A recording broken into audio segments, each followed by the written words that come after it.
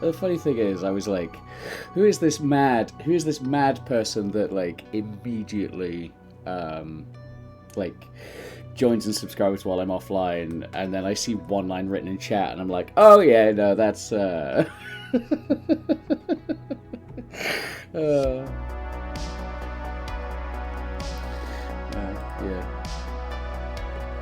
God, I still want to say Bomb Doll. Like I'm sure there's a real name under there somewhere.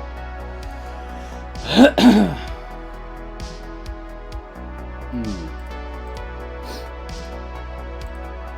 don't know if it's just with my headphones on, but I'm still feeling a little hoarse, a little overtired. But hi, it's me. I'm back. Let's make a comfortable game. Let's try and find some energy. Let's get back to it, as I am all too fond of saying. First thing we're going to do is the very boring thing, actually. I need to actually pull in all the new assets, which normally I do before stream. Look at that. Gemma's been busy. Look at that.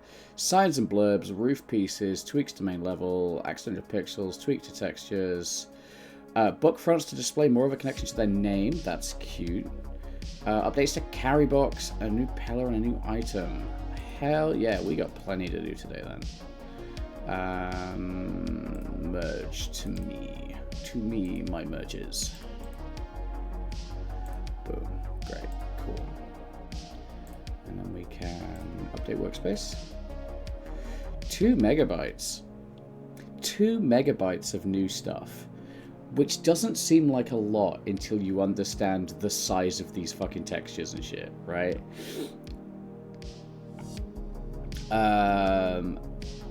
Right. Bad scream names. Ayy. See, this is what I love. So, for those of you that don't know, which is, I think, everyone, I ended up on a very impromptu weekend away, where I got to go and live roleplay for the first time in, honestly, a very long time, to a group of people that I did not know, and had a fucking excellent time.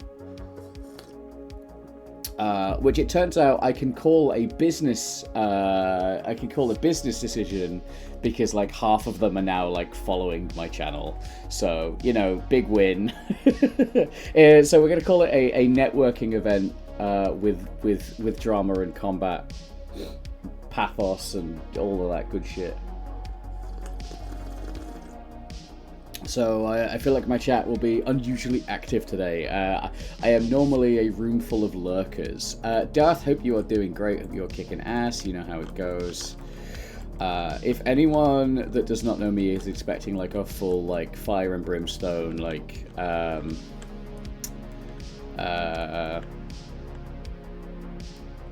you know, like a fucking, well, like a Twitch stream, like me, like fucking air horns and shit. Like, no, not happening. Go away. Go away, I'm tired. But, you know, usually we ain't bad. Right. So what's actually got... What's giving off names? Oh, okay. You... I no longer need icons. That's fine. You don't need icons. Hey, gents, Debbie, hey! Oh, okay! Oh, do you know, I was about to say that's Calacia, but it's not, it's Calabeth. Do you know what, we love our spiky usernames, don't we? Okay, bookshelf, right, okay. Just a moment of tidying, and then, do you know what? Watching on public transport.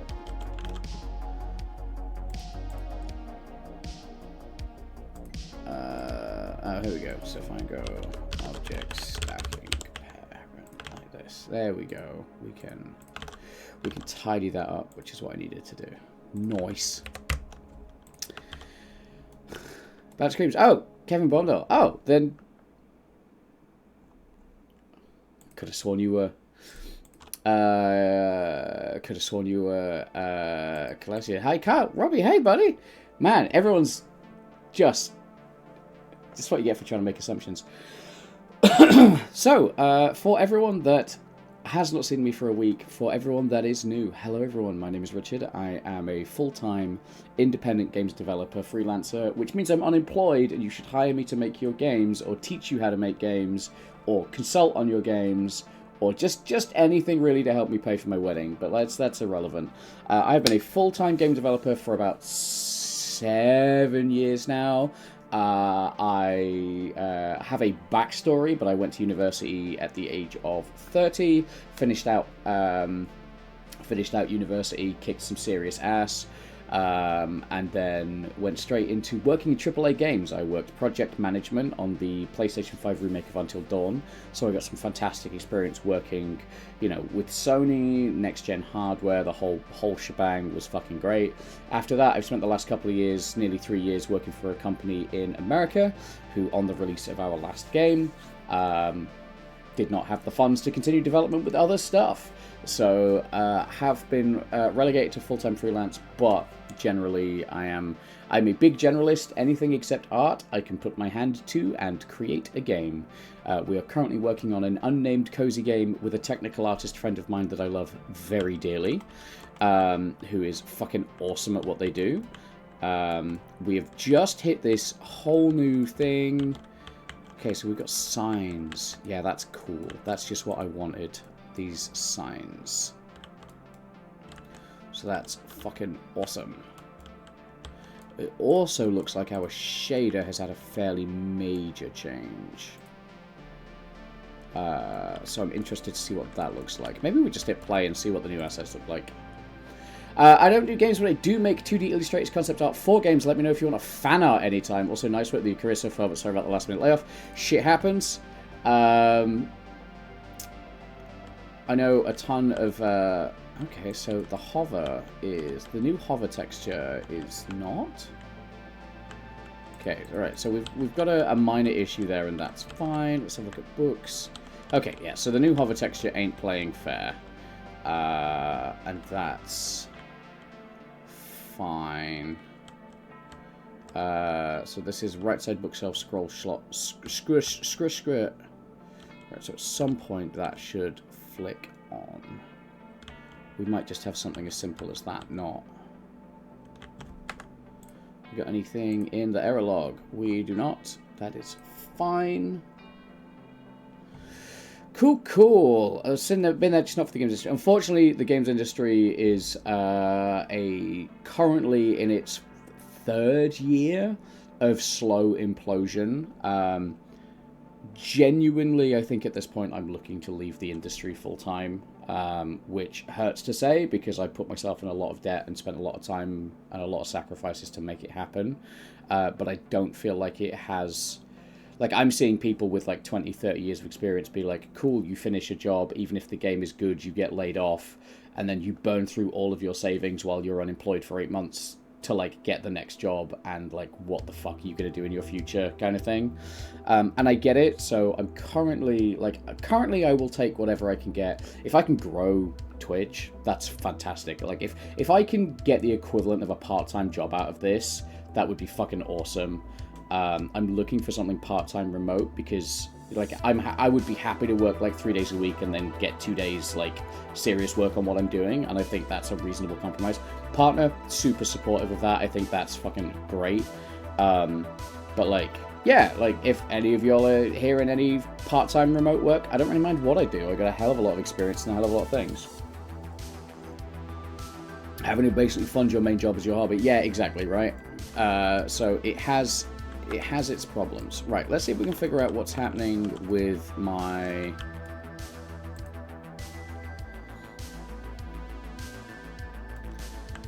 Right. Interestingly... this does have the signs. They're just on the other side. Alright, cool. So Gemma's already gone and put all the signs in for us, which is very cool.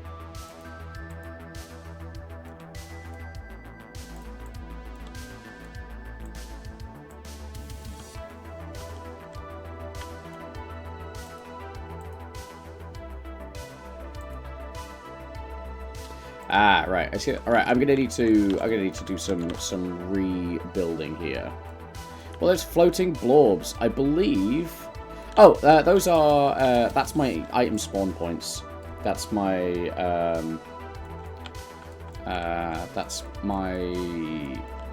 item spawn system. So when the game starts, it goes through the whole list of items and it spawns them randomly at one of these places. It stopped it just exploding everywhere. It's much nicer.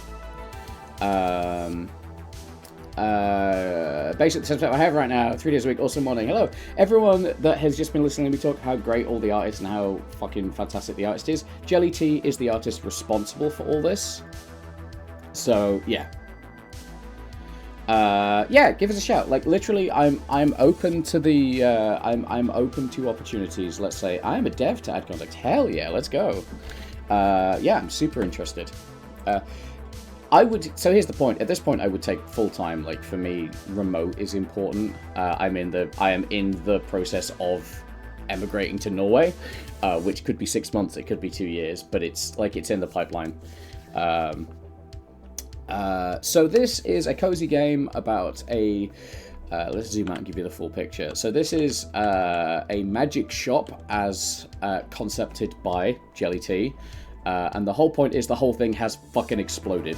The current "we like this is funny" story justification is you're like, that market was good.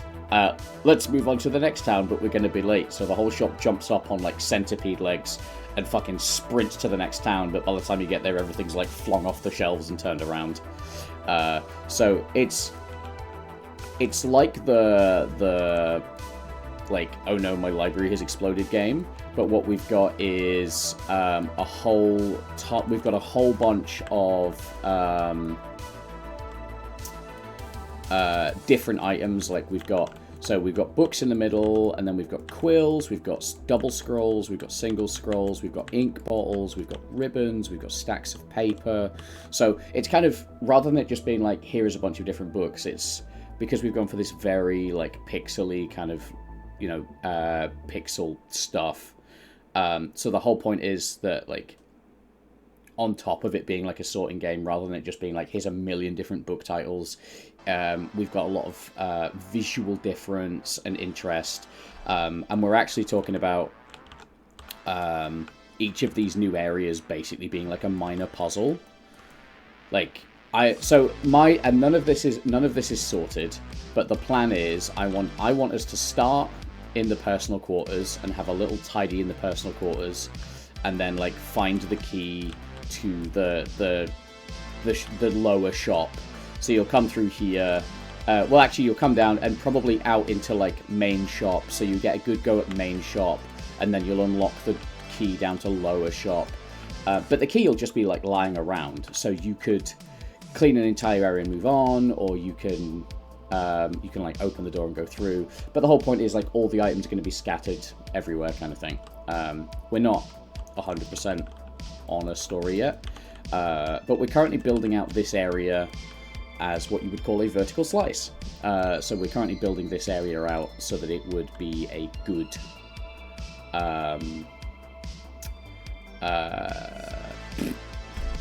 you know, it's a thing. So it's like a good demo. Like, people don't mind grey box textures, etc. But the point is, like, I want to try and get playtesting out as soon as possible. We've done some limited playtesting and it's been very popular. But what I want to do is kind of get this up to gameplay standard and then get that out, and then, you know, and then the visuals will roll in on top. But while Gemma's working on all the visuals, if I can turn around and get, like, oh, I think the player's too slow, I need these options, like, have you thought about this for accessibility, you know, and all that kind of stuff is, or like, oh, I got stuck in this corner, or I've managed to throw a book through a wall, and kind of, when you get all that together, it's you know, it kind of gives you, it fills up my workload, whereas Gemma's workload is if you can see it needs doing. Let's go back and catch up on chat. Exciting to let us know about the game you're creating. Just did. Tick. My place is starting though. We need more people process. Yeah, we talked about that. That's great. Prosto, hello. Calabath, epic. Yes. I'm glad you gave a loyalty to our teeny Welsh time. Crazy. I like the story concept. Yes. Is Cozy Game an in-dev name? How about Nooks and Books? I like Nooks and Books. We don't have a name for it yet, but like, I like Nooks and Books. I did spend some time in London when I was working on Until Dawn. We were like an hour out from London, so I got to go into London fairly regularly, but it's not my fave. Anyway, let's find out why my Matt hover for book and broke.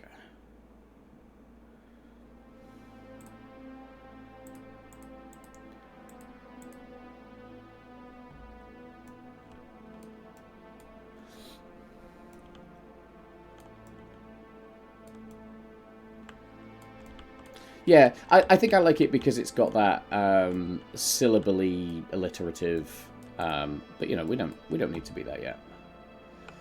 Right, they can all go. I only dropped those there so I knew where they'd be. I got to figure out what's wrong with this, and then actually I need to.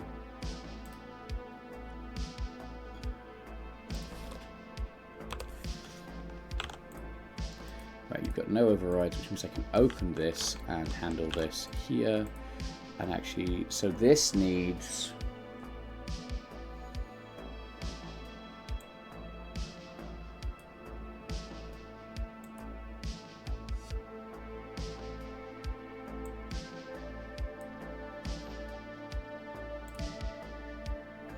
Oh, motherfucker. Because you're going to be registered as a prefab. Tis not ideal. Actually, it's not the worst thing in the world, actually. What we can do is single scroll top one is right. All right. So this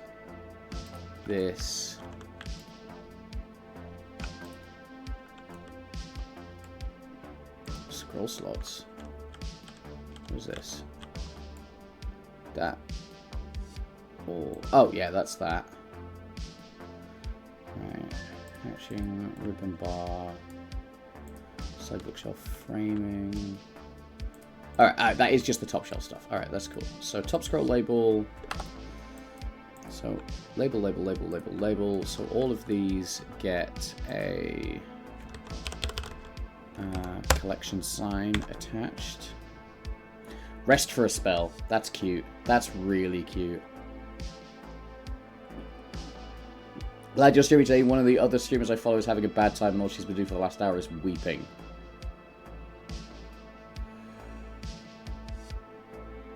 I don't know how that... I don't feel qualified to offer an opinion on that. I sure wouldn't be streaming, that's for sure. Is there a role in game dev like this one dude who names things? So, hilariously, I would say games writer. The funny thing about that is every games writer I've ever met has hated naming things, and in some cases have point blank refused to do it. And I'm like, well, what's your fucking job then? So that's funny. I want to, I think Jelly's right for us, I want to avoid, like, I want to avoid, like, throwing book in there. Right, so they've all got collection sign, which means I should now be able to, here we go, great, that's doable.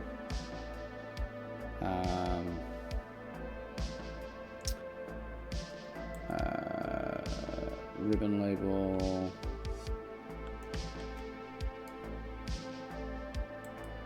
2, 3, 4, 5, 6. Okay, are we doing... so the plan was to do a separate ribbon, a separate sign for all ribbons, so all ribbons are valid all the time. That's fun.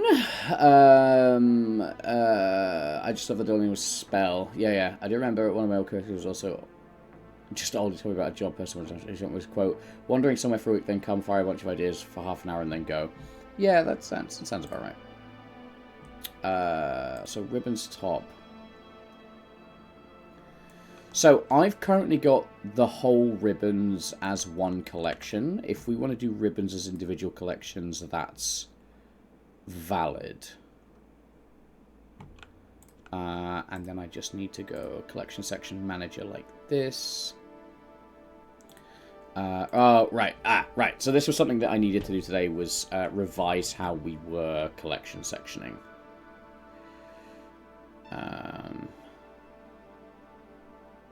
Either one for the result, it's more that they had single designs. Yeah, so I was just going to do, like, any 6 on a shelf was valid. This is fine. This is doable. I think this is great because it gives you...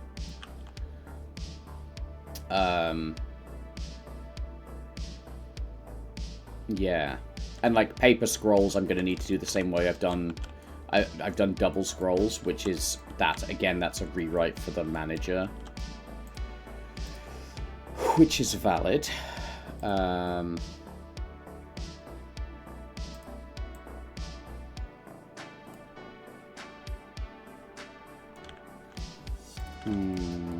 People might get confused and try and look for the same things, otherwise is my thought. Yeah, I think you're right. I think this is the point where I need to look at collection section. I need to look at the collection section manager. Because it's not quite fit for purpose yet.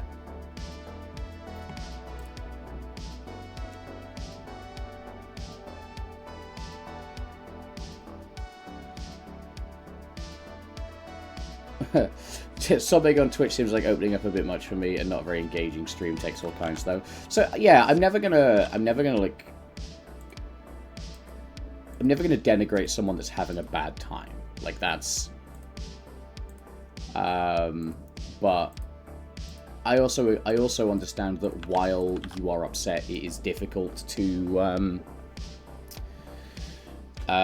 it's difficult to process whatever you're processing, and maybe they are getting the support that they need through being on Twitch, and that's fine. But like, you know, I won't talk bad about folks. That's not what I do. That's not cool. It's not cool, and we don't do it. Thank you very much for resubscribing, Professor Stevens Creates. Fucking 37 months. Holy shit. What I find really frustrating is like 4 weeks before my wedding, I meet all these cool new people that would definitely get invited to my wedding. So that's fun. And now I'm like, balls. Right, so collection section. So this is going to go collection section base, right? And I think immediately what we need to do is simplify this and break this out. So we're going to go to wherever this lives. I think we're going to create a new folder and call this collection management. Like this. So both of these can go live in here.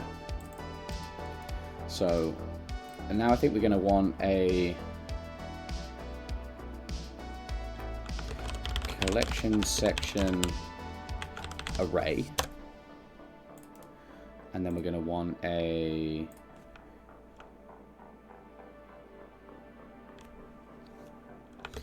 collection section list. And then we're going to want a... My goal, like, if I had the money behind me now, I would be doing what I'm doing now. And that's the funny thing about this. Like, if I had savings, but again, I would be doing this 5 days a week, full-time, giving it hell, to try and push a... you know, to try and put stuff out there and start earning through this. Because unfortunately, the only game out there that I'm earning revenue from is the original Stream Quest, which is not earning anything. And all the other stuff that I've done. And I can tell you how well Trenchcoat Adventurer was doing before we left the project. And it was well enough that I would be happy with it. So I'm blessed to know that I can make games that do sell. But I don't have anything right now. So... the goal is if I can try and get like 2 days a week full-time game dev, that would be perfect for me, because I can work on what I'm doing and build a portfolio of earning. It's not my place to advise you, but if I'd say you should go full on indie, not contract you. That's what I'm doing, but the problem with that is that there's no income. For an entire month's worth of grifting on Twitch, I might get $50, and I tell you what, the exchange rate does not make that. Congratulations, you guys paid 5% of my rent. You know, I would love to go full indie. It is not financially viable for me. So while I am in a position, while I am handling it, while I am looking for other work, I am full-time indie. It gives me the chance to do this. Collection section single. Right, that should cover all the use cases that I'm aware of right now. So that's very much a thing, and it is what it is. But like, you know, if I can get this out, you know, Gemma and I are on a revenue split that we've not quite decided, but like if it's anything other than, it feels like it's going to be fairly 50-50. That's something that goes into mine and Gemma's portfolio, helps us out. I have a bunch of stuff that I think would be really nice to recreate and do commercially. The problem is I generally lack an artist for stuff, so I'm on things like StreamQuest and stuff like that. So it's very much a case of it is what it is, but a couple of portfolio games can just, you start earning and you start going up. The trick is that you need to be going fairly small. I know some folks that shoot at coding, you tried that and got no customers. Yes, absolutely. It's to offer a free class at school on a weekend and show a trick no one expects. You get that. You get a few that way, you pay for more. Yeah, I don't have the time, the energy, the fortitude, the fucking, you know, it is what it is. The days of go out and ask people for, like, go door knocking for work are long past us. Anyway, let's start looking at some of these. Cody's in a funny place with AI right now. Yeah, and do you know what? Like, I think this is a great place. I have used AI to code, and I think at some things I was genuinely blown away, and I think at some things I was like, this is dog shit, right? And I think this is a really interesting conversation, and one that we've had several times, but we've got a lot of new folks in. So, I am, without exception, hardcore anti-generative AI. Images, videos, music, ChatGPT to a large degree. Like, I am strongly anti. I think it is environmentally destructive. I think it is creatively bankrupt. I think it is actively stealing work from creatives. Like, it is... it is, you know, it's a plagiarism machine for making the worst people on the planet richer while destroying the planet. I do not think there is a, I think it's irredeemable. I will not stand for it. It is not something you will ever see on this channel. I was convinced by a friend of mine to try an AI coding assistant, and I was fairly impressed, and I can see where it's going. And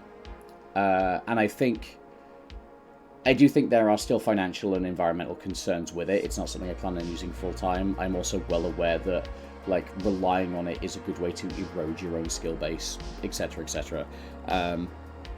But I have also very vocally always been, I think the large language model, which to be fair is not what is using the predominant amount of resources. I think large language model as a specific tool within a specific circumstance is a technological advancement that's doing a lot of good. Look at it in the fields of medical research, things like that, right? And it is actually being able to take large data sets and come to conclusions and things like that, and boil this stuff down is very good, and there are sectors where it is doing a lot of good. I think code is kind of one of those. It saves you time, but like, it should be used as an assistant. Like Professor even says, it's like having a junior. If you're like, hey, I need you to go and handle this because I'm handling something else. Like, I would never use it to create a core system for a game, because you need to intrinsically understand the code behind the core system of your game. Whereas, like, if you're like, hey, here's a one-off thing that I need, like, can you just handle that because I don't need to go and fucking handle that? I think that's also valid.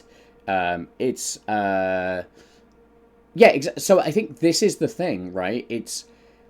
it's that, like, it's the large language model as a prediction model, right? And this is, I think Jelly's nailed it bang on. Like, what we're looking at here is the difference between generative AI and LLM predictive model AI. And what's happened is they're both being combined together in the word AI and pushed out to the public, right? So anyone that is anti-AI for good reasons is going to be anti-all AI. And for me, generative AI is irredeemable, morally bankrupt, environmentally destructive slop that makes you dumber as a person. And I also believe that there is no way at this point that you can't be aware of the impact behind it. And I think that's an interesting one for me, because, like, even in the group chat for, like, the LARP we were at, like, I've seen AI generated images and I'm just like, it's not the time to get on my soapbox about it, but, like, I find it hard to believe that anyone could be unaware of the repercussions of using that.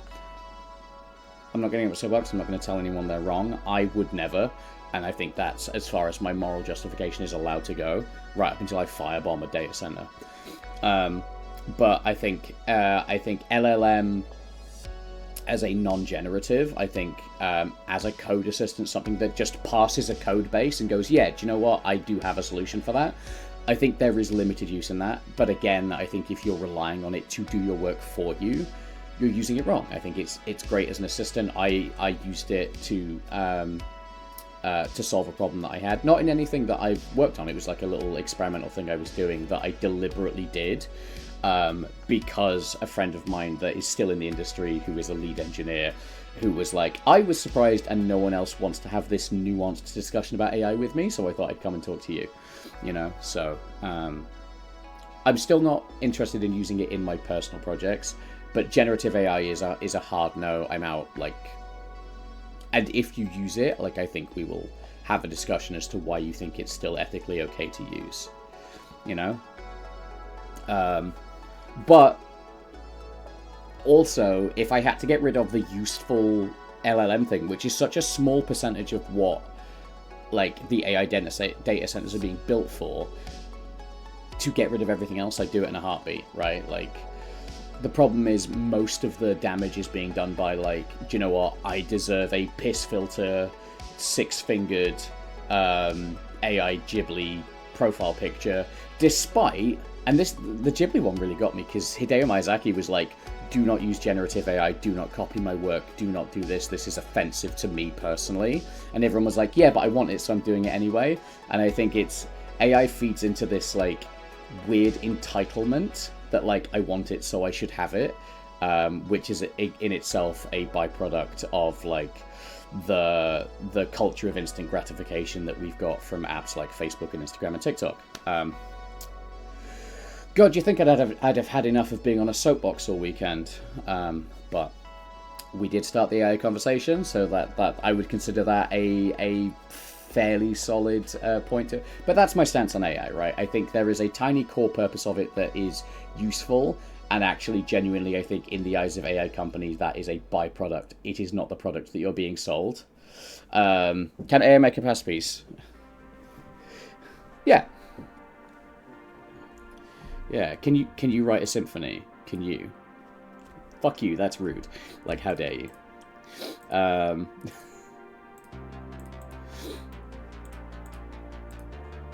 Anyway.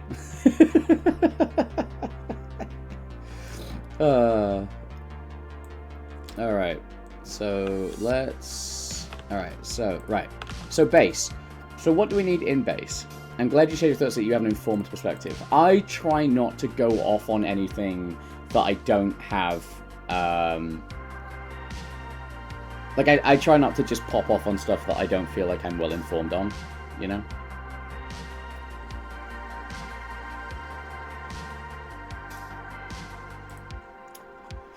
Okay, right, so what are we doing here? So this is the... So currently this is our list code. This is list.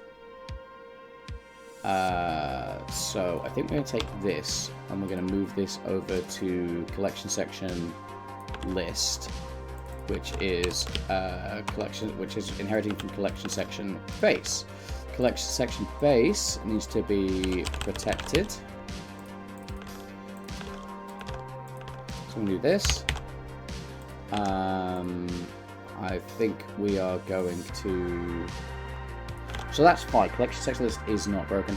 I'm afraid to say that we do have an ad break starting in 30 seconds. I have snoozed it 3 times because of the conversation, which I hate to interrupt. But I am going to use that as a break to go and fetch myself a nice cold can of drink so nobody misses anything. And then once this collection status thing is done, I feel like we can move on to doing the visual stuff, which is what most people enjoy seeing, but tough. I stream my job as it is, and right now my job is completely rebuilding a collection section manager from the ground up. So, ding ding! I hope everyone's great. You know what? Genuinely, I hope. And that's ad break. And then for the folks on ads, hope the AI conversation wasn't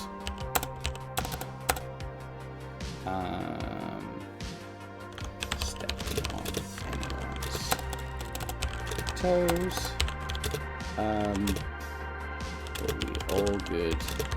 I'll be back in a second. Right, I'm gonna fetch a drink while everyone's on this. Ugh. Yeah, I'm talking too much. My throat is already not happy with me, but that's life.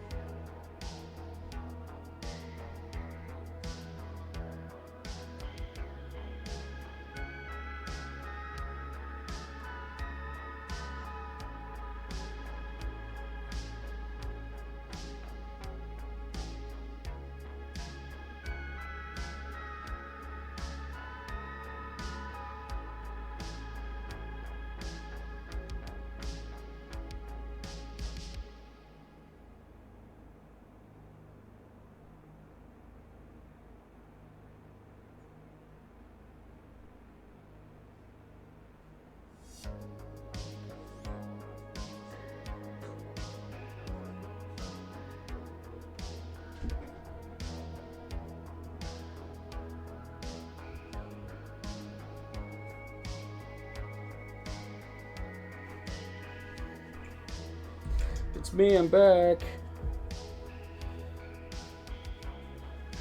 I'm almost back. I have an email that very much needs my attention in a good way. Do you know what? I have a headphones hanger, and I have this habit of just throwing it on my bed at the minute.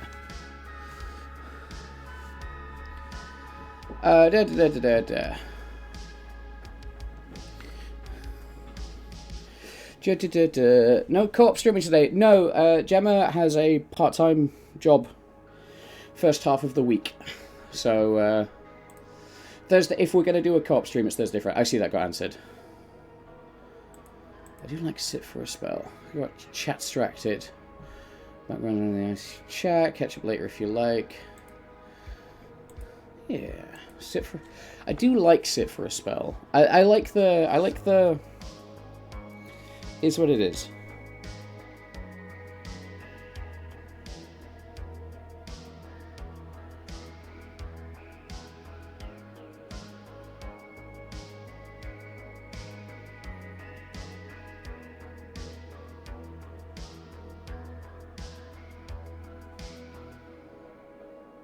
Ooh.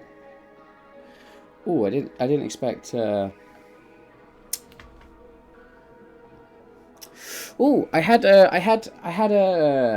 just had a, sorry, I'm just having a moment there. I had an email I thought I should check, because it's from my celebrant, the person doing our wedding ceremony. And they're like, hey, I've written some personal vows for you. And I just had a moment of having the really big feels.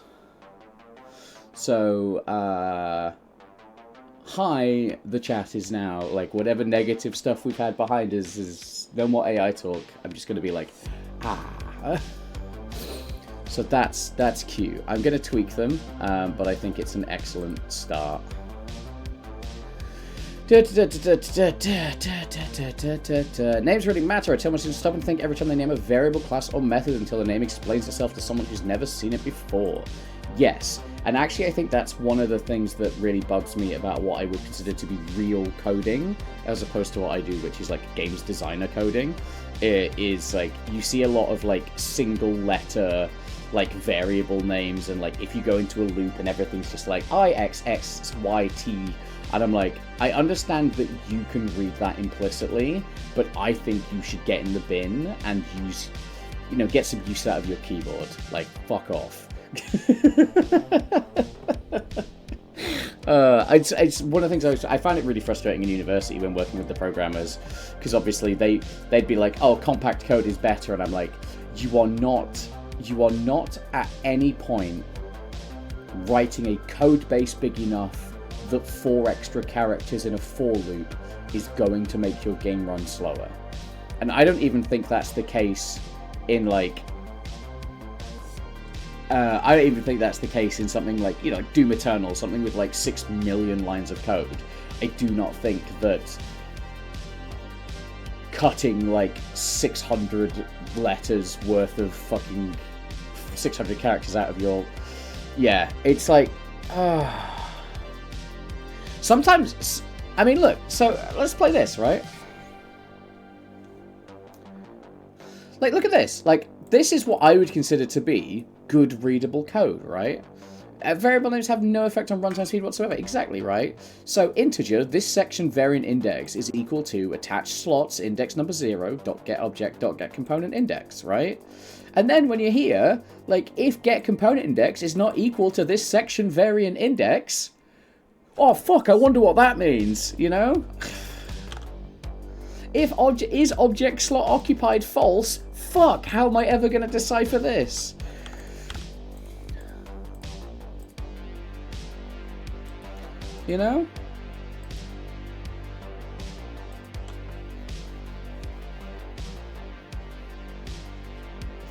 Right, so I think here's the thing. I think we're going to have to... Alright, right. So what we're doing here is we're going to go here. That becomes here. That's fine.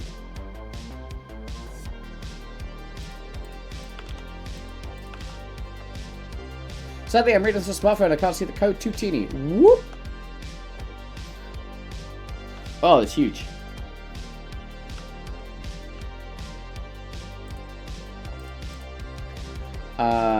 May I quibble with equals equals false? I prefer exclamation there or a variable named not. For me, it's explicit, and that's fine. Like, I genuinely... And that's the other thing, Prosto. I think if you have a well-established naming convention, that speaks for itself. Like this. We're actually going to change this. We're going to go, collection is complete.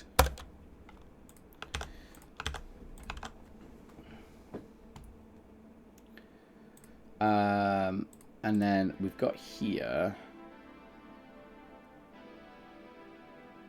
So here, we're also going to take that. And then we're going to go public void. It feels like I'm an old lady reading a book. Set collection complete. Right, and that's what we're going to do here. So we don't need if collection is complete. Go here.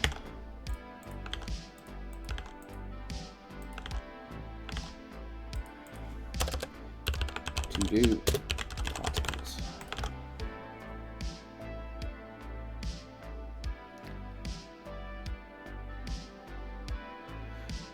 I do mark them now for equals true. Yeah, x equals true and x are identical. Yes, but also I don't think it's the worst thing in the world to be overly explicit sometimes, especially when you're like me and you don't do a lot of planning. Because that's someone is me the next day forgetting what I wrote. Exactly. Fucking Gemma gets it, right? Gemma gets it. I go back at a piece of code I wrote 3 weeks ago in a hurry, in a fucking Twitch fueled, and I'm like, oh, okay. Collection of wells. And then we can go if collection is complete, we can go set collection complete.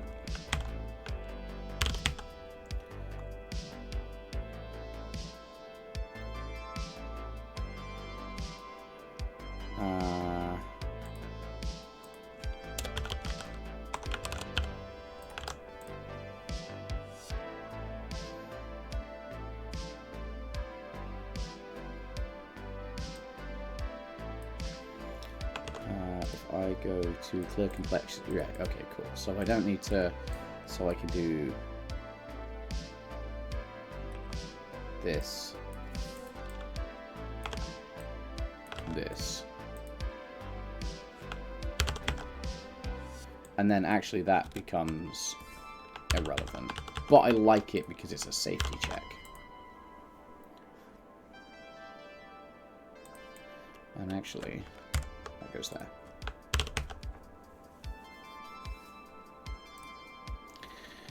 Readable is better than quick most of the time. Yes.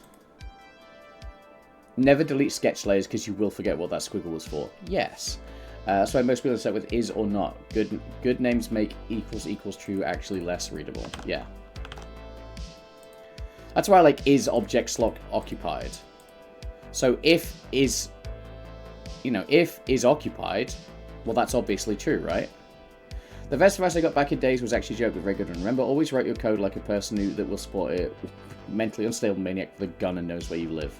The best advice I ever got was when I was getting my motorcycle license, because the guy teaching me was an old military drill instructor, and he was like, before you sit on the bike, the most important thing you need to know is that everybody on the road is actively trying to kill you at all times and hates you.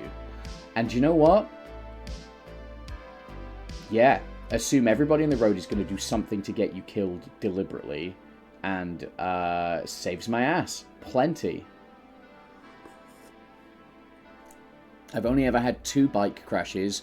One of them was an amateur case of hydroplaning, and the other one was getting cocky following a friend on some country roads, and he took the road super tight around and you could see, so he was right to do it, but he crossed over to the other lane to take an inside corner, and I didn't, and then realised that the whole side of my road was gravel, and if I leant hard enough to do my corner at my speed, I was going to slide into a wall, so I braked as much as possible and then hit the wall anyway and flipped. Everything was fine, but both important lessons, and both of them actually my fault. Best about beef short since you're a master for helping others. Nice. Assume everyone else will always do everything wrong. Yeah. Right, so check for complete collection. So, right, we've now managed to absolutely bring this down, right? So all we need to do is figure out when we're calling check for complete collection, which we are currently not. So I think what we need to do is in base is we go public virtual void check for complete collection, like this. And then this becomes an override, and now it's getting referenced correctly. Right? So now in single, so this is what we could do. I think we also need to go public override, public virtual void start, like this, because we are going to be overriding start. And then up here we can go, actually that is,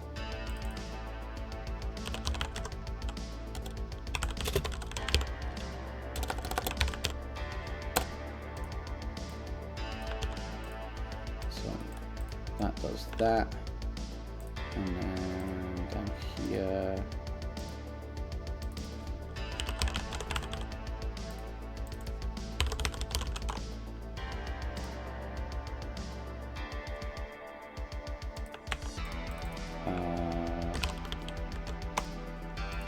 this, like this,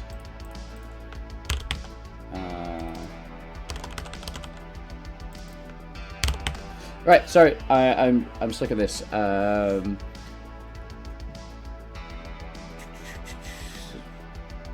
it draw or draw? Yeah, with a W. Inside your mental filing cabinet, in my mind palace.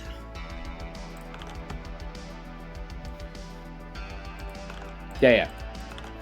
Right, so override start, that's fine. I think we need to go base.start just in case. We're going to take this, and we're going to basically do the same here.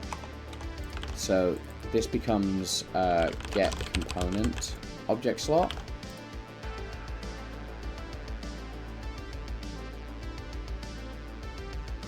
Ooh, get collection section single. Okay, so interestingly, does attached slots need to be on the base, or is the base just handling? Yeah, I don't think the base needs collection slots. I think this becomes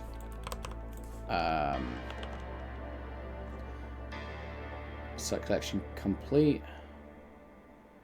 Ooh, attached slots. Okay, so that does need to be here. It does need to be an array. So collection time single. So collection list.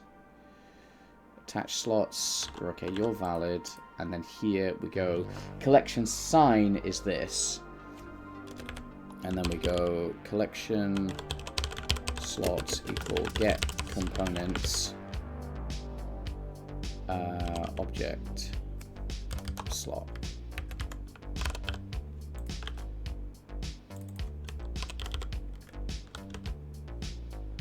Let's call that attached slots. So by just calling get components on the single, I think that's fine. And then what we need to do here is take check for complete collection. So we go public override check for complete collection. The base for this doesn't exist, and we wouldn't want it anyway. So how are we doing this? If collection sign. Oh, yeah, I think this just became very easy. So so we can go collection is complete equals attached slots 0 dot is object slot occupied, like this. And then we can go if collection is complete, set collection complete, else set else clear collection status. Fucking easy. This is the only one, get components in children. I think we're gonna have to, because of the way Gemma's set up with the prefab, I think these are all gonna have to be manually assigned, which isn't exciting, but it is something I need to do. So I think collection sign we stop trying to get procedurally, I think. And we just handle it. The attached slots I don't mind getting in code, but the other one I think we just need to sort out. So collection section base, this is great. Check for complete collection. This is good. So the reason this is on a base thing is at some point I need add it to model for placement reasons if they need to be separate, then whoops. It's fine. Like I said, it's not a big deal. It's like half an hour's work for me. So that, you know, is what it is, right? And I think it's better because it's explicit. It makes it easier to spot when I've not done something if it's done explicitly. So I think the fun thing here is by doing this off a single base class and calling set collection complete, if I want to go through here and set up particles, or I want to set up something that is like, hey, check all the collection managers, have you completed all these collections? We don't need to account for collection section list, collection section single, collection section array. Like, we don't need to fuck with any of those, and I think that's great. Although I have just docked all this in collection section list, and this is in fact collection section array.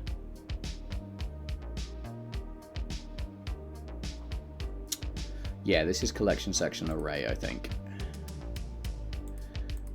Check for complete collection. So what is happening here? So this is getting called object slot. Section manager, check for complete collection. All right, we should be okay for now. The first thing I'm going to do is I'm going to set this up on the ribbons, and we can just work this out from here. I think that is fine. So we can go to all these ribbon labels, and we add collection sign. So these all get a collection sign, and they all get a box collider, and I believe the box collider is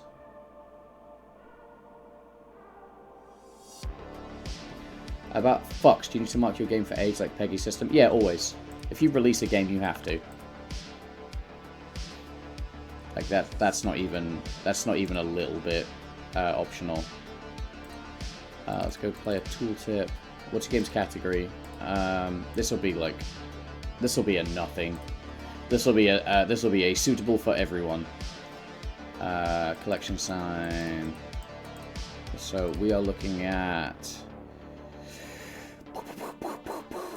get player interaction range. What is our... So this is going to be tooltip layer mask, right? So I think this is a good point as well to come through here. And right, so you've all got collection sign. You've all got box colliders and collection signs, so you can also get box colliders. And then we can go through all of these, and we can add a layer, and we can go tool. In fact, let's just call it object sign, right? Okay.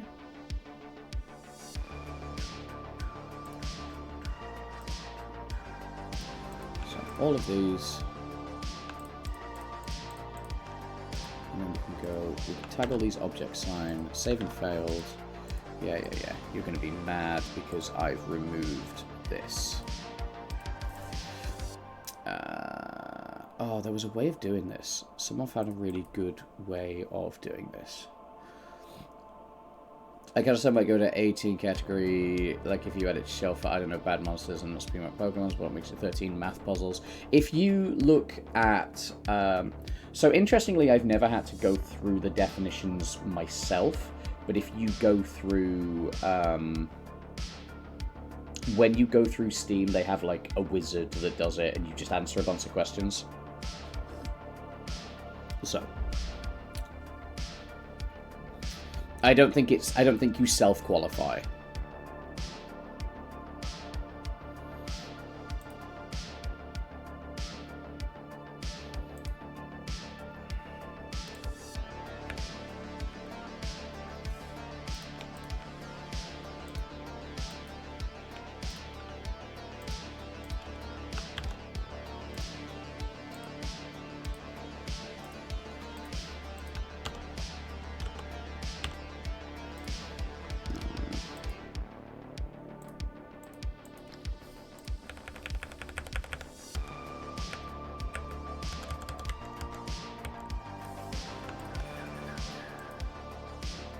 Now, stop doing what I'm going to go Google it. Ah, that's fine. Right, alright, so that's all of those removed. That's fair and valid and good. This has 2 ribbons.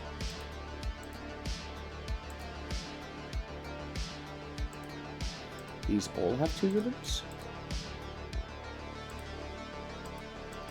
Not all of these have 2 ribbons. Alright, cool. So you get to go away, you get to go away. You get to go away.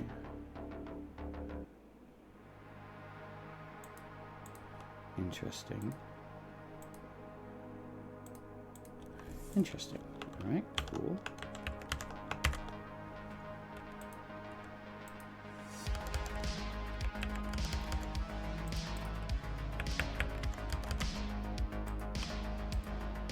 That might have been me.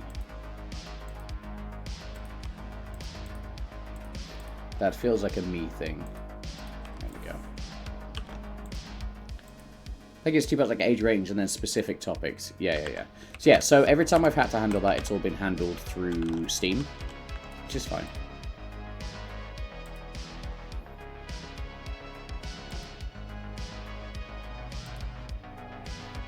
Okay, so I take all of these. Ooh.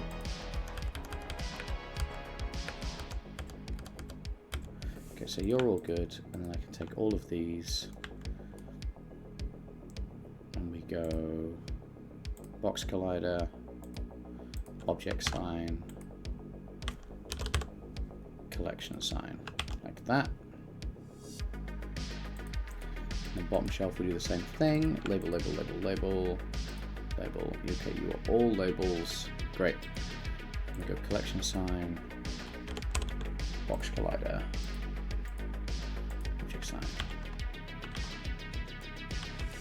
Yeah, they do ask some very specific questions.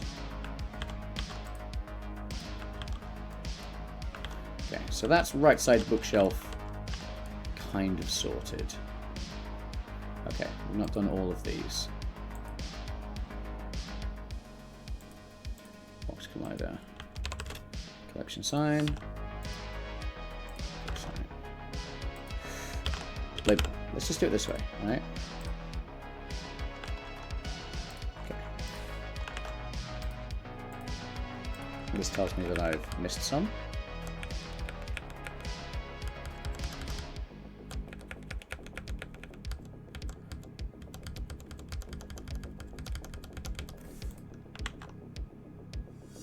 Collection sign. Not everything has a collider. You don't have a collider. That explains that. And if you select everything, some of the other stuff does not have a collision. Give me your collision. I would like a collision. Okay. Paper stack.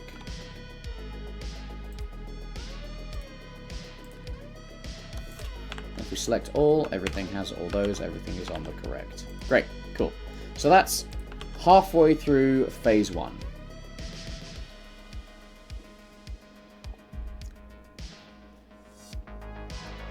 Ugh.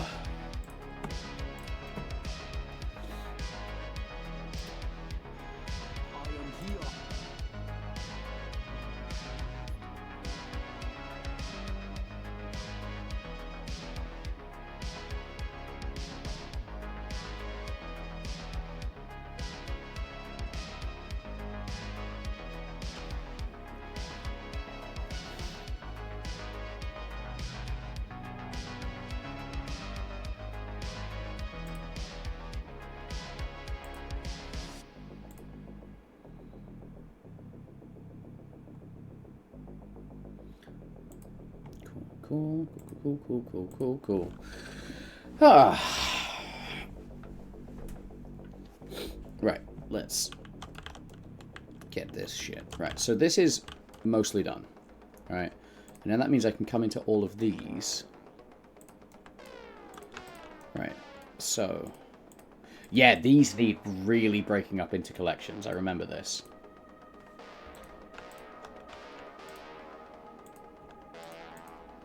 So, if we go ink bottle collection 1. Like this.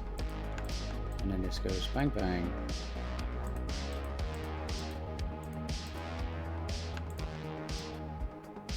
Like that.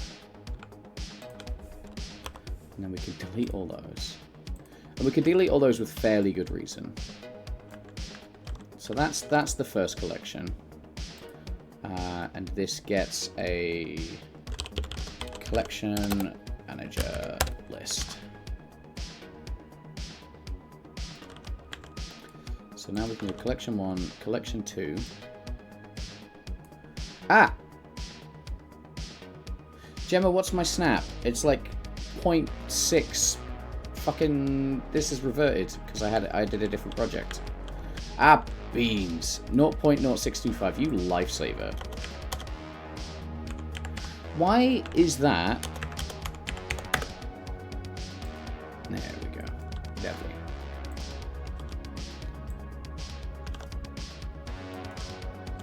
Perf. Alright.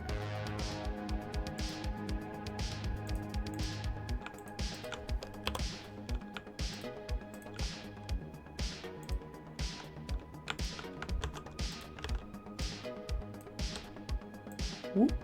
Easy as that. There we go. Nice. Oh, then there's 1 divided by 16. Yeah, alright. Fine. Right. So let's start from the bottom. Attached slots. So attached slots are going to sort itself out. But we need middle shelf, bottom shelf.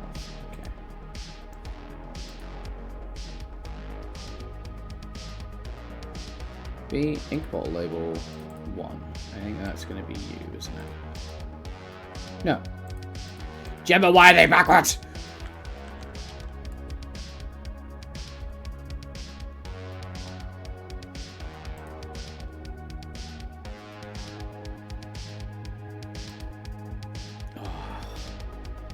Oh, I'm so mad. I'm so mad at you right now.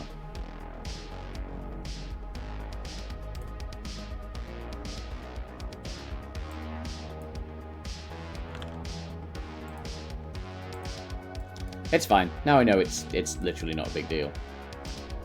1, so that's 4, 3, 2, 1. Oh wait, these guys are also not numbered correctly.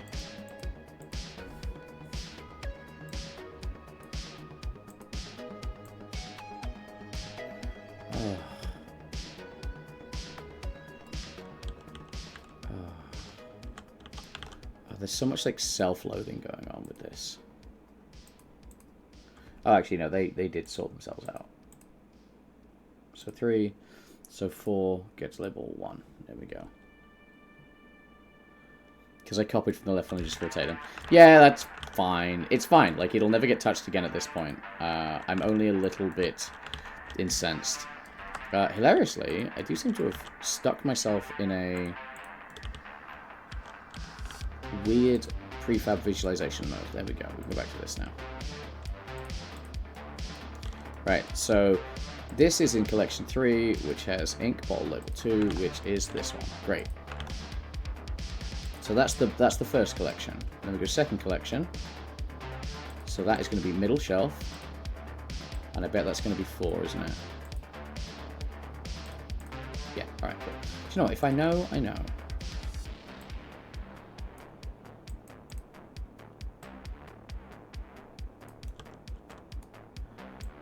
And then when this is done, we can actually test these, because these should all be good. So 1, 2.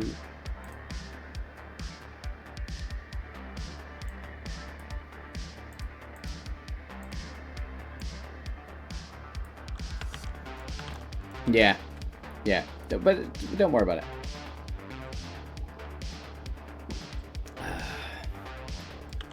Is what it is. Right. So that's fine. I knew this day, the moment we said let's do signs, I knew this day was coming.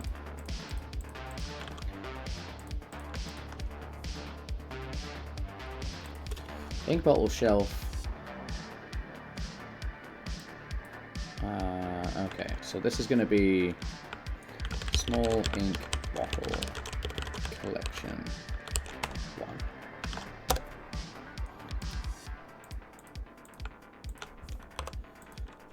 And this is going to be nice and easy.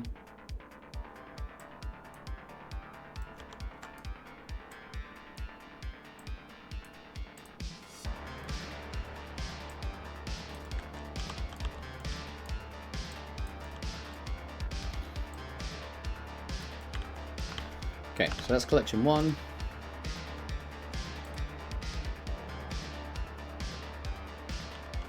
Yeah, I thought about it and I stopped myself. I think that's fucking smart of you.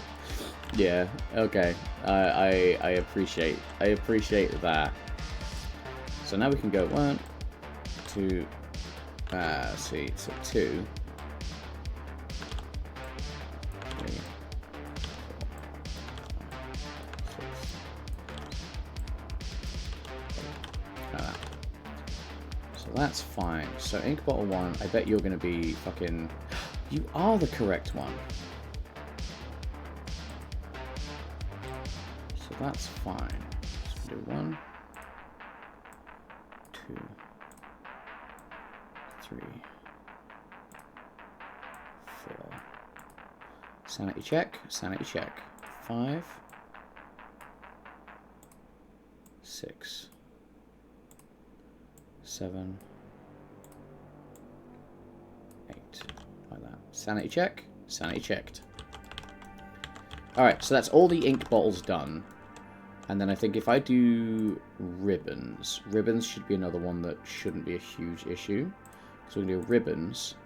So we've got ribbon slot like this. And then actually, I think what we add to this is collection section single.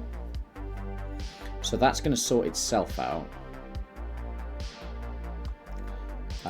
So that's bottom shelf. So we're on top shelf. And then this just goes, yeah, easy. So we go 1, 2, 3, 4,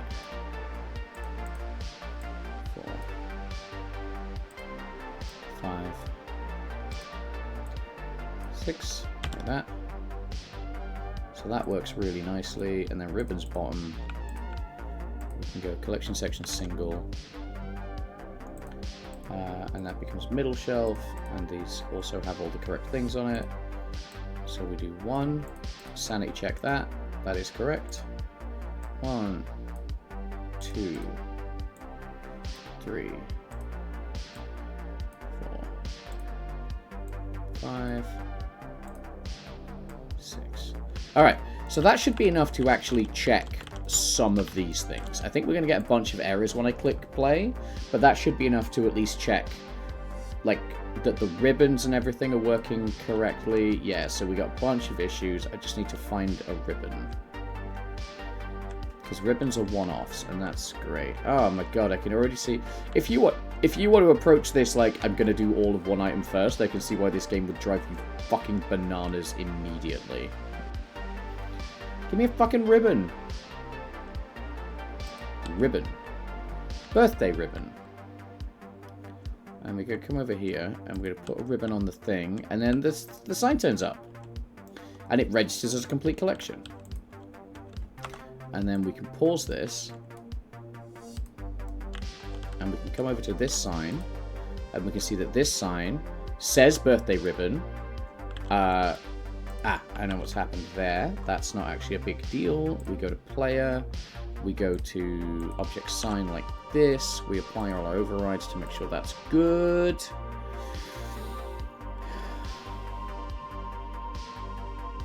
I do think it needs like a little pop of birthday ribbon.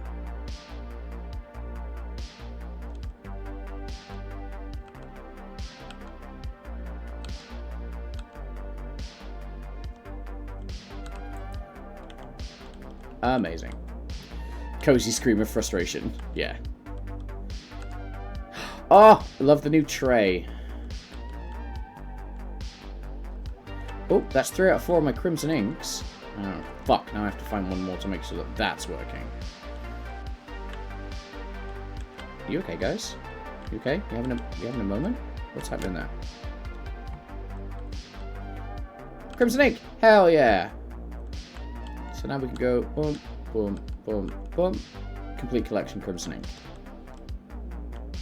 And if I take one of those off, and we're just going to drop that, and I grab a fucking flamingo ink, a flamingo ink, we drop that there. Complete collection. That ain't good. That ain't correct. That ain't it. That ain't it, chief. Alright. Let's have a look at collection section list and see what the issue is. Oh, I think that might be a...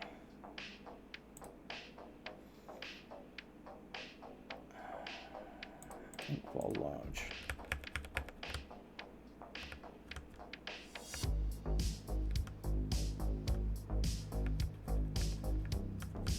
So what did we have? We had Crimson, which is this variant 2, and Flamingo, which is 5. Right, so there's no match there. Get component index.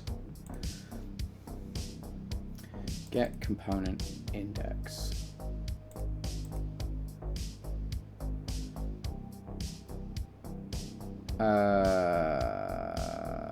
Get component index. What are we looking at? Oh, we're calling something completely fucking...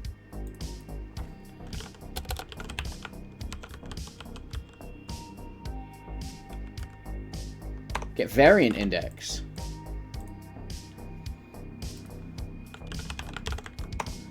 Get component index is something else entirely.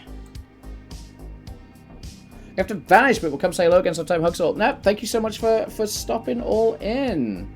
Fairly gonna have some flavor text of ribbon, like 1 gold silver for 30 centimeters, but that's extra. Yeah, that's easy, and that's easy to do as well. Like, we just put that on the item. It doesn't need going in and fucking with prefabs, which is nice. So, Crimson Ink. So the only problem with this amazing, like, randomized thing that I've built... Okay. Crimson Ink, Crimson Ink, Crimson Ink. Yeah, the only problem with, like, the cool randomization... Also, something's happening here. Is it, I think the collision on this might actually be off. And that's fine. That's something to look at. Crimson ink. Okay, so now if I go boom, boom, boom, boom, like this, we get crimson ink. But if I take that off and I put flamingo ink on, it doesn't work. Hell yeah. Hell yeah, brother man.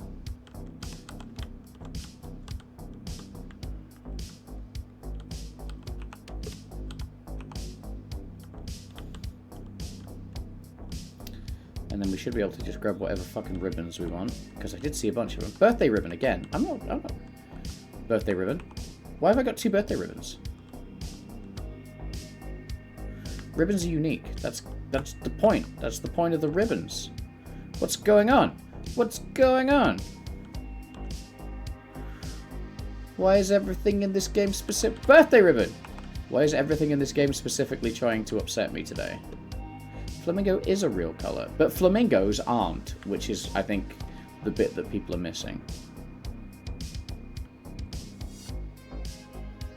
Birthday ribbon. Okay, so my ribbon spawning is busted, which is fine.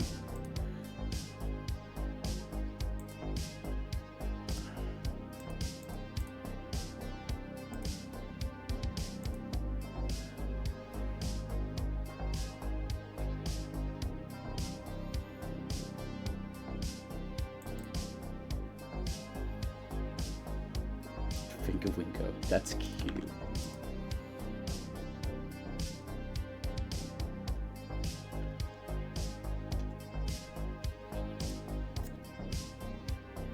Sounds like a CR7 D&D monster. Yeah.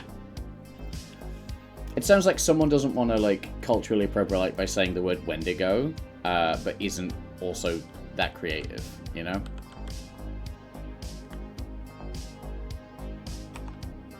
Yeah, alright. So that's not a problem. It's just that is it, like, the collision's in the wrong place. Alright, cool. That's not, like, rigid bodies being weird. Okay. So the ribbon thing is kinda... The ribbon thing's kind of pissing me off. The ribbons are not spawning as intended. But everything else is. So there's an issue with it just being like a single spawn quantity, and it's just spawning 12 birthday ribbons. I don't know. I don't know.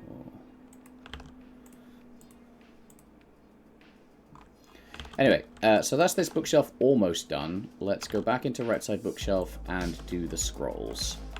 And then... So these are good, actually, because these are still in the correct collections.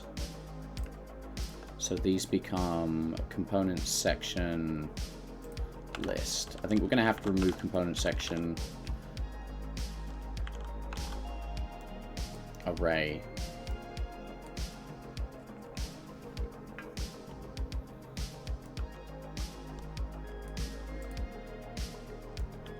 Like how nice it looks in the low poly. I'm super pleased with it.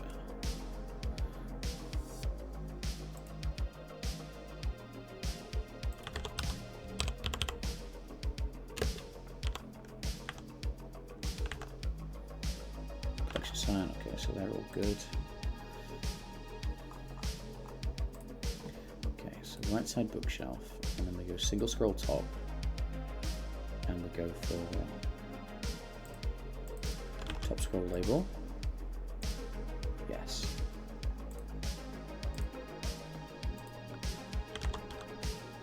M scroll label. B scroll label. Okay, so they should also be all good and valid. Okay, so that's that completely sorted. This one, I think, is actually going to be quite easy, because it's all bookshelves. In fact, we're going to come out of this. If I... Prefab contains an invalid script. Yeah, of course it fucking does.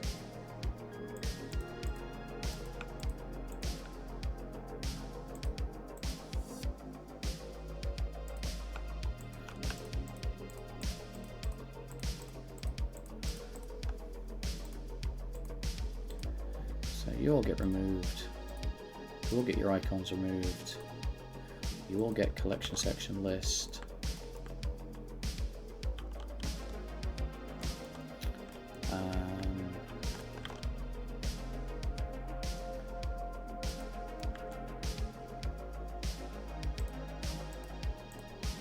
Book slot 1 is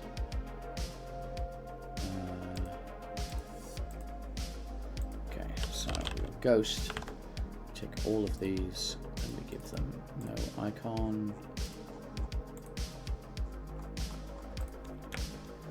So only some of you have the icon? No?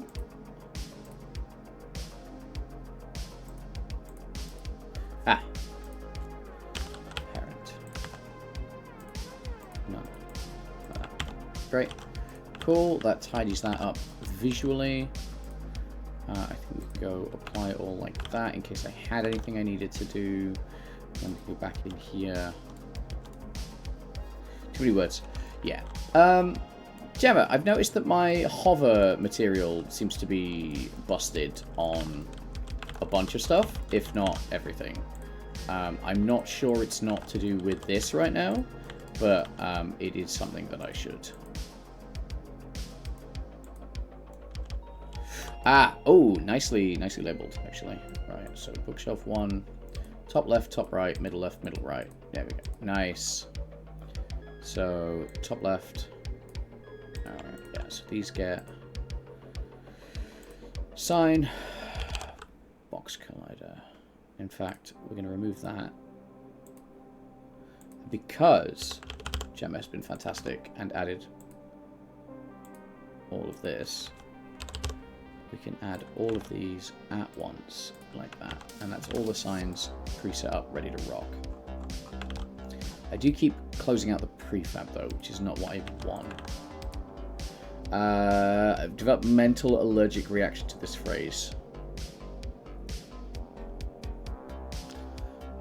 So we're going to go...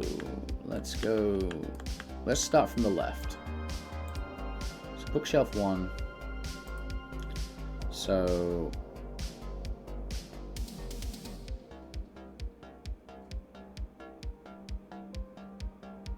bottom left, bottom left, bottom left. So top left, let's try this one. Okay, that's that side. Left side is _2. Okay, cool.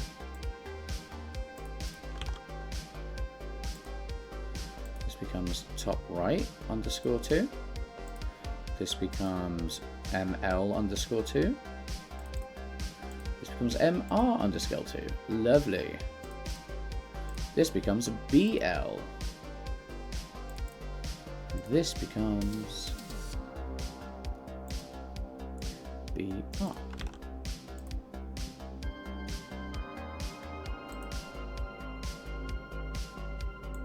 All right. They've all got custom materials now. That's all right. That's good to know. If I go ghost, if I go object ghost, that ain't it. Object ghost, book. Not perfect. Book.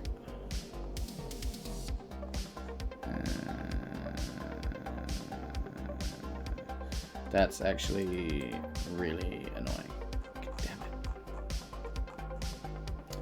I think we can fix this. If I open book slot, I change this to book ghost, like that, and then I can go into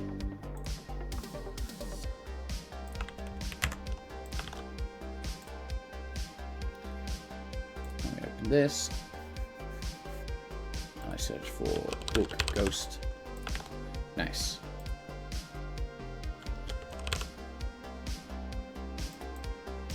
Perf. Lovely. Nice. And yeah, I'll just make sure to go through that and do... Yeah, that's fine, that's fine. This is all part of updating on visuals, right? Anyway.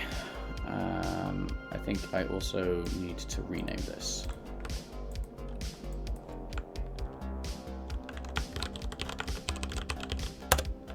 So we can call that middle bookshelf.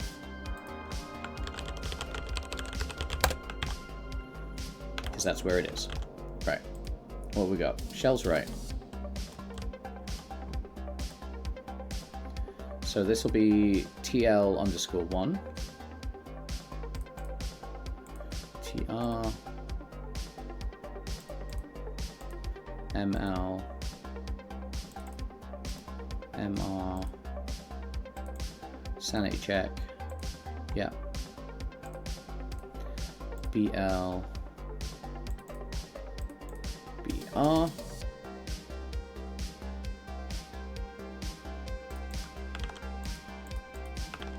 Nice. And then we can go front, and this just becomes TL. TR. ML. MR. BL. BR. Lovely. That's also fucking great.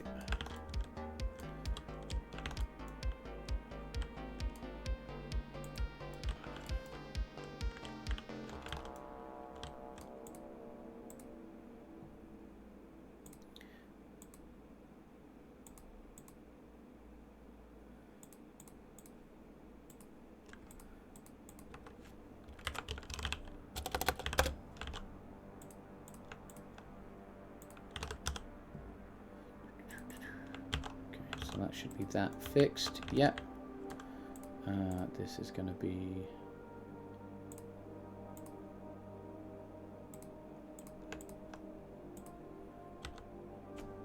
Bib. What's the ribbon?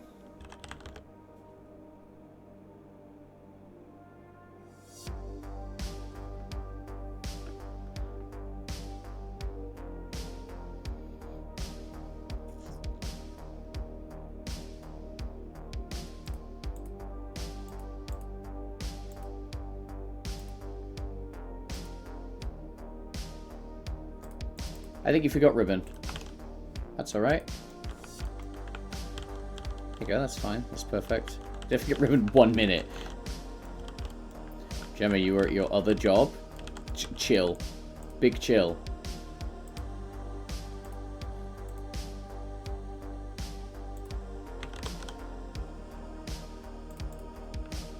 I'm on lunch break. Oh, okay, cool. Right, that looks like everything is legit. Alright, cool. Let's make sure that's fixed.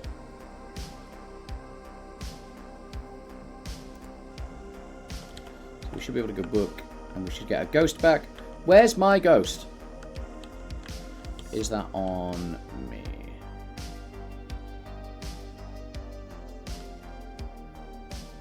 Ooh, and I also need to fix my... Ah, beans. I'm going to have to use that fucking code that I got sent.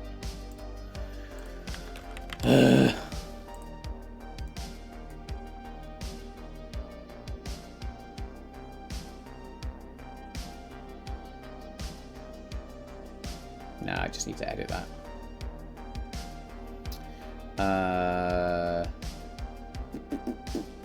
But this is...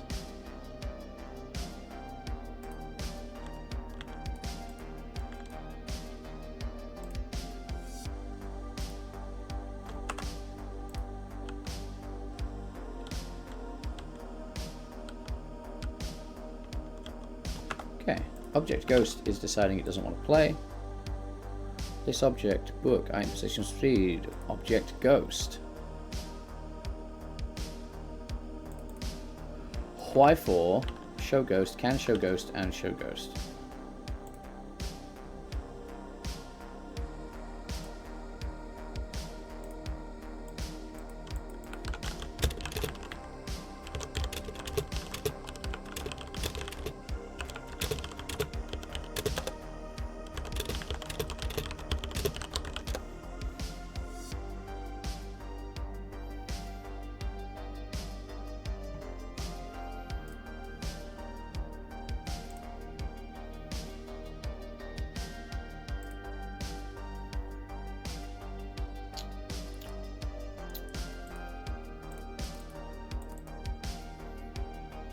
When can I not show ghost? Clear object in slot. That's fine.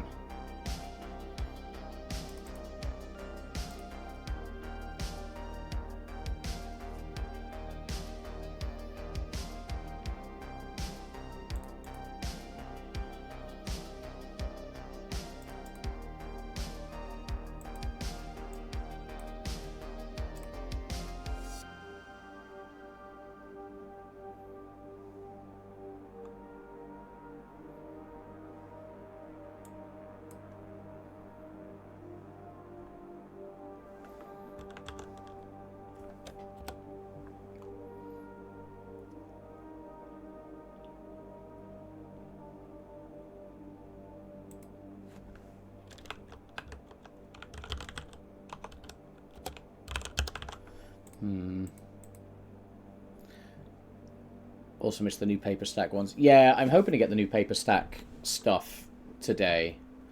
But getting all of the sign set up is taking a little longer than anticipated. But that's the job. Alright. Alright, that just tells me that I was correct in that that was the problem.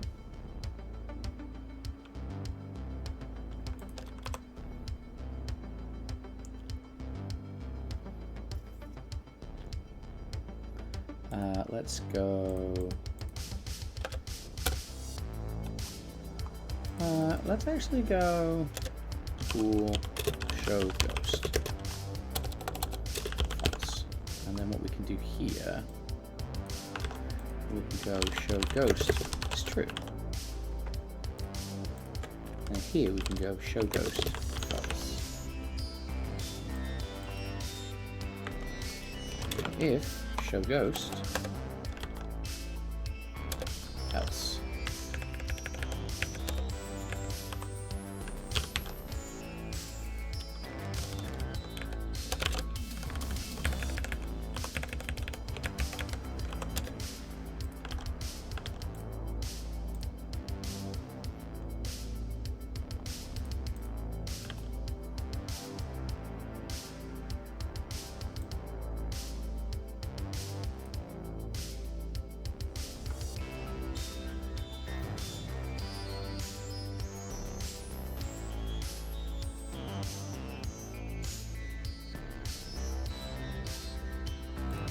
That one actually just say where it was.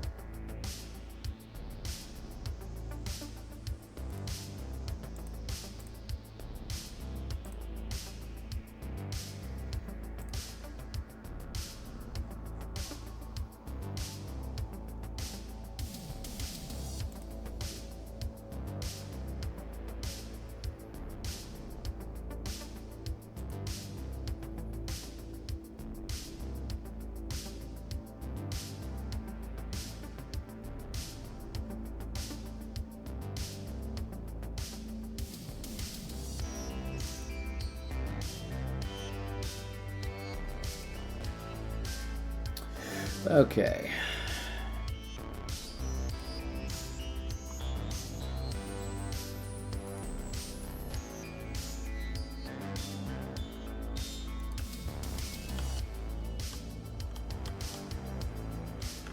Okay, well that ain't it either.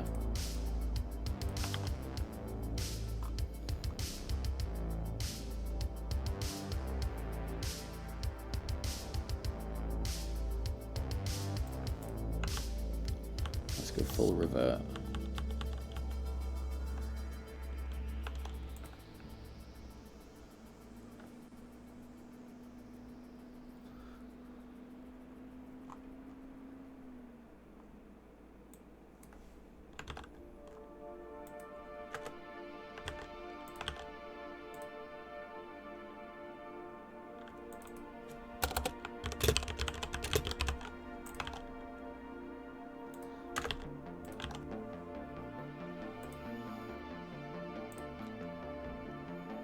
Let's try that. That should pull it off.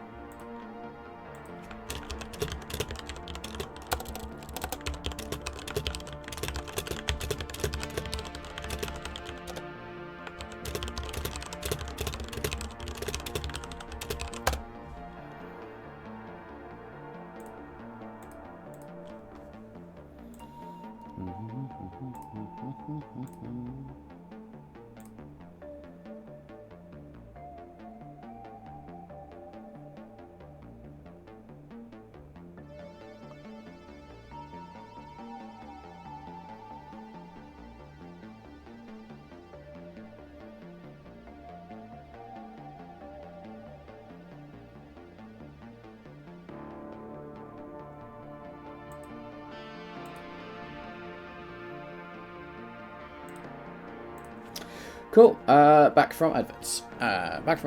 And doing that thing where I wonder how I ever had time for a full-time job if everything needs my attention this much all the time. Okay, left side bookshelf. We're going to open left side bookshelf. We can remove all these dead scripts. Well, actually,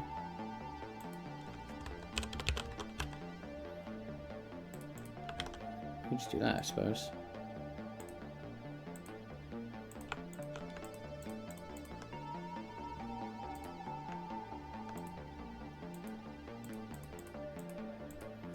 Do we not have that? Do we not have that collection list? That's alright. Cause some of the students get a free lunch today, and so do I. Hell yeah. Well, I happen to no such thing as a free lunch.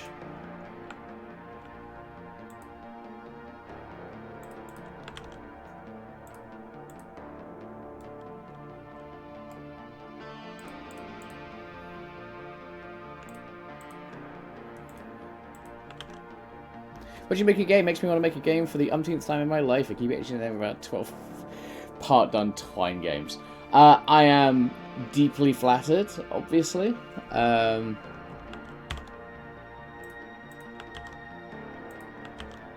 so that's all the dodgy dead scripts dealt with.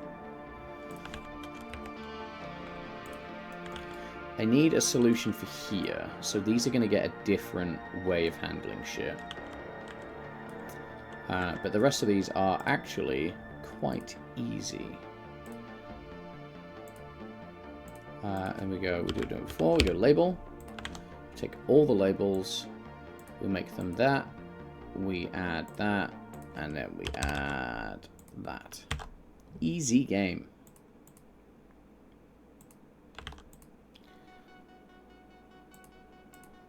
Quill top, section 1. Easy. This is going to be T quill label 1. I love it when a plan comes together. You have to sit with them. Yeah, see, no such thing as a free lunch. I did a little bit of Twine in university. It never grabbed me, but I do see the appeal.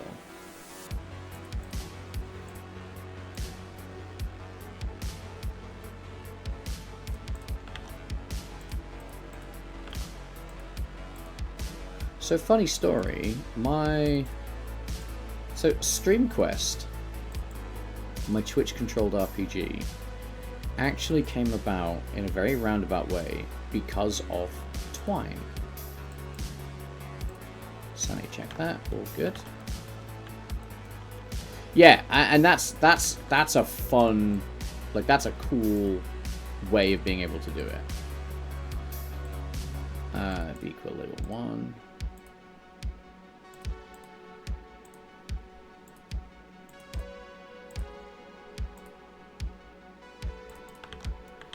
That's fine. And then single scroll top is going to be T scroll label.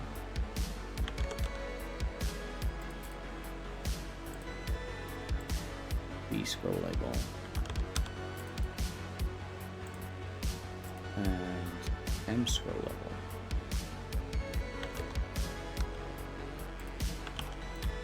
Okay. So that's all of those, apart from the double scrolls, which we know we needed to spend a little bit of time looking at anyway.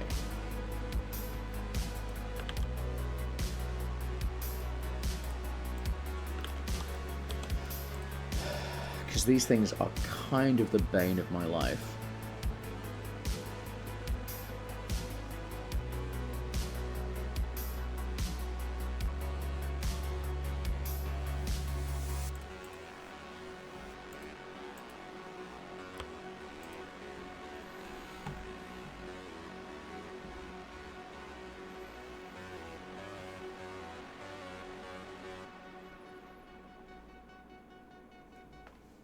Meeting time back soon. Have fun.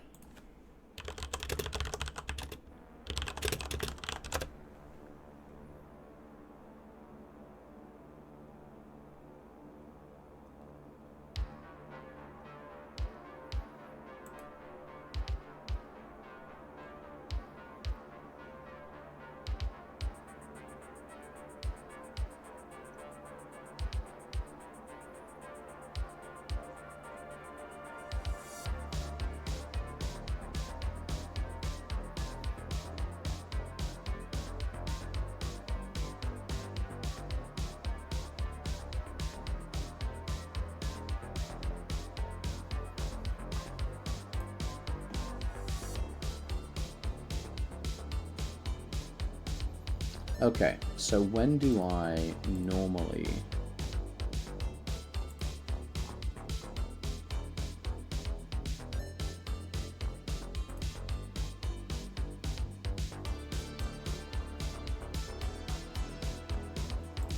Check for complete collection is at the end of add to object space.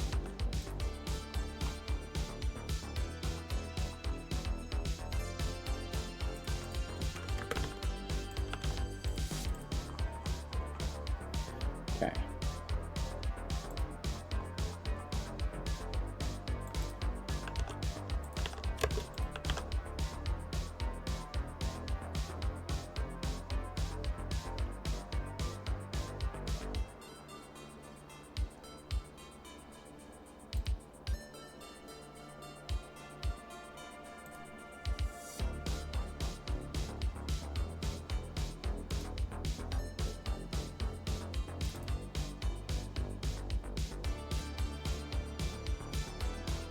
I have kind of caused myself a minor headache here by calling this list items and then using it for arrays.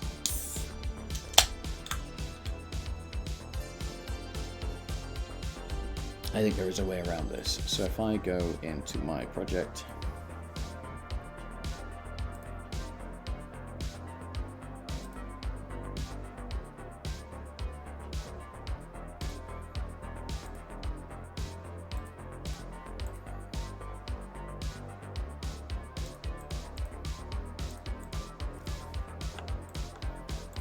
okay, it's not that one. Collection management. So collection section. So if I delete collection section array,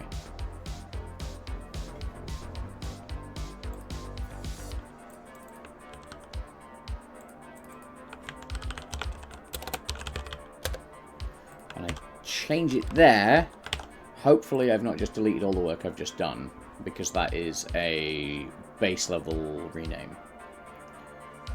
Please don't be mad at me. Please don't be mad at me. Please don't be mad at me.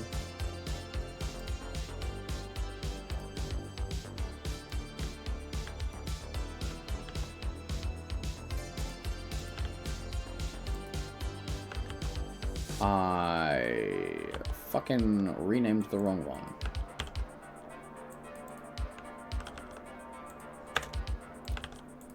Which I think is going to be a bigger problem. No, that's the one that I don't want to be mad at me. You're going to have to watch me go back and redo all of these signs now. No, cool, right, thank you.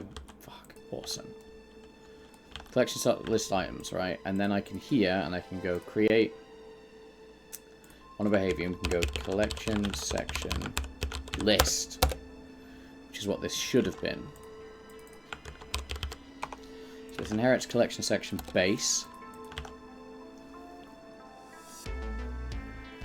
And I think all we need to do here... So, check for complete collection. So we're going to go void, override, check for complete collection, right? So when we call check for complete collection, what are we looking for? So this is a big one. This attached slots. Get components and children object slot. That's fine.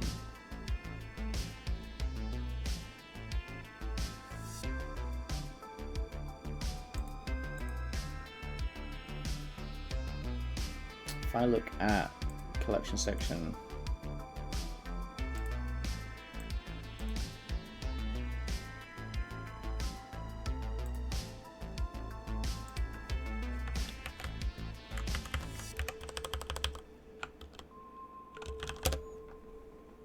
it's kind of not a big deal if that breaks everything, because all of these scrolls are kind of fucky anyway. Nah, didn't break anything. That's always pleasant.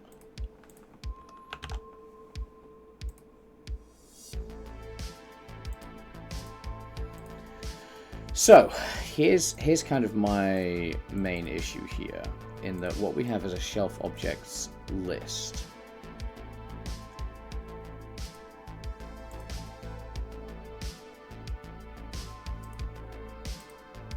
And I don't think we check for complete collection. Or I think maybe we do. But the problem is check for complete collection, which is an important thing to be able to do. I think we need to explicitly call out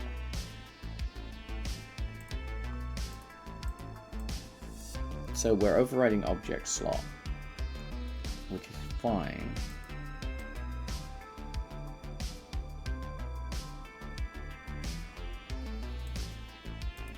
It would be really useful to pass the list here.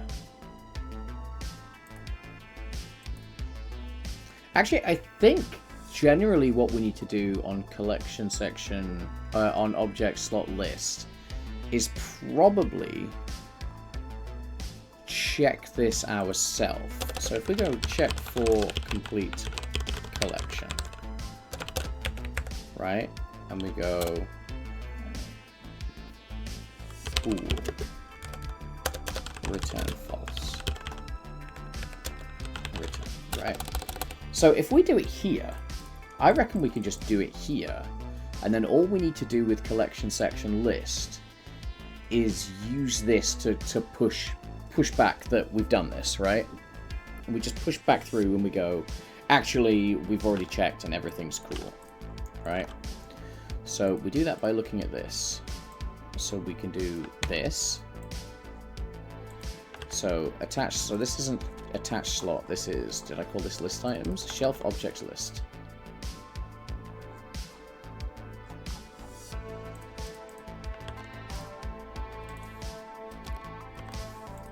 So get variant index, right? And then we go for, like this.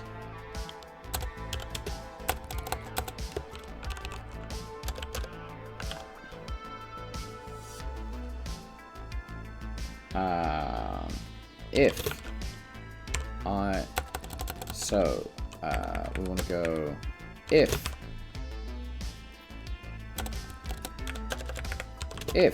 shelf object list dot count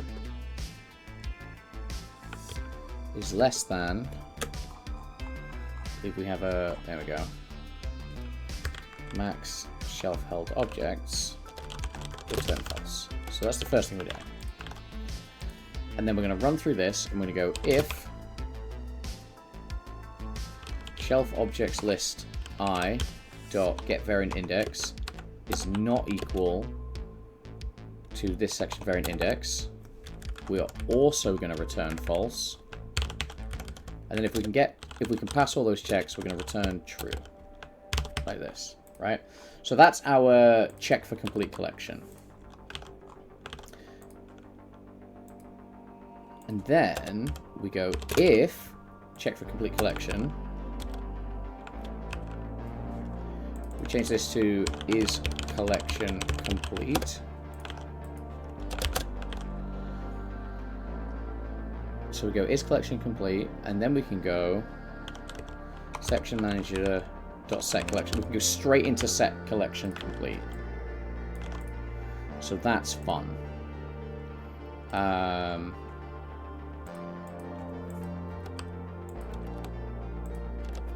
Else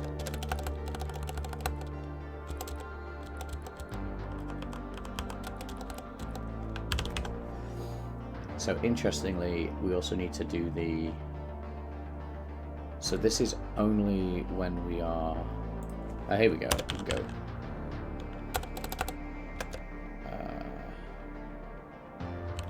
if is collection complete. Well, no, it's not. This is going to be section manager dot clear collection status. So when you remove an object, we're going to clear collection status. And then here, if the collection complete was going to do this, else section manager dot clear collection status. So that else should never get called, but it's really nice to have it. That's there as just a pure safety measure for me, I think. So interestingly, collection section list doesn't exist. But we're going to leave it there as a class in case we ever need to go in there and check this out. I think there are points where we would want to check that out.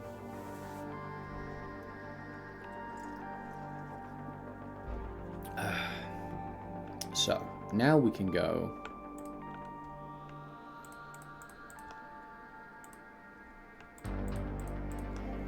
like this, and then we go... collection section, list. Because we still need to use this to attach the sign and play with collection complete. We might get an issue with this attached slots issue, but we'll see.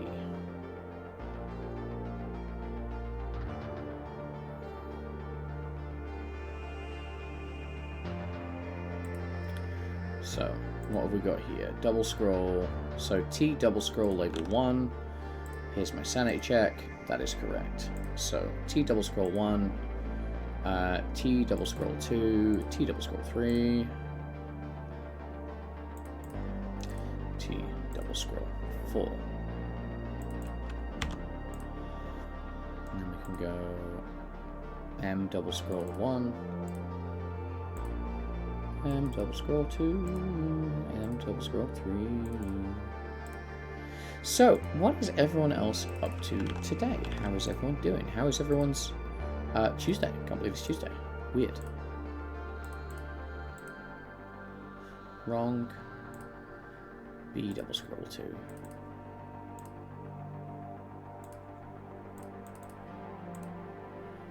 B double scroll 3. B double scroll 4. So that should be all of the prefabs for all of the signs working. And that's nice. We're going to check the double scroll one because that one's really fucking annoying. Woo. Explode. Right. So, first off, we've got no errors and all of the signs are off. New scroll of paper. Scroll of paper, scroll of birds, scroll of birds, scroll of birds.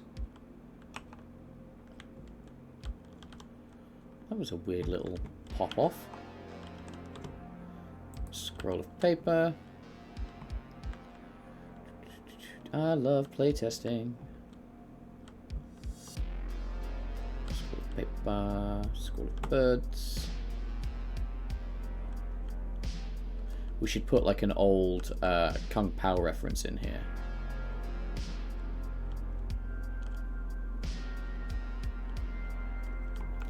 That should be enough actually. I think there's only 6.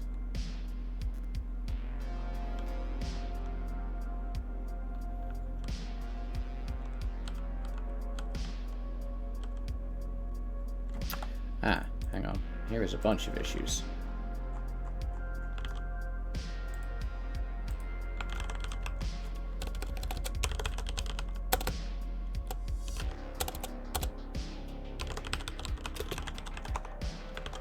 So the start needs to be called anyway. And then we did have a list error.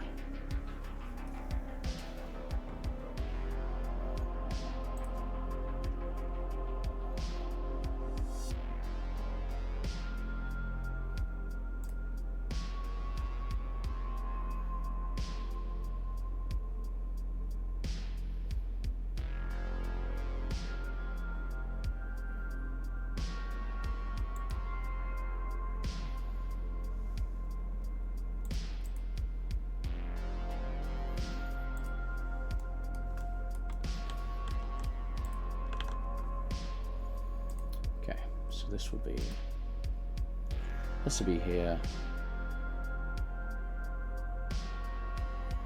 So if dot count. So this is going to be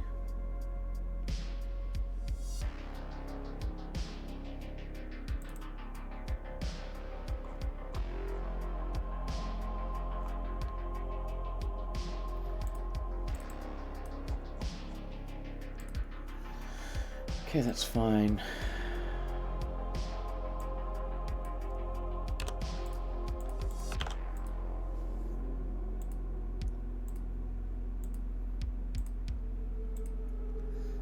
the easiest way to fix this is to go physics items, double scrolls, scroll of oranges. So we go 1, 3, that should be plenty.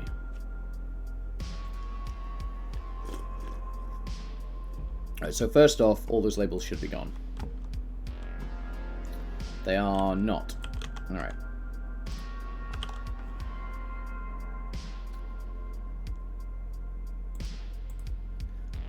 Why?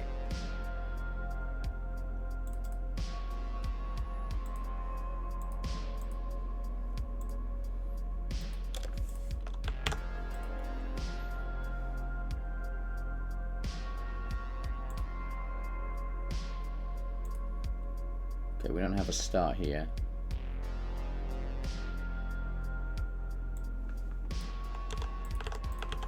Are we just handling this in star in all of these? We are.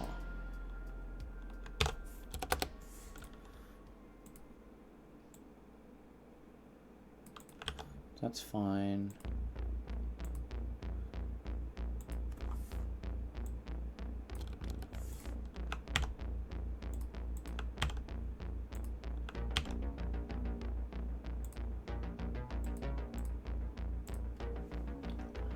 Interesting. That was a dumb thing for me to do. It happens. Sometimes I have unsmart moments. It's fine. 2 hours down. Alright, so they're at least doing the thing that they should do. And if I go 1, 2, 3, 4, I'm looking for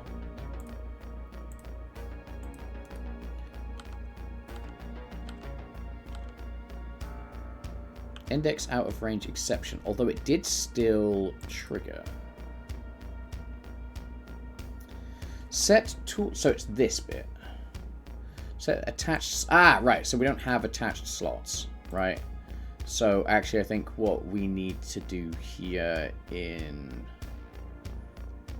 the list is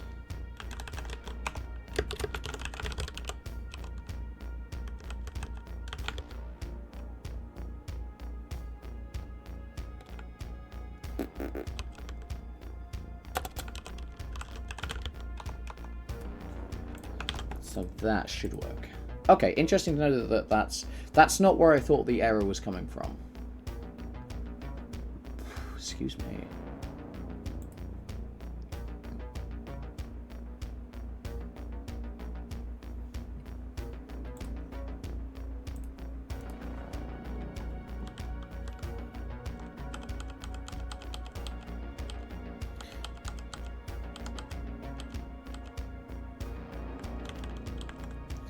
Object reference not set to an instance of an object. Eat shit. Fuck you.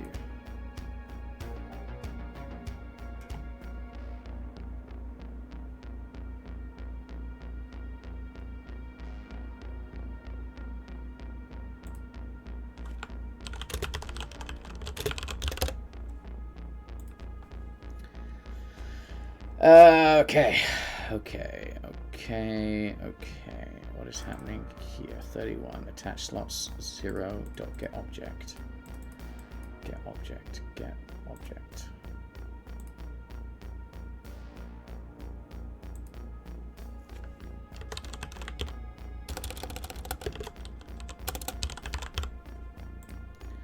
Okay, and then we can go to object slot list. And we can go override get object. And we can return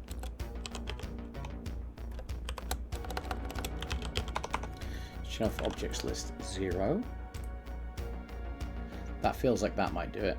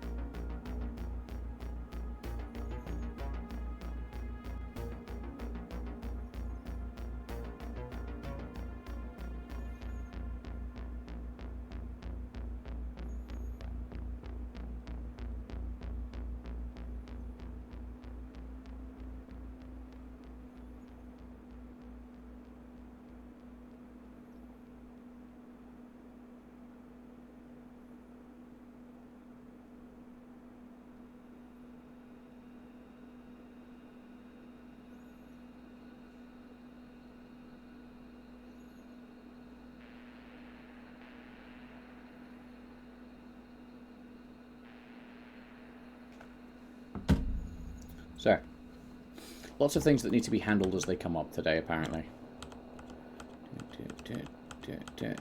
Right, so 1, 2, 3, 4, 5, 6, 5, 6.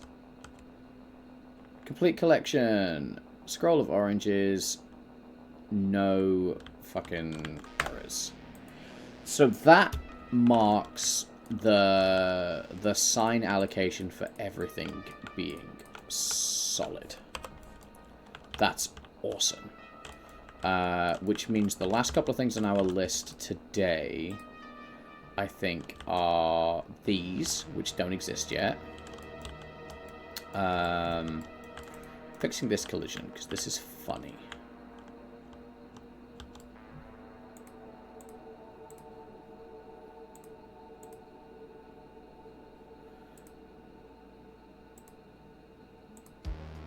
So one of these is not like the others.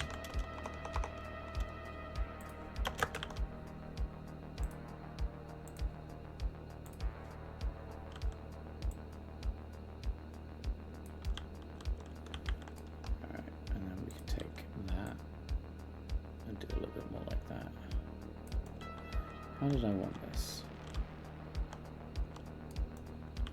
Well, I certainly didn't want it half a fucking pixel out, did I?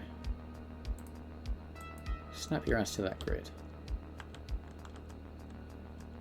Thank you.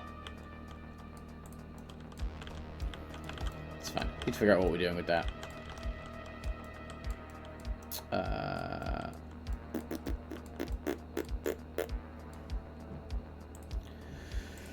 Okay, right, so papers, papers is fine, papers is a thing we can do. Ribbon spawning, I want to look at ribbon spawning because that bugged me. That bugged me that was not doing the thing it should do. So let's check item spawner. So for int I is equal to spawn count cut.0. Items to spawn, right, so we're going through items to spawn there, that's fine. Spawn counter is item spawns I dot items to spawn dot length. Yes. 4. While we're going through, while spawn characters go down, int j equals 0. J equals less than items to spawn I dot spawn quantity. Spawn location is this. Instantiate items to spawn I dot item to spawn j. Spawn counter minus minus. Spawn counter is less than or equal to 0. Break. Roll it again.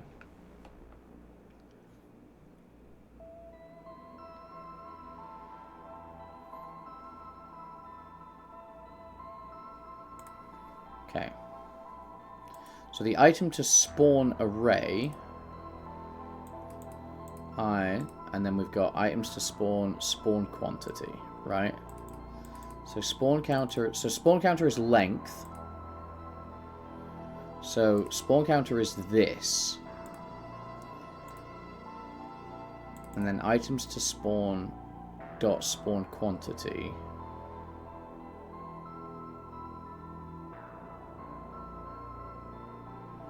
Should that be J?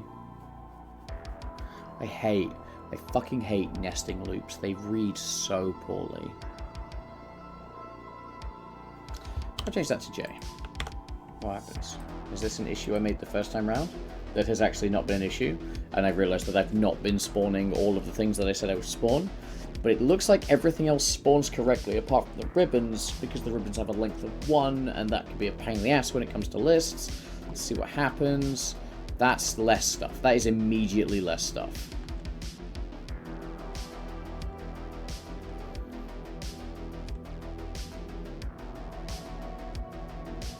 Okay, well I got 2 spotted ribbons as well, which isn't correct.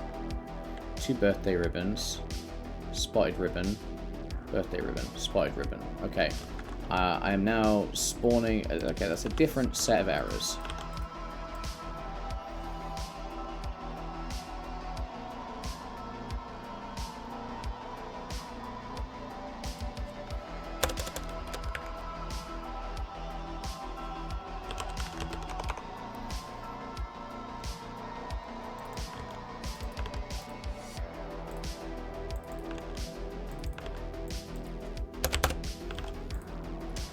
let's have a look at this.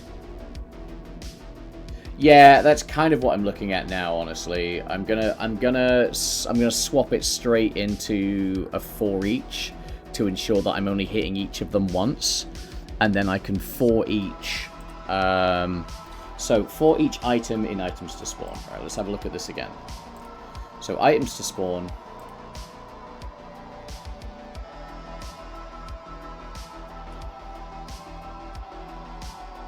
Like a cleaning spell backfired. Yeah, you're not a million miles away.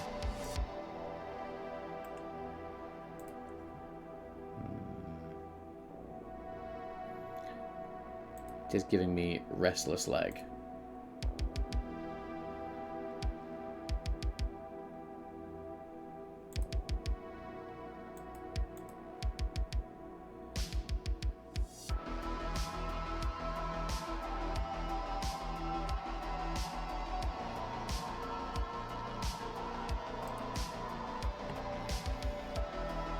Okay, so items to spawn has an array. I don't believe that's a list, it is in fact an array. So for each... So for every item in items to spawn, that's fine. So we've killed the first for loop straight away, right? And then we want to go... For each item in items to spawn... And then actually, I kind of think we actually want to go for each var item in item dot item to spawn. So again, we're going to do a sec. So we're going to like for each. Var spawned item in item to spawn, and then we should be able to go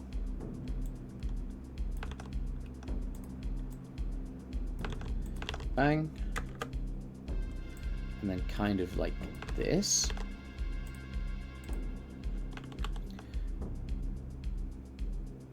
So here we can go. Alright, so for everything on the item to spawn list,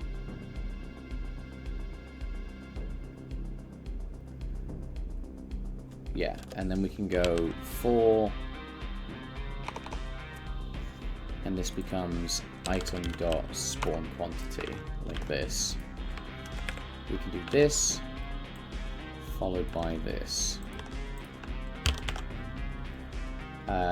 Which is instantiate items to so we're instantiating item to spawn.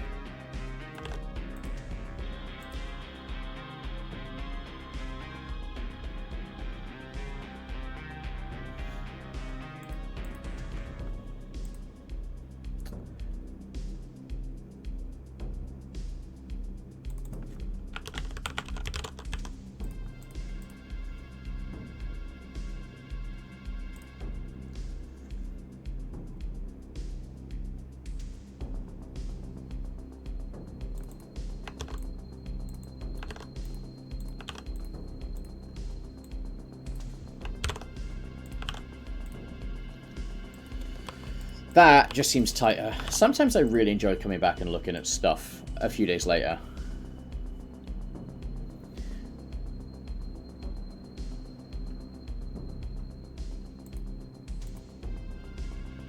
Let's have a look. Let's have a look-see. That certainly looks like the correct number of items. In that there's fucking hundreds of them. Now, what we need to do is birthday ribbon. That birthday ribbon is fucking haunting me. Lined ribbon. Spotted ribbon. Okay, we are getting... Ugh. The worst part is the only way for me to really playtest this right now is to do everything. Like, so hold on to your butts. I'm going to spend the next hour fucking fixing all this, right?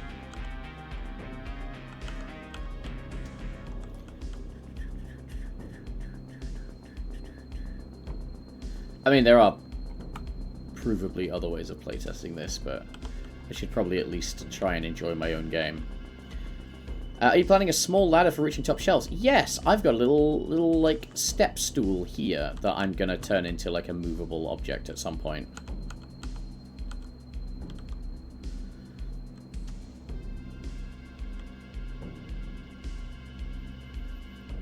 It's on my list of things to do. Unfortunately, that list also includes the entirety of the game. So you know, we'll see.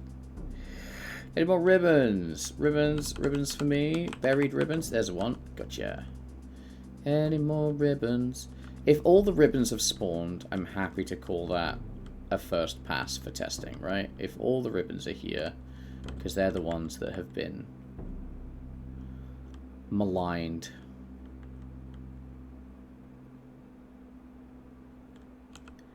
I'm still missing 4 ribbons, so now we have to start digging through stuff. Get on the shelf, you. Get out of my way. I do like the front of the books. I know you said that was a thing that you did, Gemma. I'm really enjoying the front of the books right now. And I love that you can just throw these things on. I think that's a really nice, like, little diegetic moment. Like, you can just throw everything on the shelves, but the moment you get everything in, like, the correct place... Ooh, that's... Alright, so there is a clear shelf thing there that I need to do.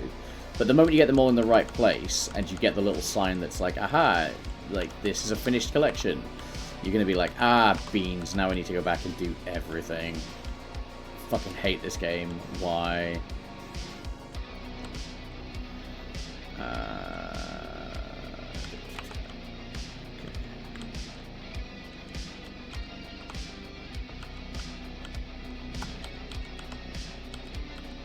Where you at, Ribone?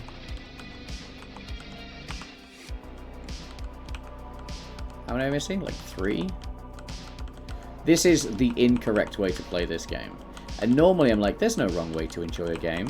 This is it. This is the wrong way to play a game.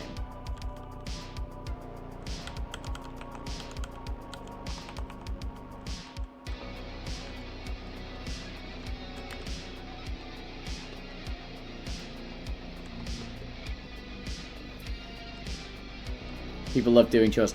I think The Simpsons taught us that long ago. You remember Yard Work Simulator? You remember that? Like, is this another, like, Simpsons were right 20 fucking years ago? Oh god, it is, isn't it?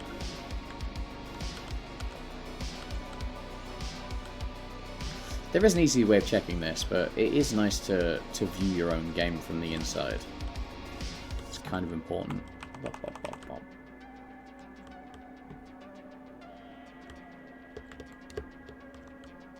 Aha! What are you doing over here, ink ribbons? What about you? Anything on the roof? That shouldn't be possible. Well, there's a scroll. That's fun.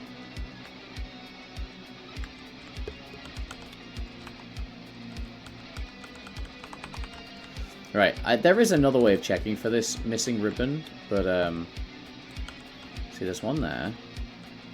So, I'm not discounting the fact that I'm also just not looking very well.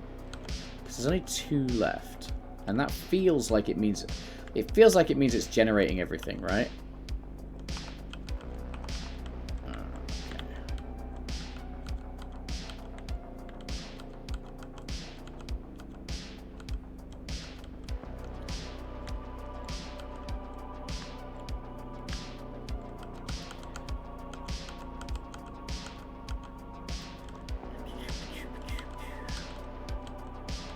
I love the little carry tray as well. It makes me very happy. Insofar as anything makes me happy, you know. Christmas ribbon. Right, okay. See, now there's only 1 ribbon left, so I am... Is it how to make a system of taking different stuff to your hands same time? It would be, because there's a lot of, like, little... It's something I might look into. It's interesting, because from a code perspective, no, honestly, because they all have largely the same parameters. The main issue you have is visually, where it becomes difficult to stack them. Like, how would I put a... like, it would be very difficult to put, like, an ink... like a... You know, some of these could stack, and I think that's where you start adding a lot of complexity. Like, some of them could stack, but, like, scrolls... Like, you couldn't stack a book halfway up a set of scrolls. If you start collecting, like, the little inks. Like, you can collect all the different inks. You don't need to collect identical ones. Like, they can all go in your little shelf and all the different variations, and that's cool. Like, that's super easy to do, and that's what we've done. But, like, stacking different types, like, you can collect all the different quills, but you couldn't pick up, like, a quill and a scroll because visually it would become very difficult to stack those in an intuitive way. Yeah. So, code-wise, yes. I think actual, like, player visual coherency is very much the issue there. Because one of the main things that I'm very aware of is when you're stacking things, you should be able to see, like, oh, actually, like, that one, like, the last item I've got is different from the rest of the items in the list. And I think there's quite a lot of kind of little bits around that. Okay, that's a quill. There's my last ribbon! It worked! And it's the best ribbon. We've waited so long to find the one best ribbon. So eventually the item spawning is going to need to be a little bit more gentle to prevent such a huge explosion of... Get it? Because it looks like a duck. Cool. It's going to have to be something a little bit more robust to prevent things flying out the arena. But at the moment, like, you know, not everything has collision. That's just how it is. But yeah, I see where you're coming from. I think items of the same type can all be collected and kind of moved around and played with. And I think that's probably how it's going to stay. Because even with the trade, the moment you put a quill in there, how do you work out where the... visually, how do you work out where ink goes and things like that? And I think that's fine. I don't think that's going to cause any major headaches. You know, even though these are all completely... There's no duplicates here, like, you could pick them all up and put them all down, you know? So that's the question. Was that broadly where we were going with the question?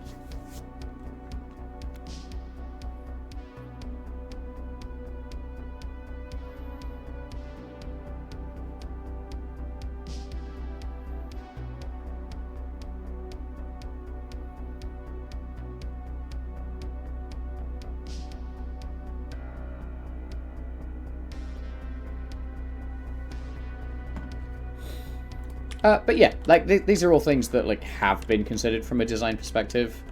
In fact, was one of the very first things I was thinking of is, like, how do I make this all standing and feeling good and making it work? And you need a single map placing some type of object. Yeah, but, like, I also wanted to avoid getting unduly into, like, fucking with physics and... Because, like, the only way you could really do that would be a physics thing, and then stuff doesn't really come out particularly well.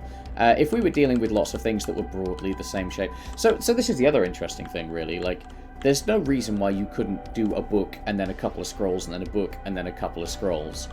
But the level of, like, visual complexity to be like, what's the next item that I'm putting down, and things like that. If there's one thing that I've learned very quickly, is that people just don't fucking pay attention, and if you want it to be like an easy to pick up experience, you can't rely on a player understanding anything put in front of them. And I say that like that's very non-derogatorily. Like, I'm very aware of, you know, my audience, but if you see it a lot. I think we can hold 6 scrolls. I don't think we need to limit to 4 scrolls. I think we can do 6, maybe even 8. I think we can do quite a lot of scrolls. I haven't really gone back to scrolls for a little while, but yeah, I think there's there's definitely like a readability versus the ability to like do multiple things at once.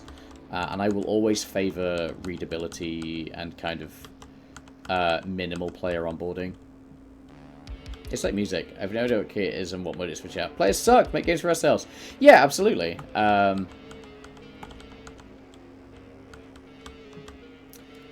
I think there's nuance to that argument. I mean, like, this is being made for a specific vibe, for a specific audience, and that's also a valid thing to keep in mind.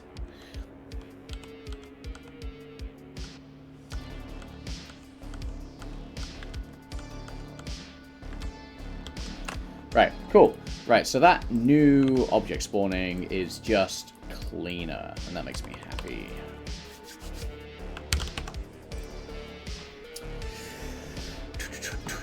Player tooltip. I think we want to... Ah, so interesting.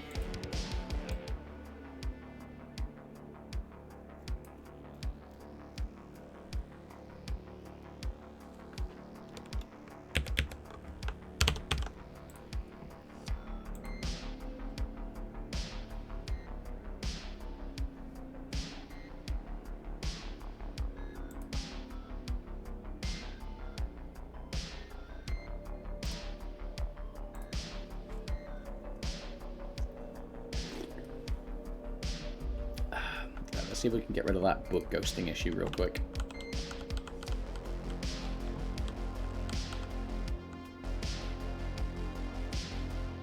Nope, not yet.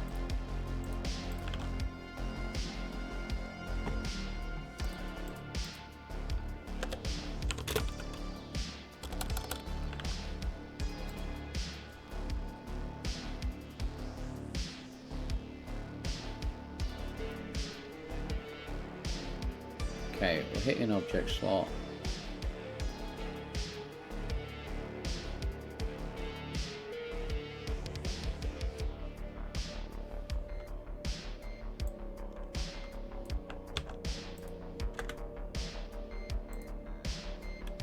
Kind of want to do that. I don't like it. That needs a clearer logic. That needs a clearer logic. Posted some art progress on your Discord. Hell yeah, no one ever posts in my Discord. What fucking treat. Let's have a look-see. Stream, chat, more concept art. Fucking love some concept art.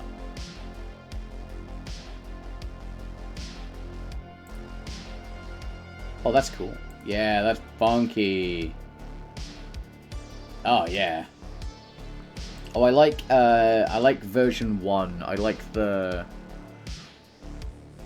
I think I like the bottom left handle. That's cool. Yeah, please do. Like, this is why... So I think that's... Let me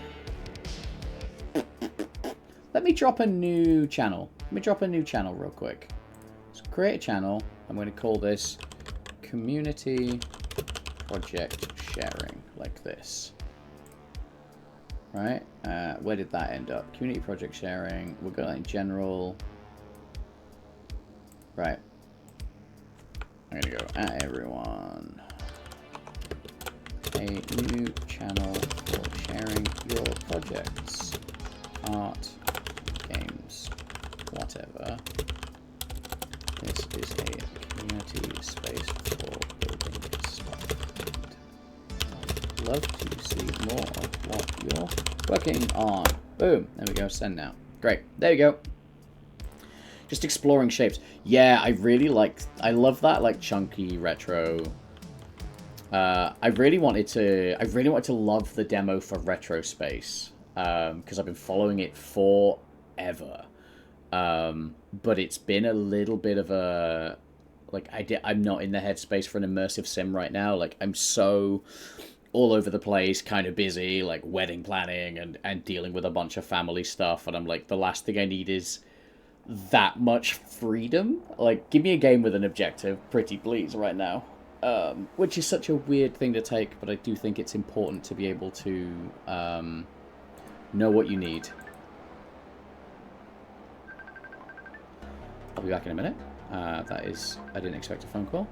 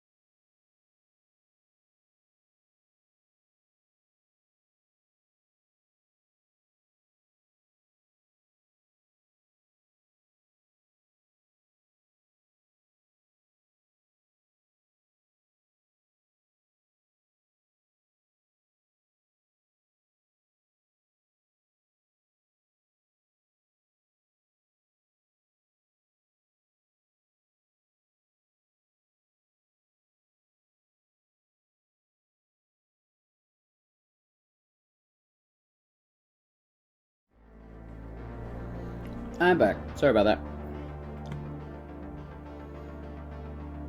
Well, I'm not, but it is a thing that happened.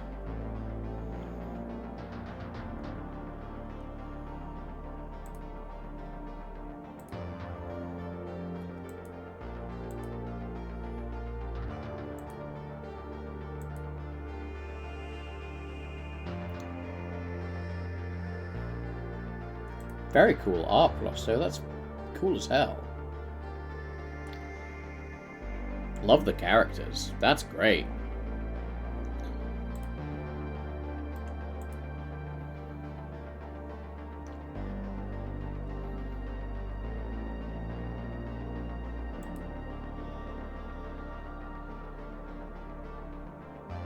Oh, that is a very important phone call I need to take. I'm so sorry, everyone.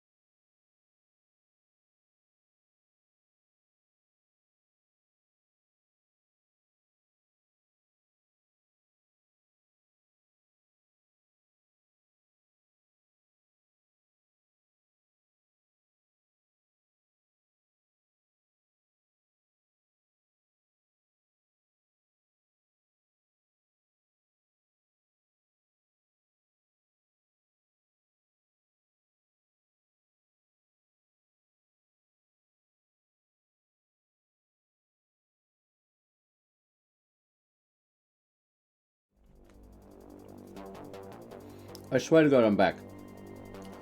Decoy71. That's how I'm choosing to pronounce that. Thank you so much for the follow 10 minutes ago. You are still in. You caught me at a, but yeah.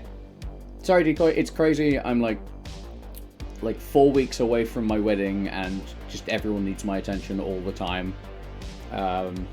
So...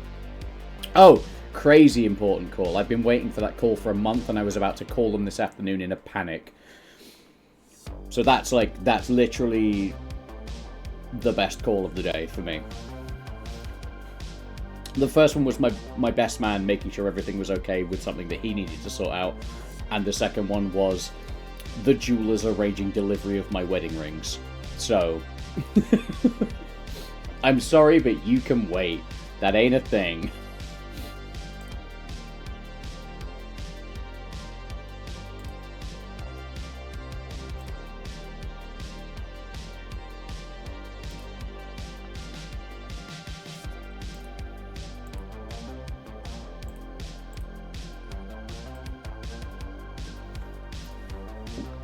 Sounds important. Yeah, it's been a bit crazy.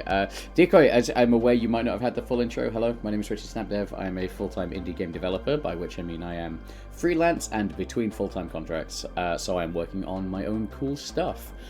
I've been a full-time game developer for about 7 years, which is crazy to think about. I've done a little bit of everything from AAA project management all the way through to like being the only person working on an indie game full-time with a bunch of talented artists and building the whole thing from scratch. So it's great. I think my big channel draws are the fact that you just get me working. Like there's no gussying it up, there's no making it look nice, there's no like just showing you the interesting bits. You get a work day out of me. Well, you get most of a work day. And also, I enjoy teaching, so I do it on stream in the hope that someone will pop up and go, holy shit, I'd be really interested to know more about that, or like, what are you doing, I don't understand, and great, you know, out comes the whiteboard, let's talk through it. That's the vibes.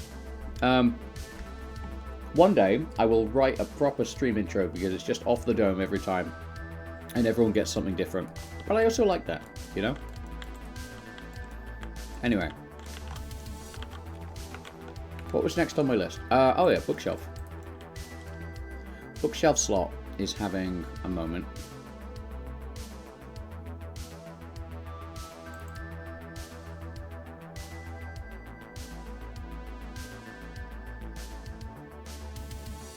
I don't think it's that. I think it's the book object.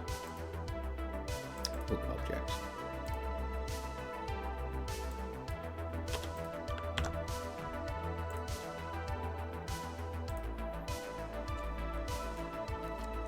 And also, lunch.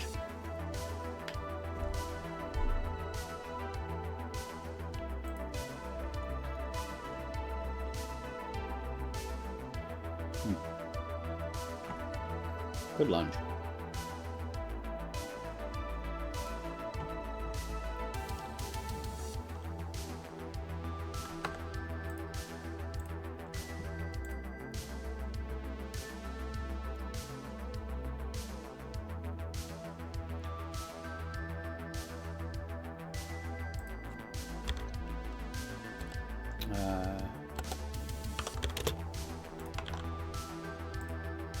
Let's try that.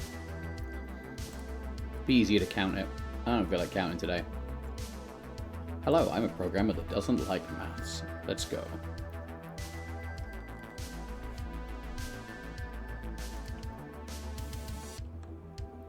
It's alright, I fixed it. Woohoo!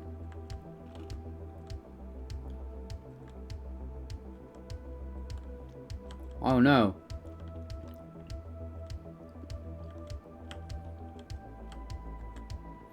Oh no. Beans. Beans.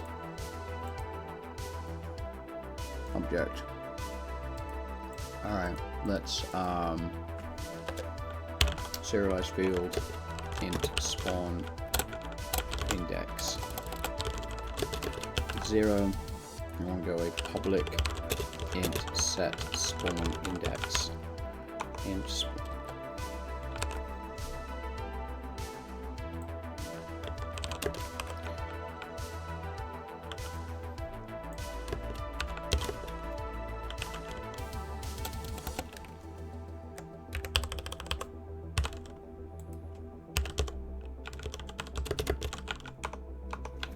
spawn index is new index, and then I want to go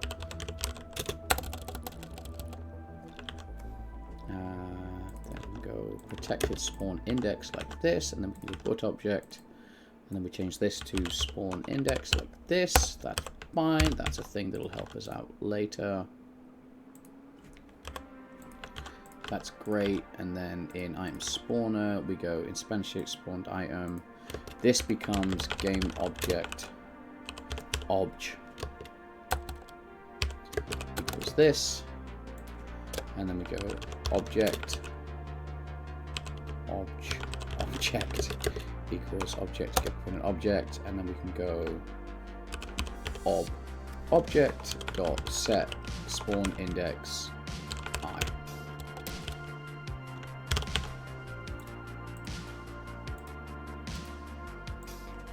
That's one. That should fix that. The process that we're working is looking attracting. It has the vibe, yeah, the decorating of the channel, the music, you know, looks nice. Yeah, that's kind of the plan. Like,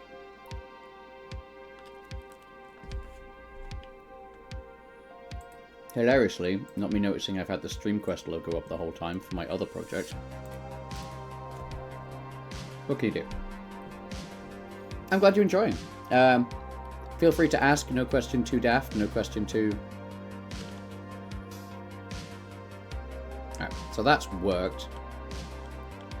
All I need to do is make sure that there's nothing past volume 8 and there is nothing at volume 0, which I don't think there is.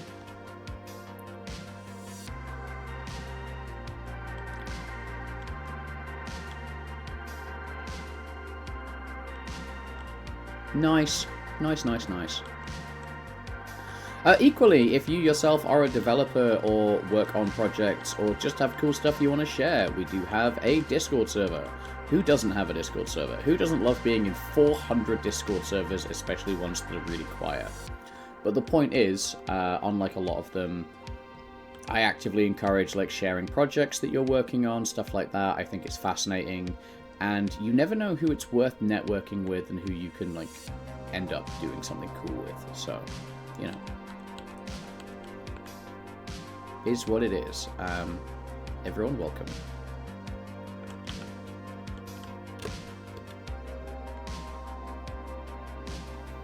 Cool, right, so that's fixed my book voluming issue, which is nice, and it's fixed it in a much, much cleaner way than it was before. So that's actually some fairly major code improvements we've made today. Where do I find said Discord? It's probably, and I hate to sound reductive, !Discord.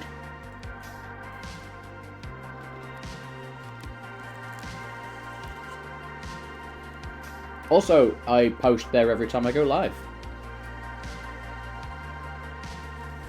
Because it makes sense.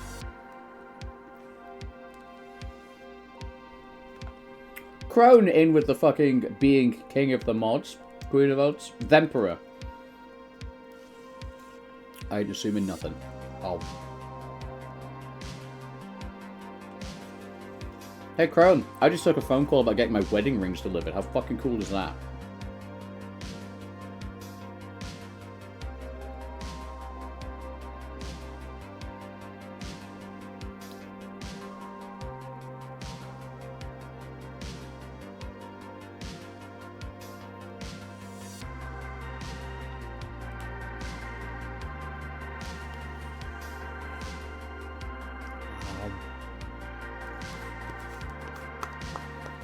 And then after this stream, I have to go hunting round between the couch cushions to find enough money to pay for my wedding cake. But we're getting there. God damn it! I need to set up my fucking stream deck again, I swear. It made goosing easier.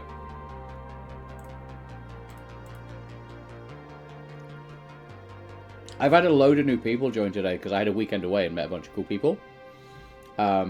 And none of them knew about Goose, and now you've ruined it. You've ruined me.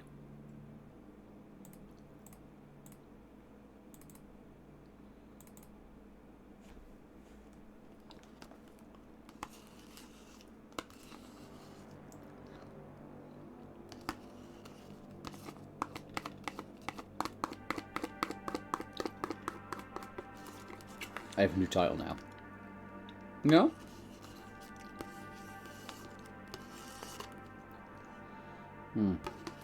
The problem with a diet lunch is if I could fucking chew the fucking...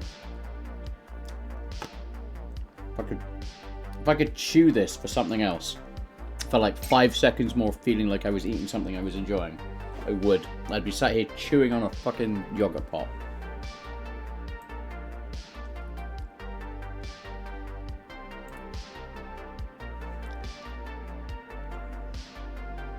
Also, I've just noticed, we are 3 followers away from 700 followers, which doesn't seem like a lot to you, I'm sure. But I have been on 650 plus for about 4 years. And I really just need to find, that secret, because I know once you hit like 1,000, like, the algorithm loves you a little bit more, but I have been wading through the mud of like 650 for about 4 years. Like, my actual follower statistics are nuts.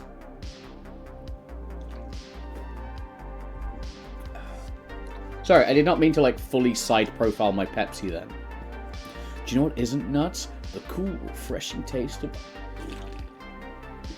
the Peppy.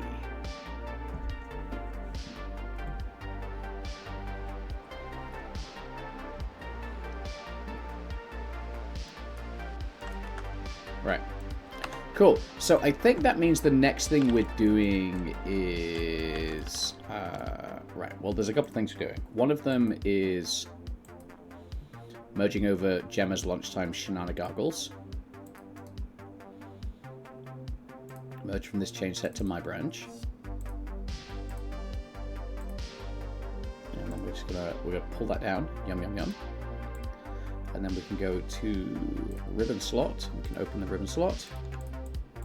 And we can pick up both of these. And we can go transparent ribbon. Done. Right. And now we can do something I've not done for a few days. What the Goose doing? Goose doing whatever the fuck it wants. We can do something we've not done for a little while, which is set up like an entirely new thing. So that's cool.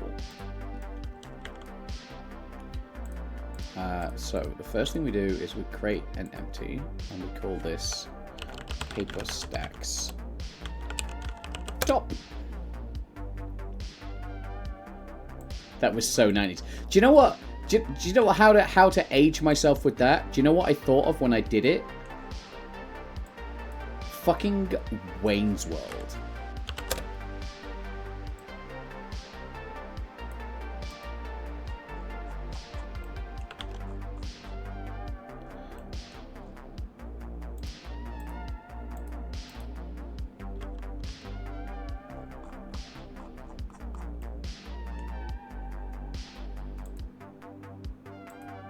There we go.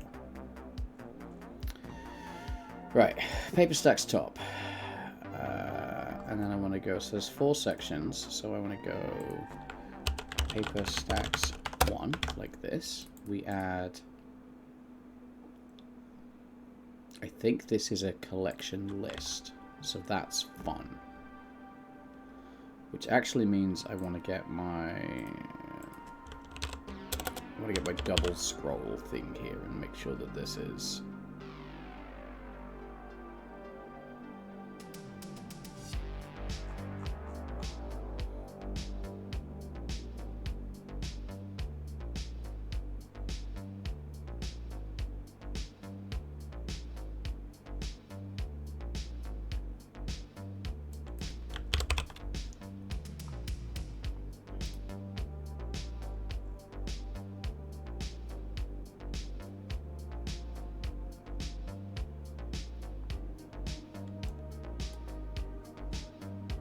I not prefab that. Don't you be so wow at me. Wow.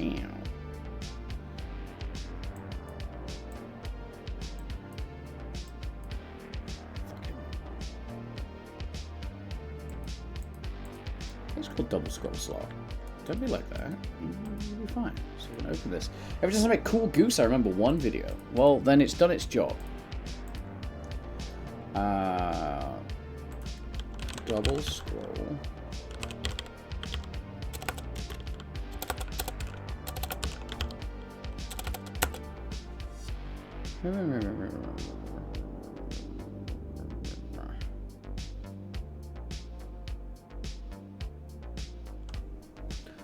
Where?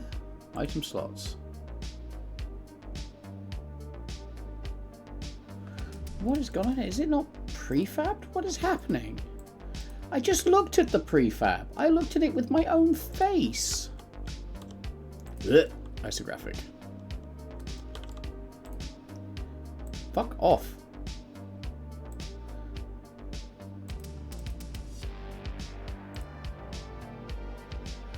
Oh, prefab is called a double quill slot because I'm apparently daft. There we go. Great. Need a goose emote. I have goose emotes. I have a new goose emote that none of you have noticed. I thought. There we go.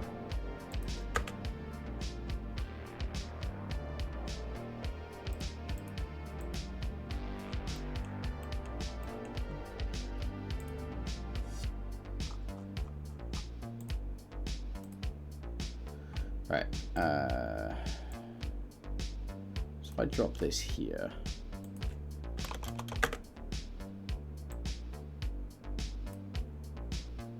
Should be, yeah, okay. So that's pretty much exactly what I fucking want, actually. So I'm gonna be real cheeky. I'm gonna call this paper stack slot, like this. I'm gonna drop this in here. If I original prefab this is gonna eat original prefab under that. Yes. Hell yeah, brother man.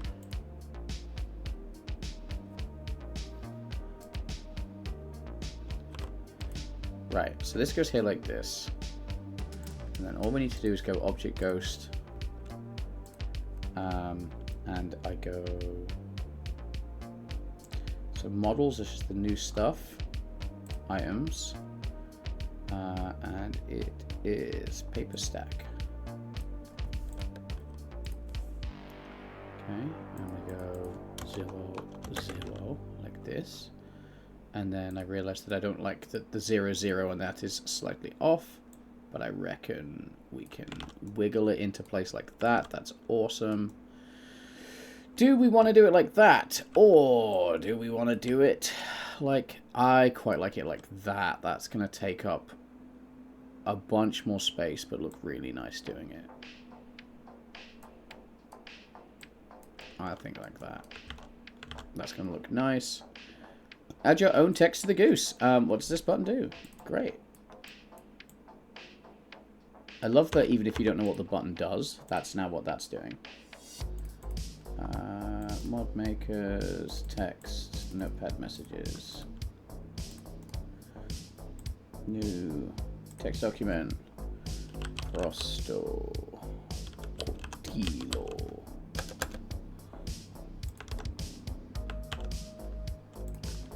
Done.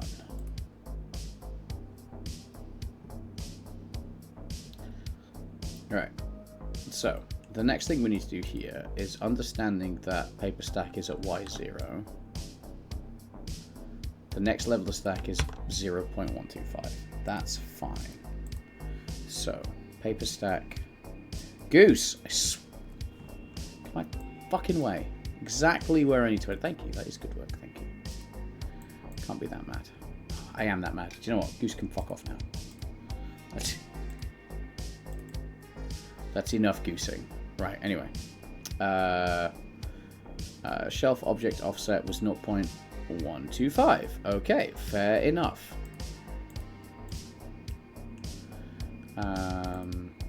This can... Oh, yeah, of course. I forgot about that.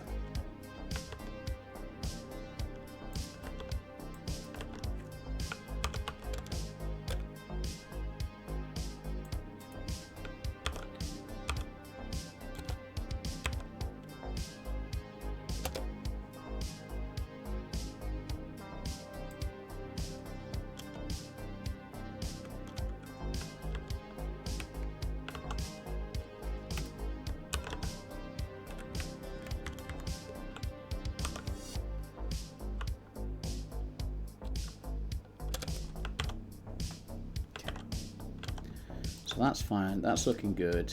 Object stacking parent. So this is the one that's kind of got to match what's happening with the ghost here. So if I take paper stack, put it here, and then I 0, 0, 0 this.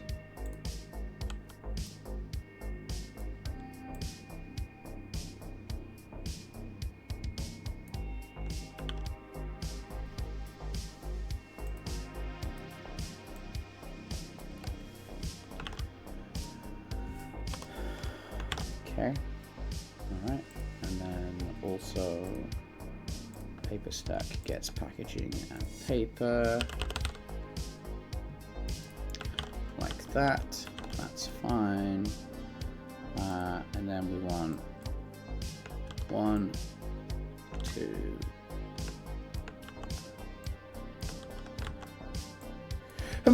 excuse me, 3, 4.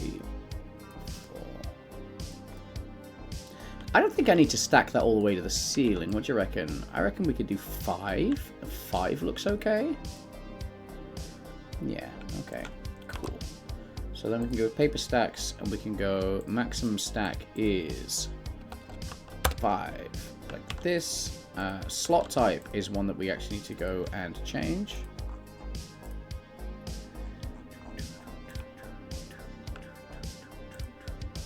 Now, was I smart enough to move slot type into its own base folder called enumeration like I do sometimes? No.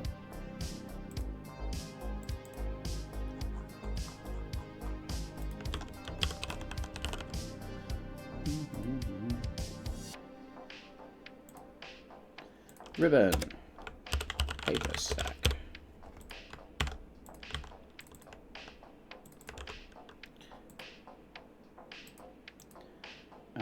Yep, this becomes paper stack, held items, transform, parent. Although, I think we can double scroll that, but we can check it. So here, so, right, okay, and then we pretty much copy this, and we go case, paper stack object, stack, stack,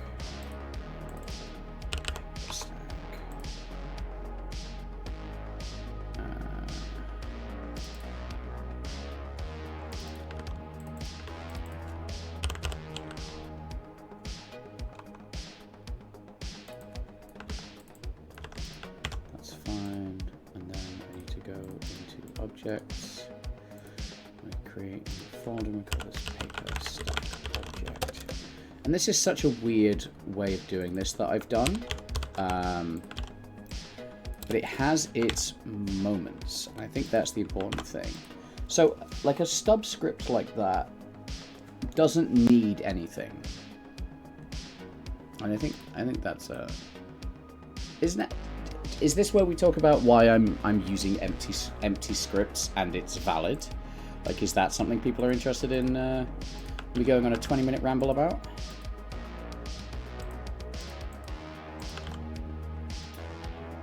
But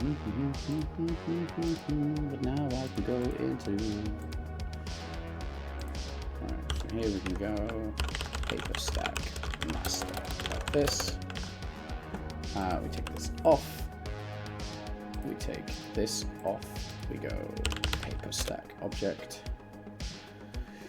You get a box collider and a bridge body and an item name stack of paper linked object slot empty max held quantity. I think we can go 5. Spawn index not important. Variant variables. This one's 0. Object offset y 0.125. We discovered that one. Held object scale is 1. This sounds great to me. We go paper stack. We get our paper stack.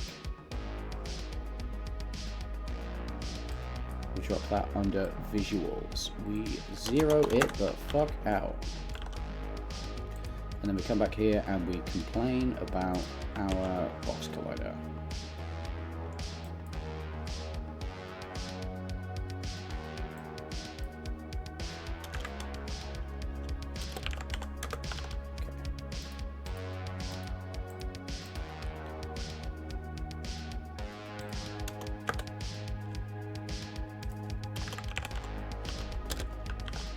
Fine. What is our...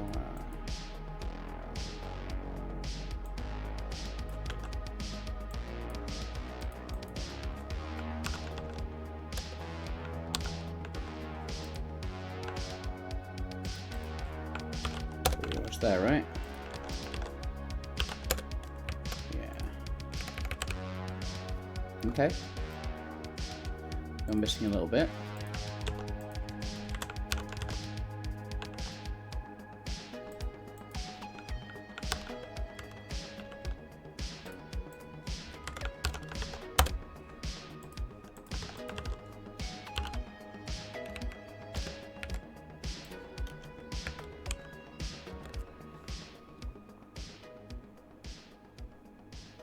Interesting.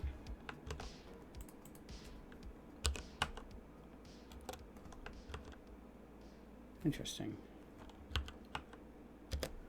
Interesting.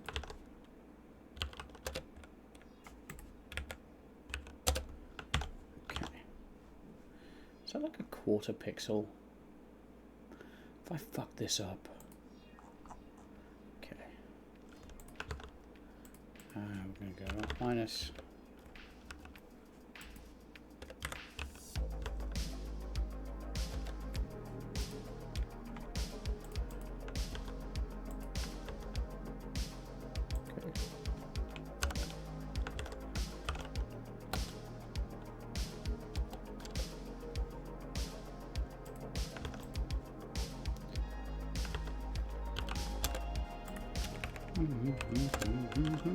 Too big. All right. So this is here.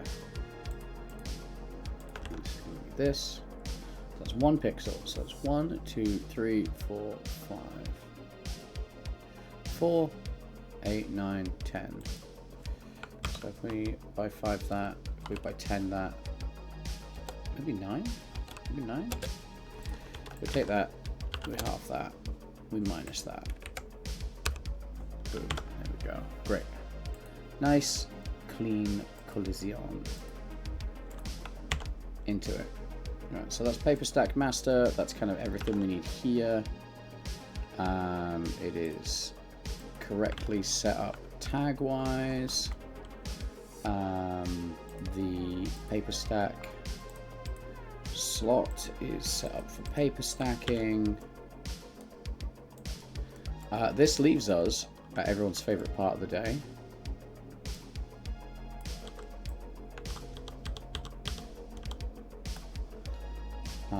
And then we actually just need to go to the player,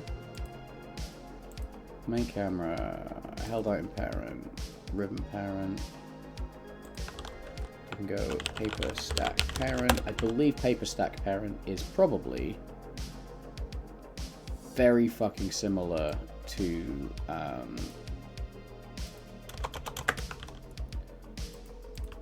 okay, I believe that is probably very similar to double scroll.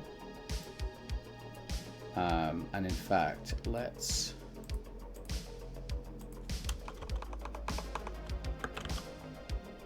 yeah, okay. So if we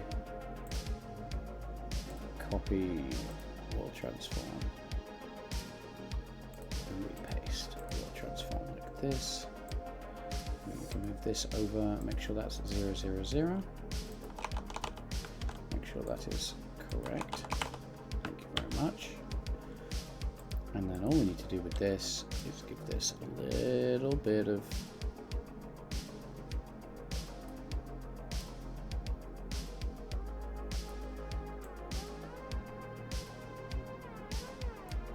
I think that's fine. And how many did I say we were stacking? How many can we carry?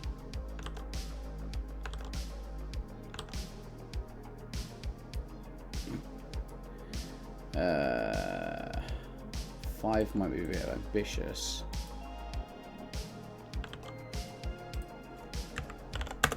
Unless we do that. But let's find out, right?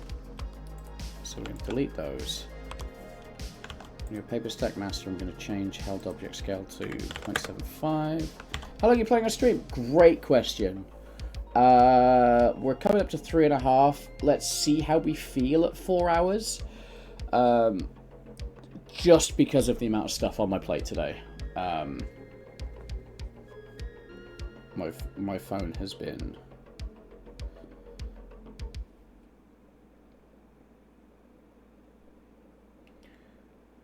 They're not saying about it. Yeah, no worries yet.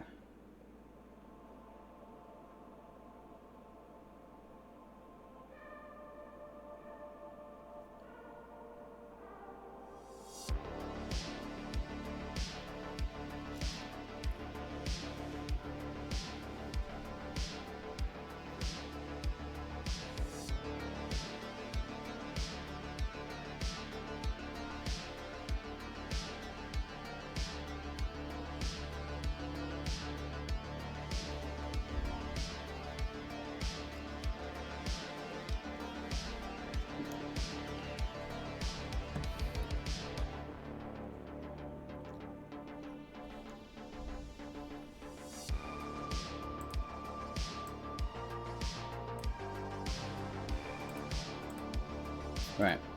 This makes this actually testable.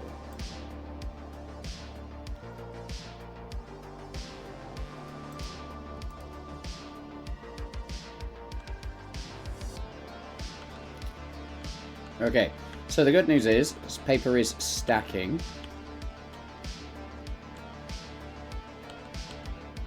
Alright, and paper is not playing nicely. But that's fine, because that's a thing that I thought would happen because of how I was a dick and set this up to start with.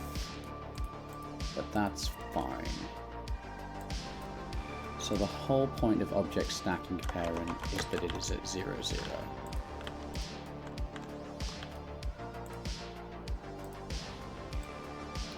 So what we do is we go object stacking parent 0, 0, 0 like this. Right, and that's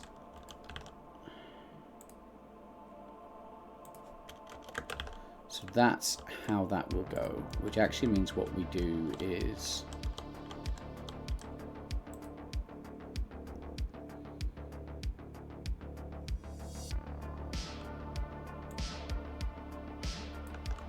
I think I just need to fix this.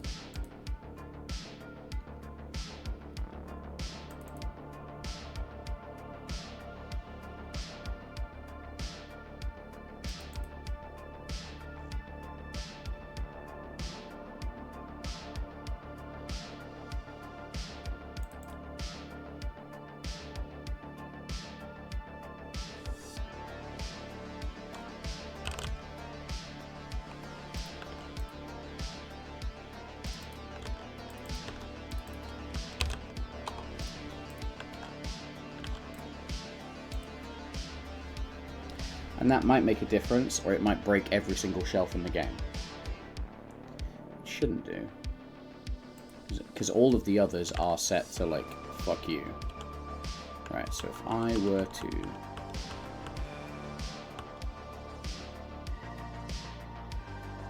swap that back.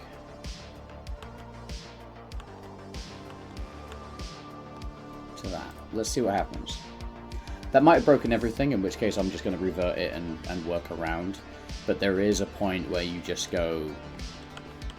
Right, has it broken books? It's not broken books. Has it broken scrolls? Object reference not set to an instance of an object. It's also not working. Paper stacking slot. This object, none. Shelf objects list, none. Max shelf offset, max held. So what are you complaining about? 96. Clear collection status. Section manager. Oh, you don't have a section manager. Alright, that's fine. List. That's fine. but it does mean that that stays like it is. And that's fine.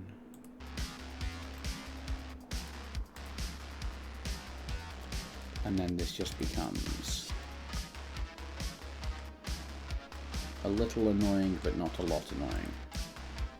So object ghost, you need to be 0, 0.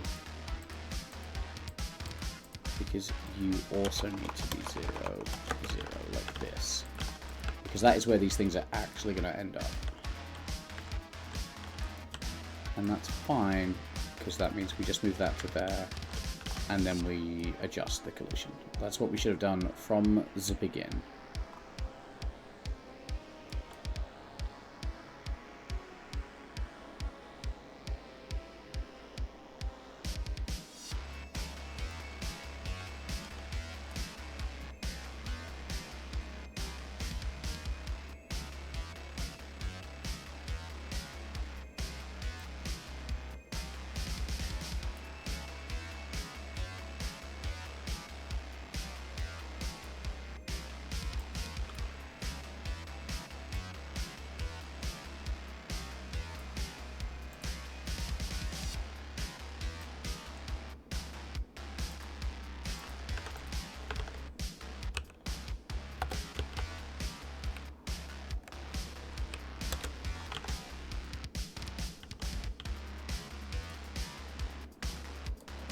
Cool. I think that was much less of an issue than I was making it out to be. You know, like everything I do.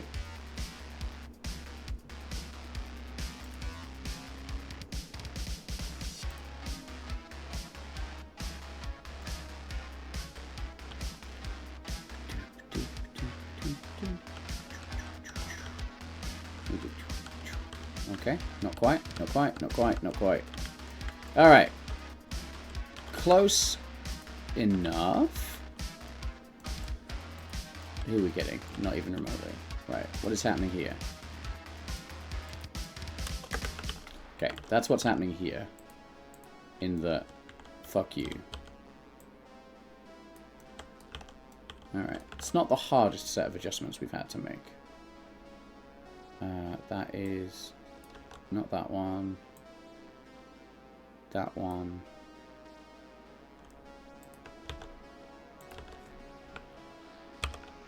I think we agreed that was... Oh no, that's the center. I think we agreed that was 9. And all you need to do is take that and halve it, and then minus it. And then that's where that needs to be. And this time that might work. Kind of. Possibly. I don't like it that it said collection complete, because that is incorrect. So I'm going to grab these, I'm going to go boop, boop. Okay, right. So they're doing something, they're getting somewhere. They're also going insanely fast.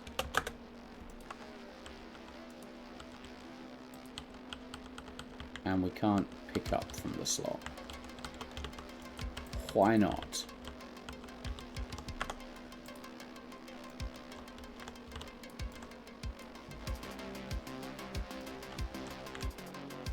Because it's too far forward. So we do that, and then we take the box collider, and we go add this much. That. So that's fine. That's fine.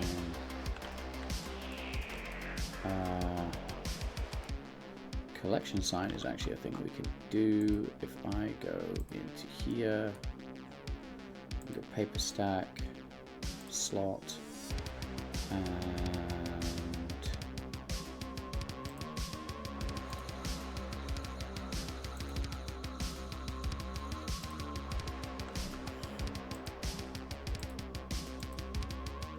add deployment, apply to paper stack slot like that.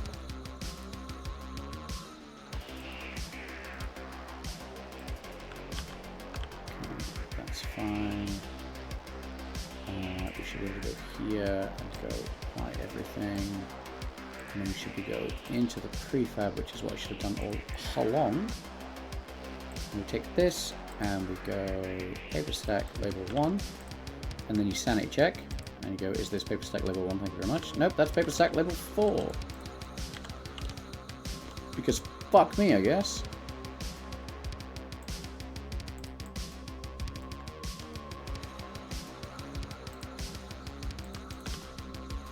And then we go back and we're gonna make sure that that is where we want it to be. It is. That is just our camera angle making it look like it's skewed horribly to the side. So I think we're doing good.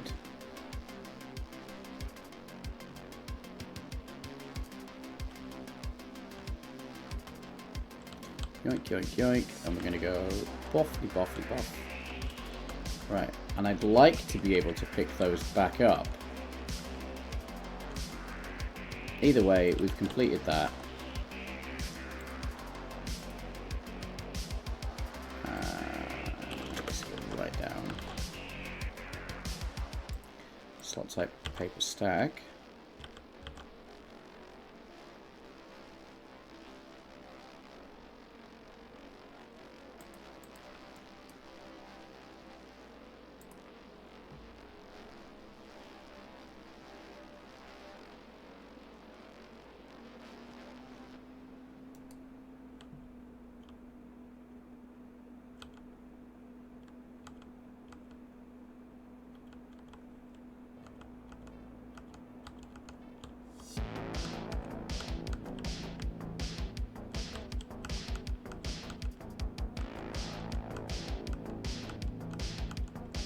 Oh, it's the other way around. The paper actually needs to be slightly outside of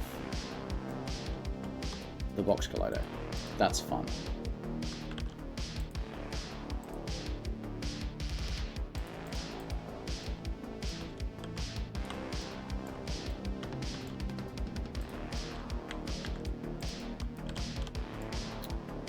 That's easy enough. What we do is we bring that right to the edge of the shelf, which we don't normally do,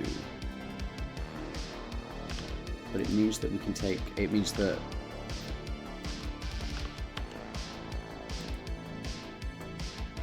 if we bring that to like there, and then all we need to do with the box collider is add this, no, we minus this once to bring it even, and we minus this again to put it 1 pixel back. It's not ideal, but it might be good enough.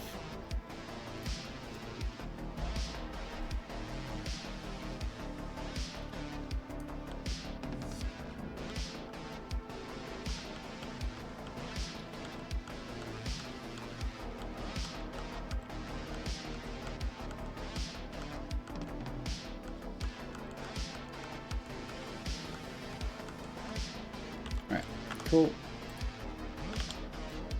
And then what we do here is item starting offset is not this, it's probably this. Let's find out. I think it's this. Let's have a look see.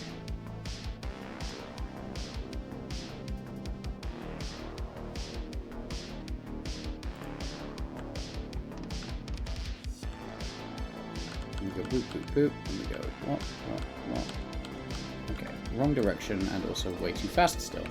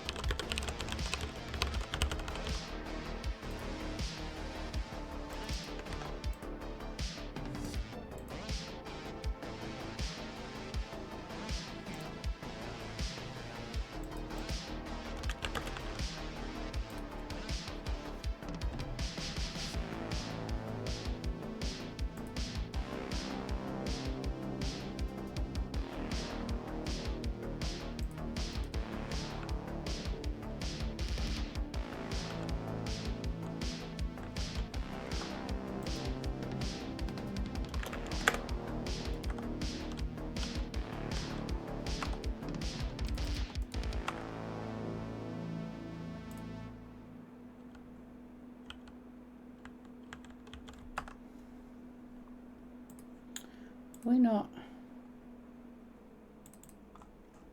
Are we not updating this? Because this is the problem.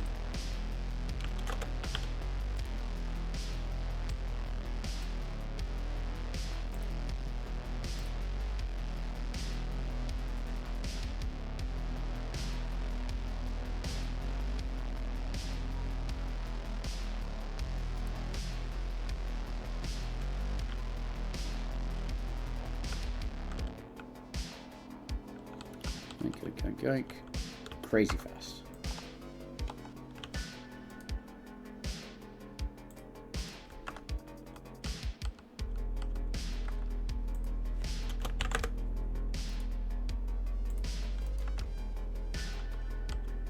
Why are you not updating that value in real life? That's frustrating.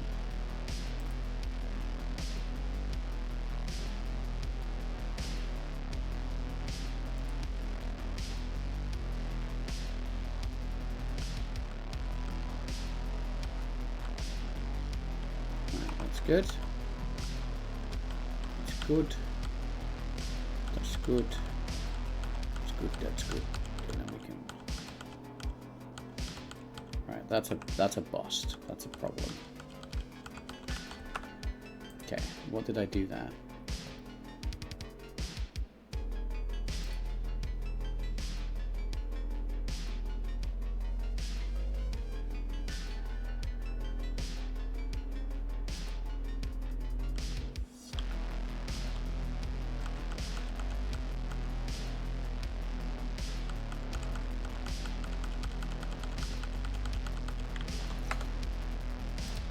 Right.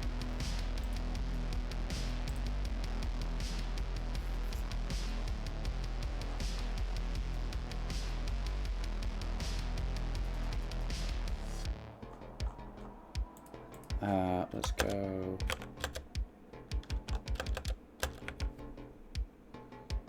Or can interact.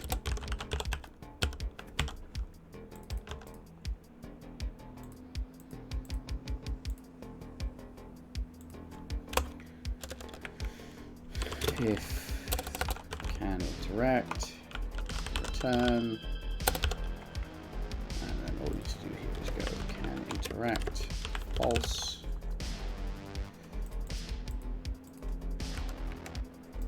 can interact.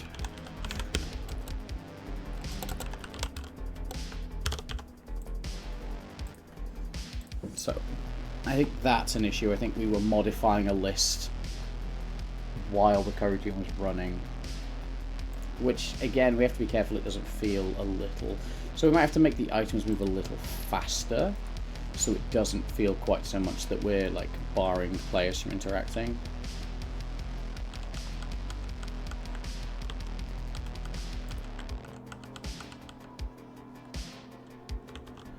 Okay, interesting.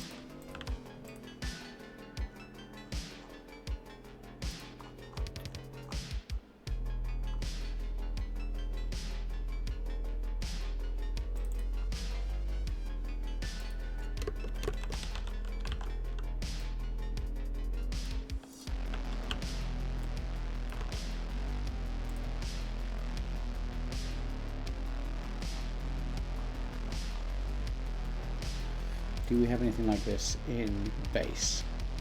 No, I think we're gonna protected bool is interactable like this.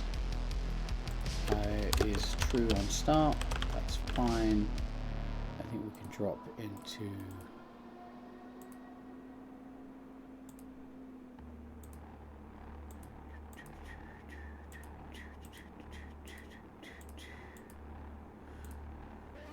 I've obviously accidentally closed the thing I was looking for. That's fine.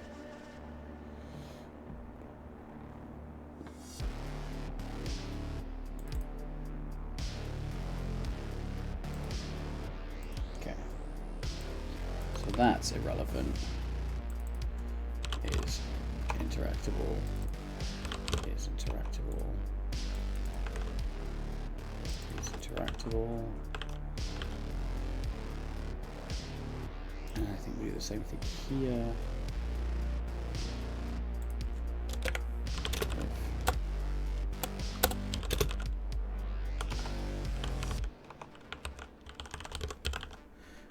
that.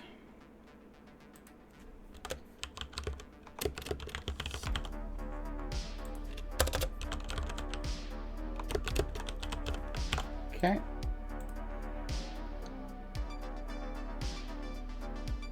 So that should help. That should help. I like a good maybe.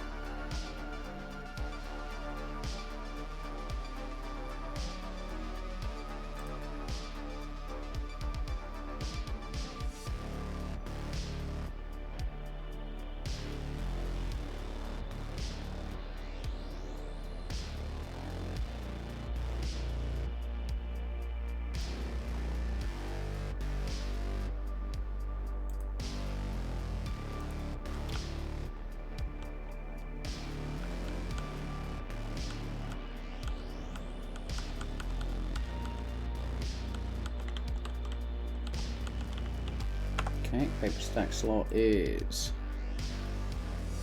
not interactable for some reason. Is interactable false? Okay.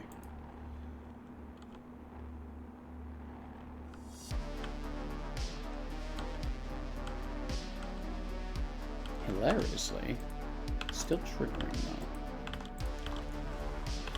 So that's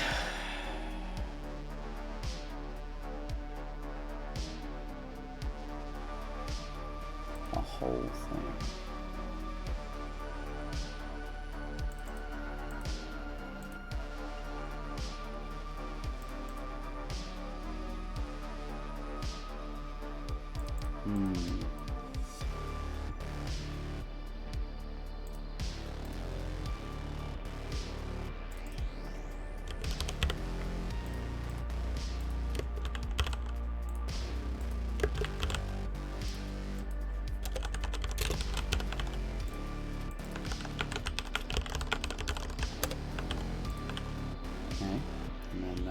Needs to go into here. This becomes try place object like this. False. False. True.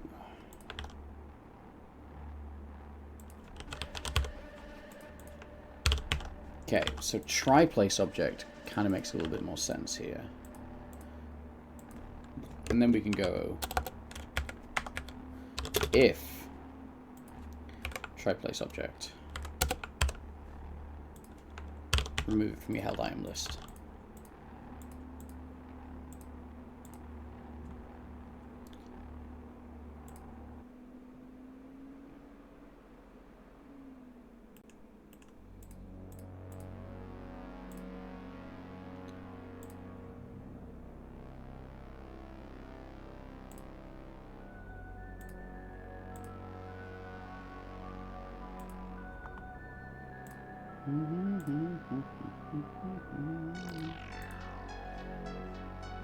Oh, good stuff.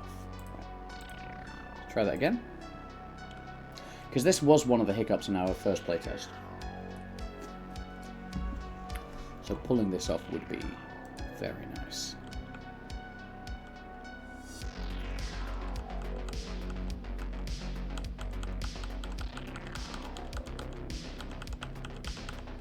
Alright. Still managed to break that list. So that is a little frustrating.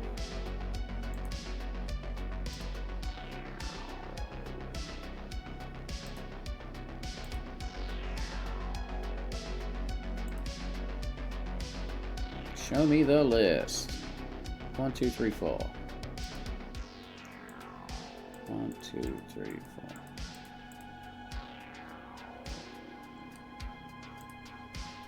Okay, so something on the placement, on the offset.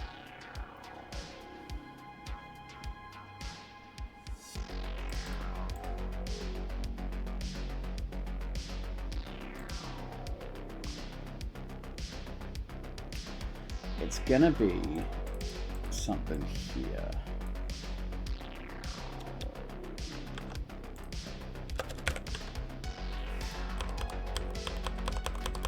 I'm not sure what moving that is gonna fix.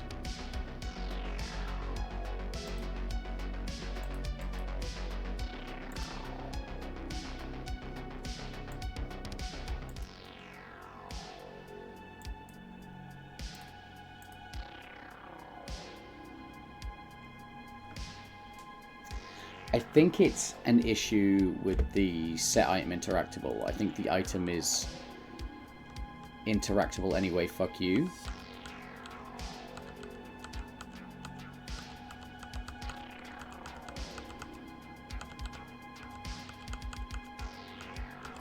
Yeah, that's what's happening.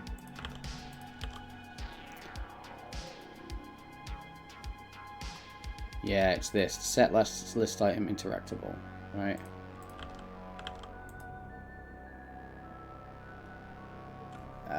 Shelf it sounds great. Go shelf it interactable.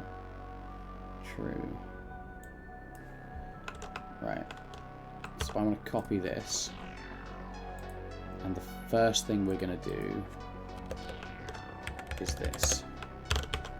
I'm going to drop that up there, and nothing is interactable the moment you hit go. That feels like the win. Because it doesn't actually swap until there. Which is pre all of that happening. Alright. It still feels like it shouldn't be happening. But I think I can see where that issue is coming from now, which is nice. So the moment you click go, I think the problem is there is a point where you're clicking go and the last item is still considered interactable. Yeah, baby, there we go. Right. Okay. So what I need to then is improve that. We need to make that move speed faster. Because it's not interactable while it's moving. And that's a fine line for frustration. It's only a thing that's an issue with this. So if I change that to 1.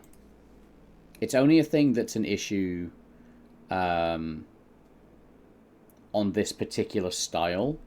So let's check that. And then also I think I need to check that completion is correct. So we go here. Yeah, that feels good. That's faster. Collection complete. Nice. Alright, that's great. I think I need to come over to double scroll slot. And make sure that is also reasonable. Because that was going crazy fast as well.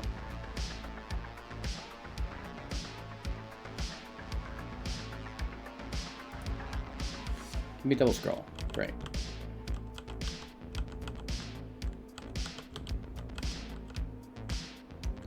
Yeah, that's fine. Great. So, that works really fucking well for me. Which means we can go paper stack slot, and we can go 1. Ooh, that's not as good as I wanted. Oh no. Here it is.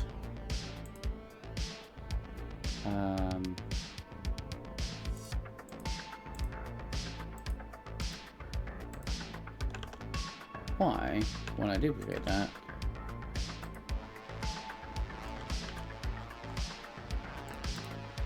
apply all of that.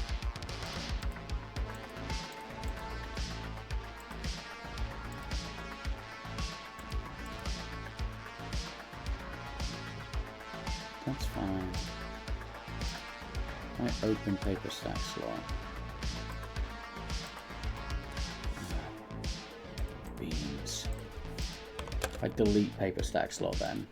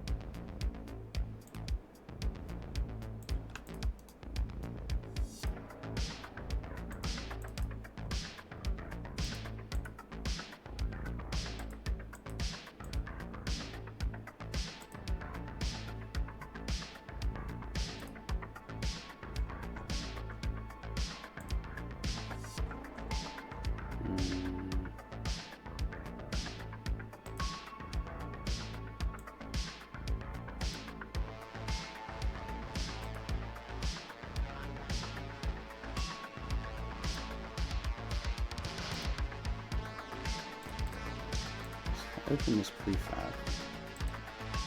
Ah, here we go. That's what I was looking for. Boom. Okay. I knew there was a way around it. It's not the best system in the world. We can go like that, and then we can bring that across like that, and it's just right. So do.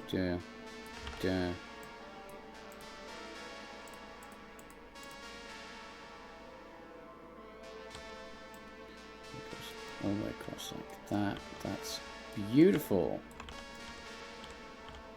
And it doesn't look like they match up. Because fuck me, I guess. Well, no, it does match up. What is happening? What's happening with my perception? Is the ribbon not square? Oh, the ribbon is very slightly not square. Oh, if I upset myself. Oh, I think I know what's happened.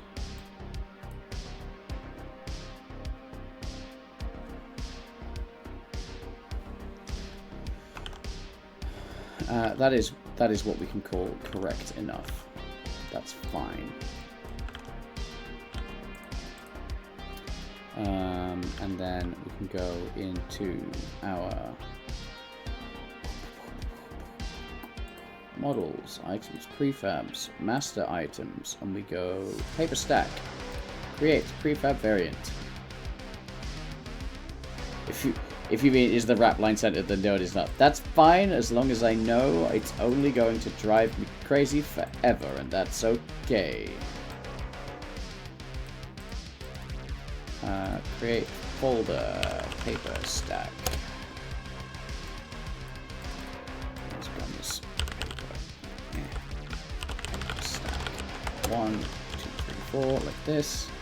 And this variant is 1, 2, 3, 4. And then we can go in here and we go visuals. And 1 is fine, obviously. Why would I try and change 1? Stack 2. Did you have names for these yet, Gemma?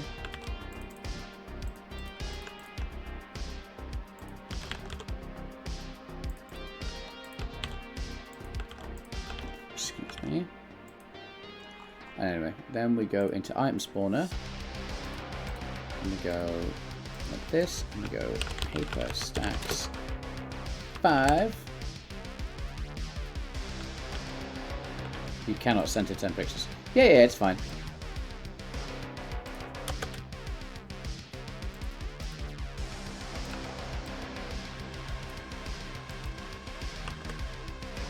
You don't remember? That's fine. I'll just make something up. You know what I'm like. So this can be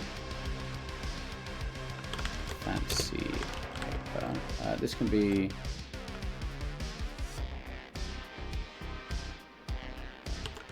grade A scroll paper. And this can be origami paper. And this can be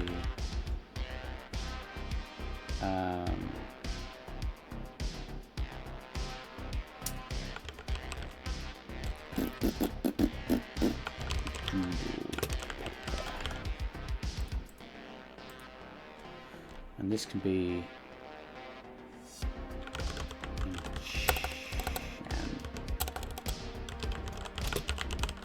and you know what? We can do funny later, but right now the fact is it works, and we're going to take a look at it, and we're going to test this, and I'm going to be very happy.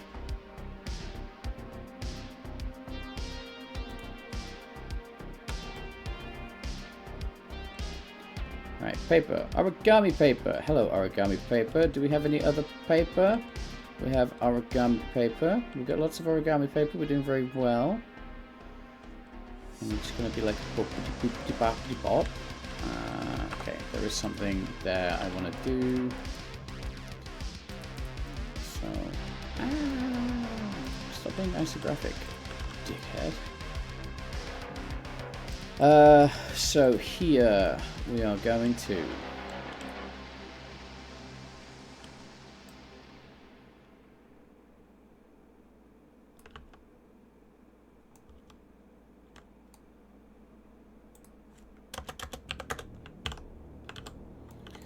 is going to be enough to offset the paper wibblies.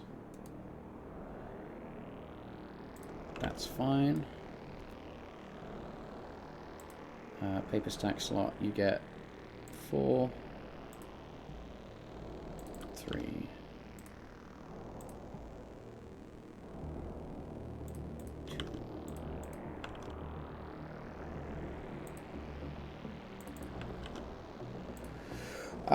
We might have nailed this. It's taken me 4 hours. But that might be us up to date with item placement.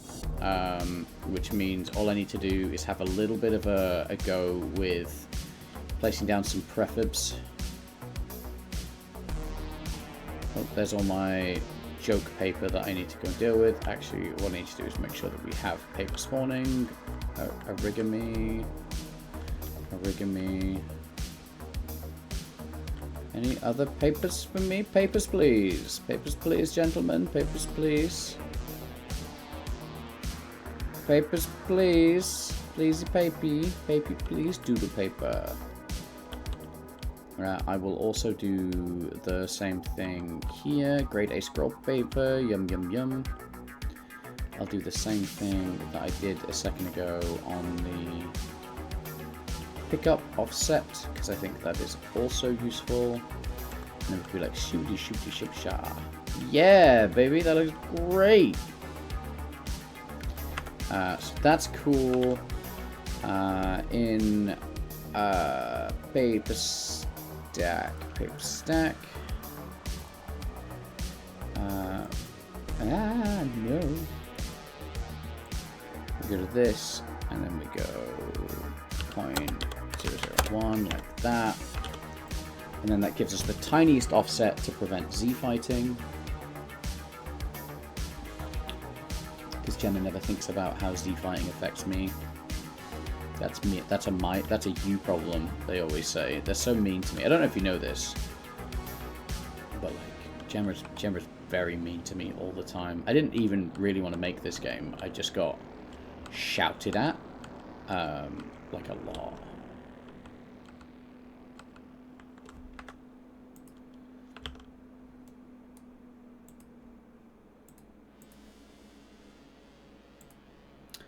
Don't tell them though, because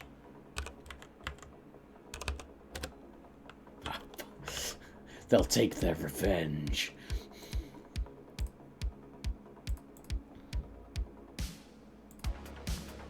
This is what revenge looks like.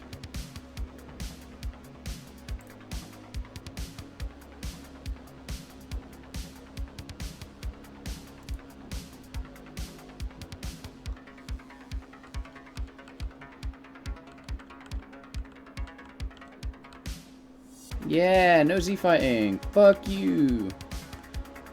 The Z fighting on the side, I suppose.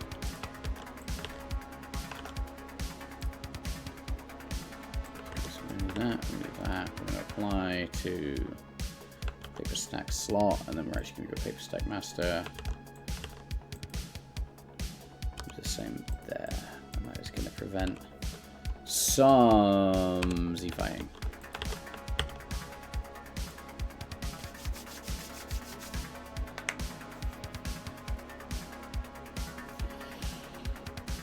Oh, it's going well today.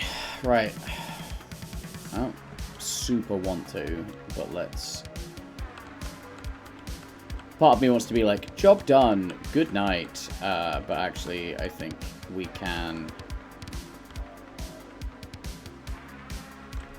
I think we can deal with this. Right. Let's...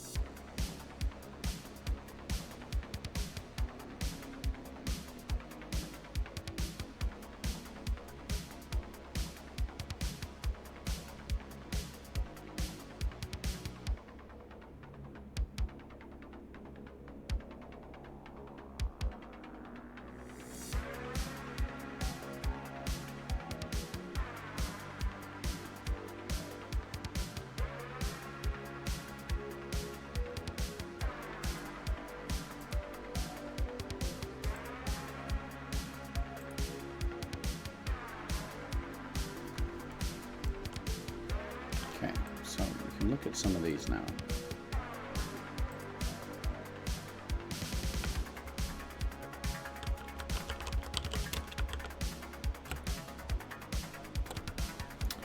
Ooh, I don't know.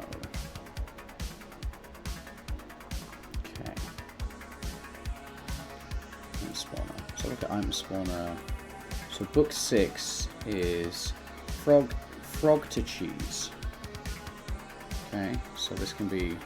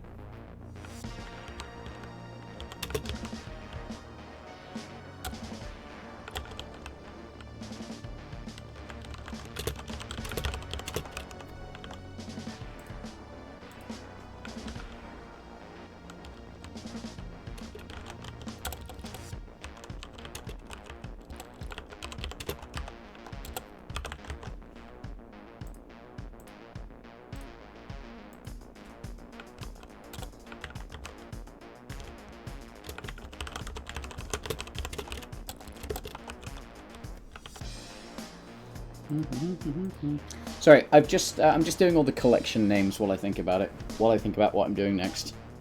Sometimes I write.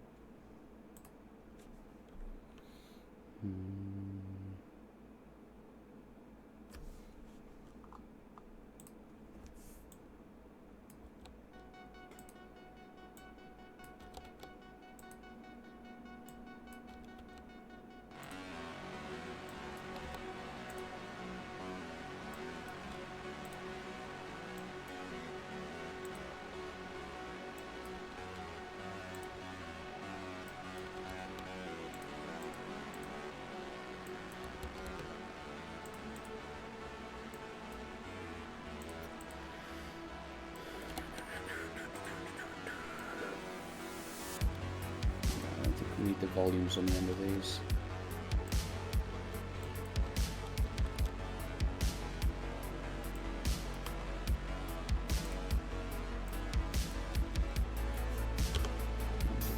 Animation.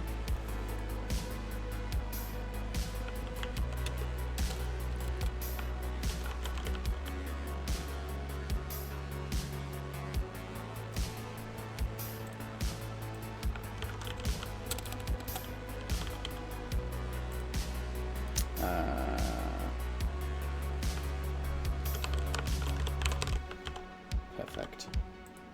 Double scrolls. I gotta do it for all of these. Gah, we'll be alright. Actually, I think a lot of these are fine.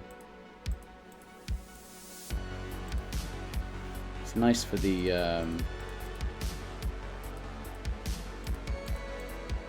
it's nice for some of them. It's nice for the books, I think. So that's updated the collection names, that we can have custom collection names, which is fine, and I think valid for the books, but I think for the rest of it, it's not necessarily great.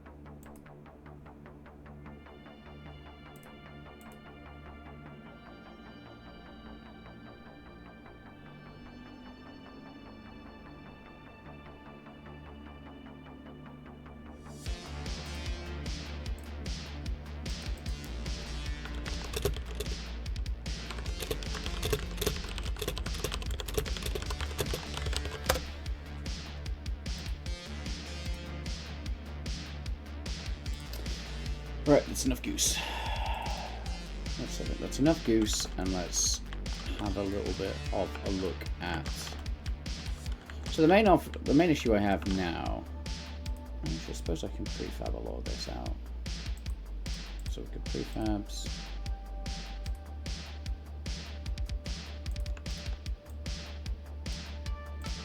Yeah, that's fine.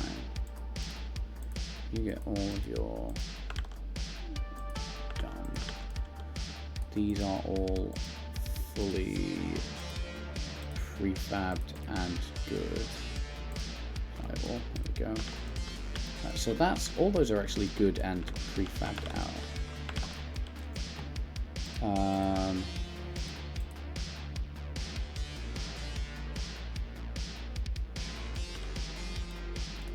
Let's go have a look at main scene and see what I would need to do to make this work, because I kind of want to add all these roofing bits in, because that's really fucking nice. Oh, and the signs. I forgot about the signs. Alright, are you fully set up with the other stuff I've done? Collection signs, box colliders, paper stacks. Yes, that's great. That means I can go here and I can go apply,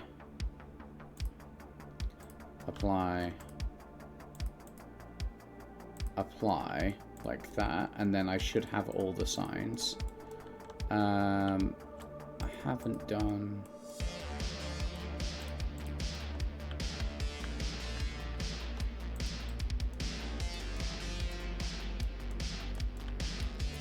Love these.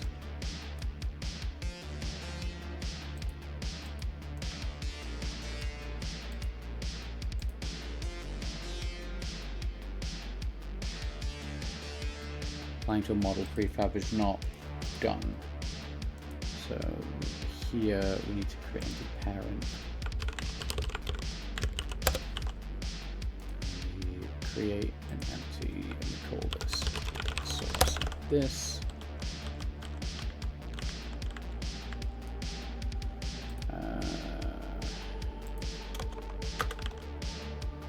This.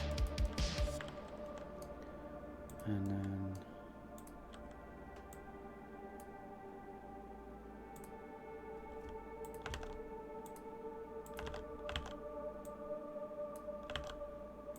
and then that can go into prefab's environment like that. Done. And I can just go back up to where were we?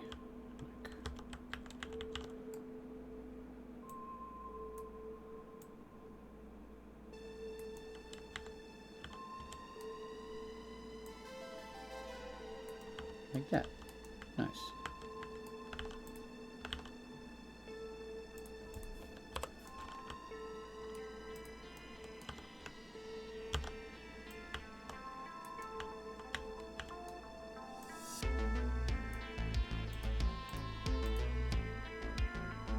Oh, nailed it. Okay, so they are prefabbed now. That's nice. These are lovely. And I like the pillars. So, interestingly,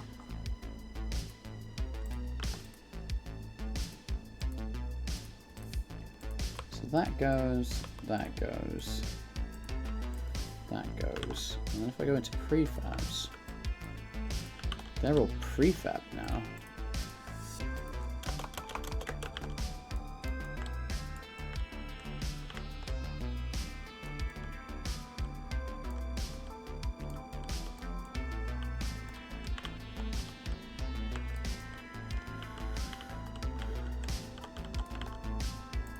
Which means we might be able to just build this as our level. Because you've got all the nice stuff in. And I like the...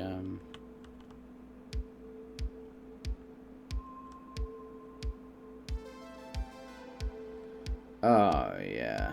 Oh, yeah, that's feeling good. It's looking good. Pillars might need collision. Yeah, so any of the models that you've done need basically prefabbing, and that's fine because you can't prefab a model, so that's been on my list of things to like go through and fix, I suppose.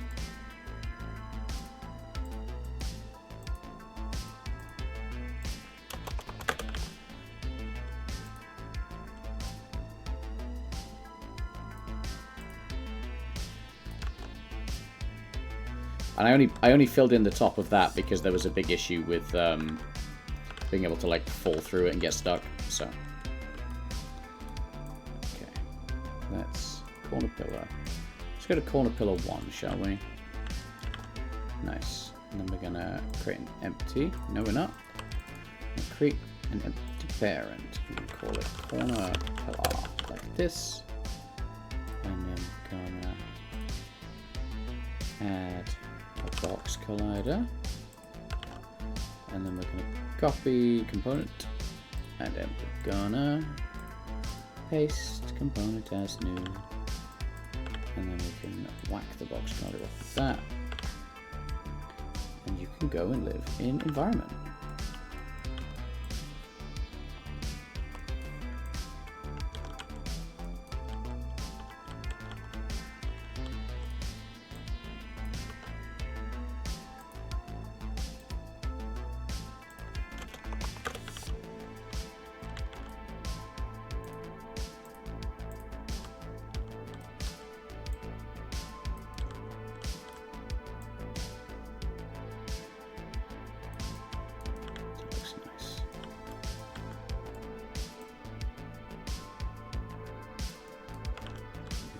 That.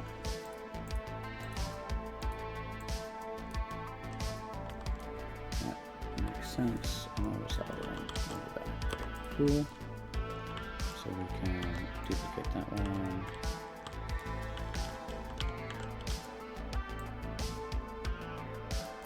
See, now I'm at the point where I'm like, maybe I just need to like prefab out the whole level.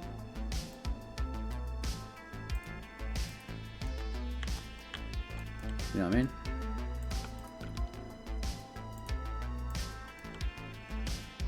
And then if the whole level is prefabbed, it lets us go in and play with stuff like this super easily. Otherwise, everything I've done here, I now need to go and like repeat on my level. But my level's not really the level though, is it? So that's also fine. Stone wall extension, this gets an empty parent. 0, 0, 0. We get a box collider. We copy the box collider. We remove the box collider. We add the box collider. We call this stone wall extension, like this. Why is it still 1,000,000 feet in the air? Oh, cool. That's just how we're doing the piv.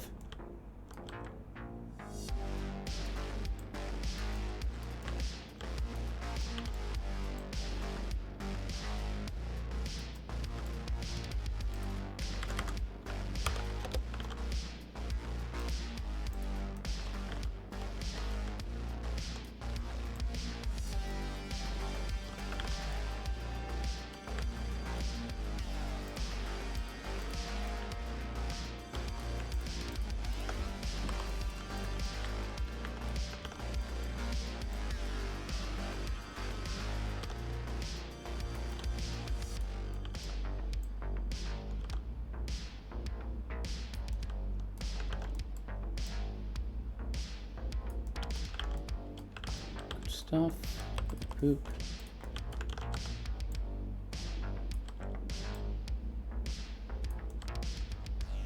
You leaving a lip? Well, I'm not leaving a lip.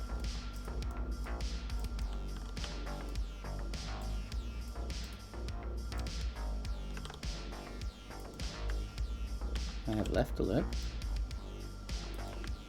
Don't dislike it with a little lip. Oh yeah, maybe I do actually. There we go.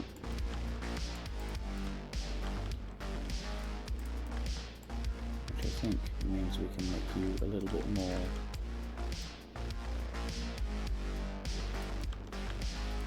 abjectly cornery like that. That's nice. That's really tasty. Throw another one in for shits and giggles, like this. Because I think this shows premise.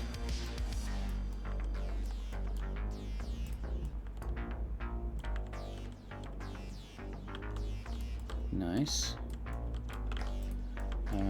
And then, yeah, all of these need, well, to be fair, what you can do is go bang, bang, bang, boom, bang, bang. Is that part of the bookshelf? Hell yeah. Mesh.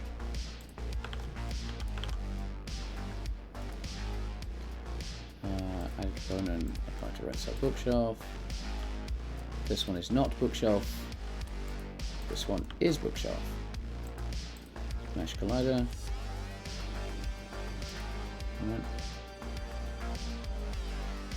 Applies override in prefab. File. Yeah, that's fine. And then this one needs also a collision. And then we've got the wooden roof tiles, which I'm not going to worry about right now.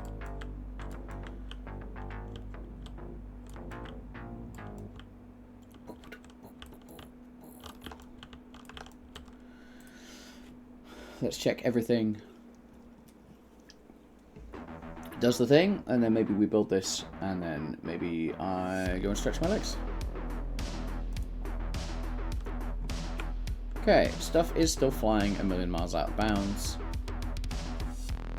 I think that's kind of fine though. What I'm looking for is a sign that my paper has arrived. That the lighting looks nice, that we don't have a wall to walk through. Yep, paper exists.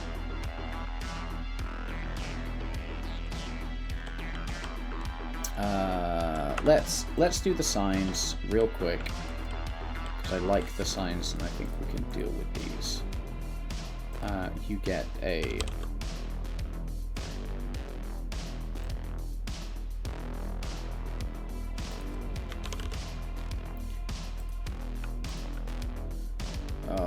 these should be prefabs. No, they'll be fine. Box collider. Object sign.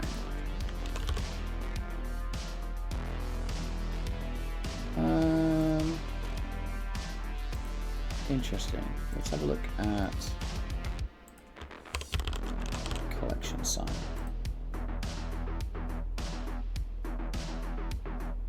Perfect, actually. Collection sign. And then this is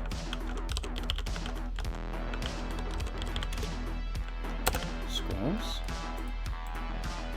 And this is stationery. And this is books. And this is scrolls. And this is quiz. See if that works. That would be a nice thing to have at this point.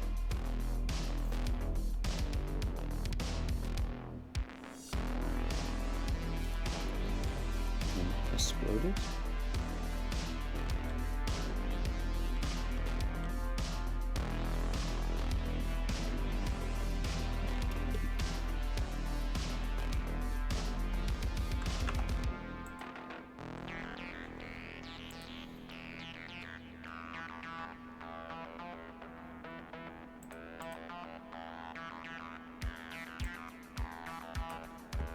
Copy and paste that one to you, Gemma. That feels like a thing for you.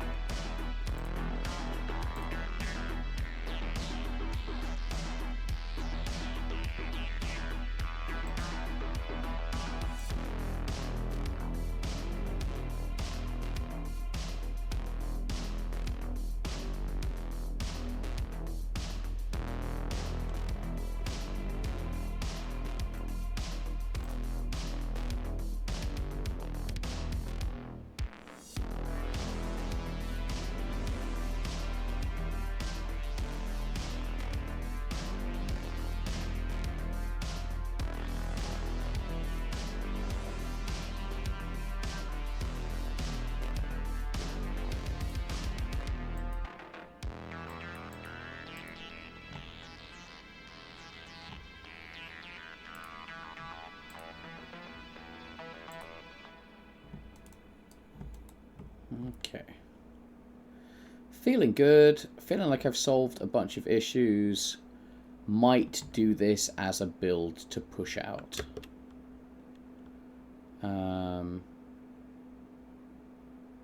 Might do something about spawning first. Let's do something about spawning first. Because that everything explodes at once is not bonita. It does not make me feel bonita.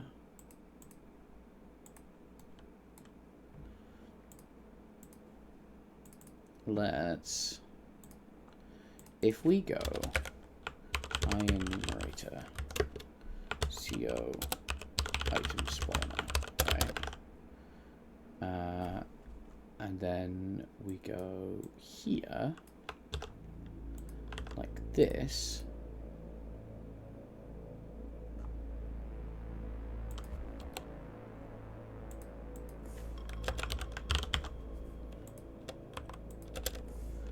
Right. New return new wait for end of frame.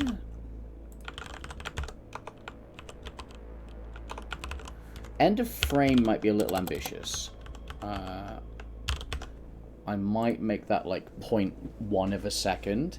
The hilarious part then is it's going to take like, you're just going to have items dropping out the sky for like 5 seconds.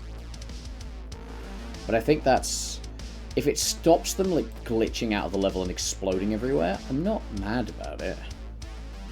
I think end of frame might be a bit of a weird one. It will certainly reduce level load overhead.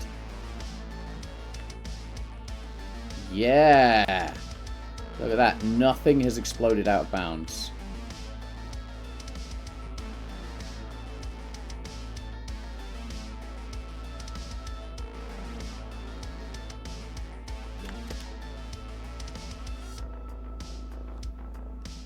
I mean, the next upgrade for that is to designate a spawn area rather than a point and then scatter it within the point.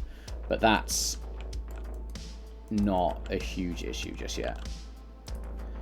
I am actually going to do a build. Except we're now in main level.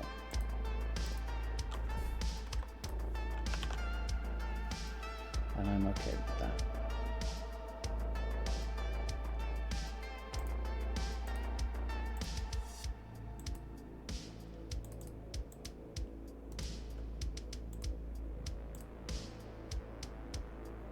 Let's see if it explodes and breaks.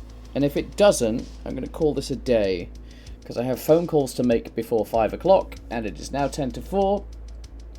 So I will have an hour of my day to go and sort all of this wedding stuff that needs sorting.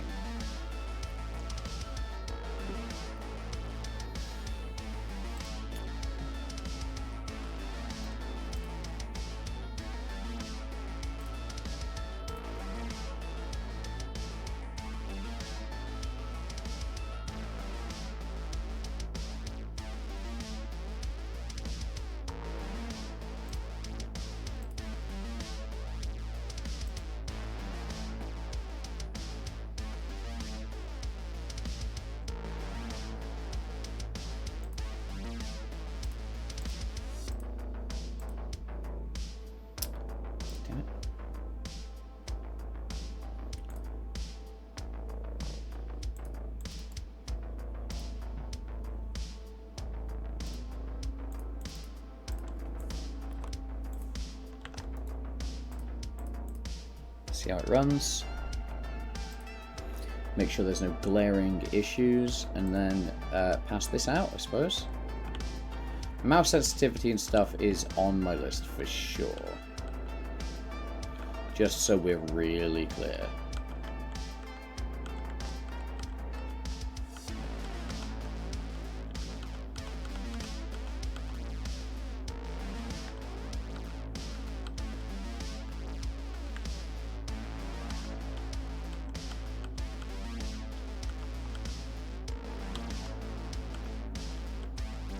See if I can finish the collection. So there's 2 little emerald inks.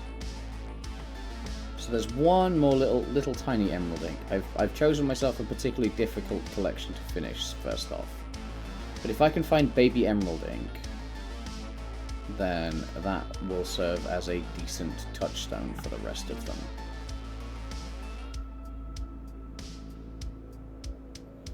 Hello, baby emerald ink. You should be here somewhere.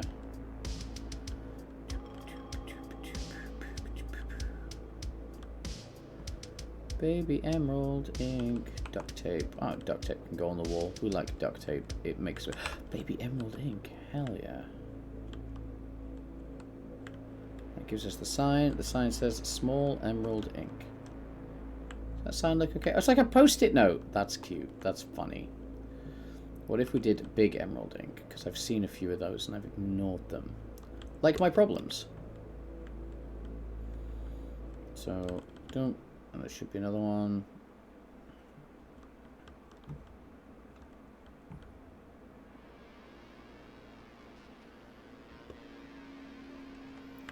Start from the furthest point and then just casually wiggle your way through.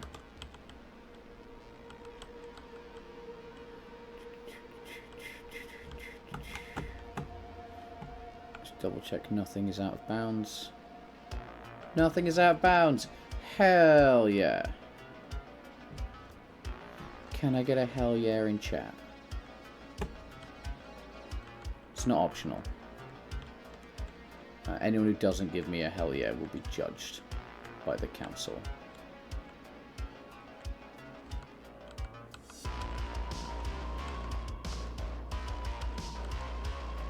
Emerald Egg! Yeah! That's 2 hell yeahs you owe me.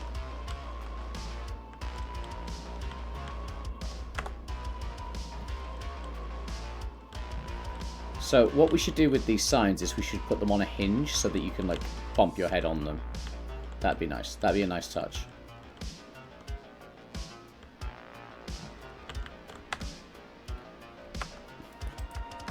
Ooh.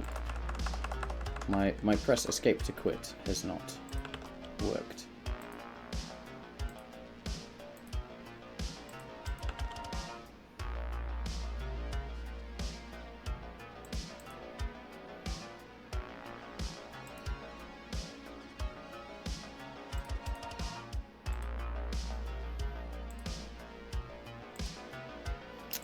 Seems sandbox. Something to do with the player.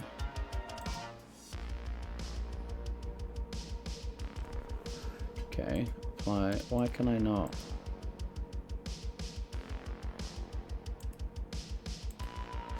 Oh, because it's not attached to the player object. Interesting.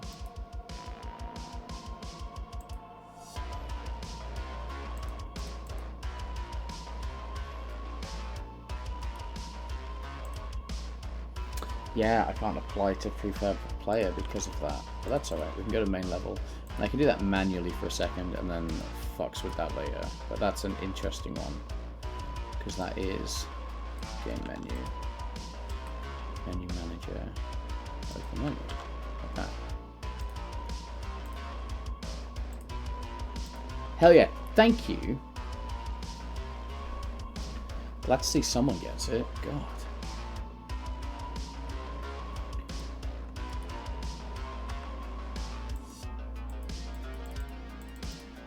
Cool. Right. I'm going to do a build. I'm going to put that in the Discord under the Cosy game stuff. So I will upload this in a second. Please play, feedback important, or, you know, such and such and such. We've done 4.5 hours today, which isn't as much as I normally do. I like to try and push for 6, but like I said, I've got a bunch of wedding stuff I need to handle that I wanted to handle yesterday, and yesterday I was useless. So I'm going to get that uploaded now. I'm going to share that to a couple of people. Let's see if there is a real quick raid I can drop on, because actually now I'm chilling.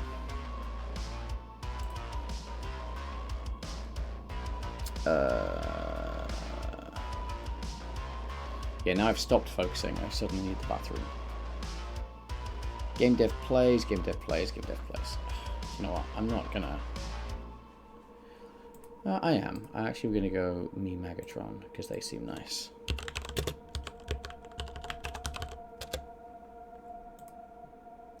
Cool. Right, we're going to go for a raid. I will catch you... if it's tomorrow, it'll be tomorrow afternoon. I've got some stuff in the morning. Otherwise, we are aiming for another full day, Thursday, Friday. But thanks for hanging out. You guys rock. Have a wonderful day. Spread the word. Tell everyone how cool I am. You know the deal. And I'll see you soon.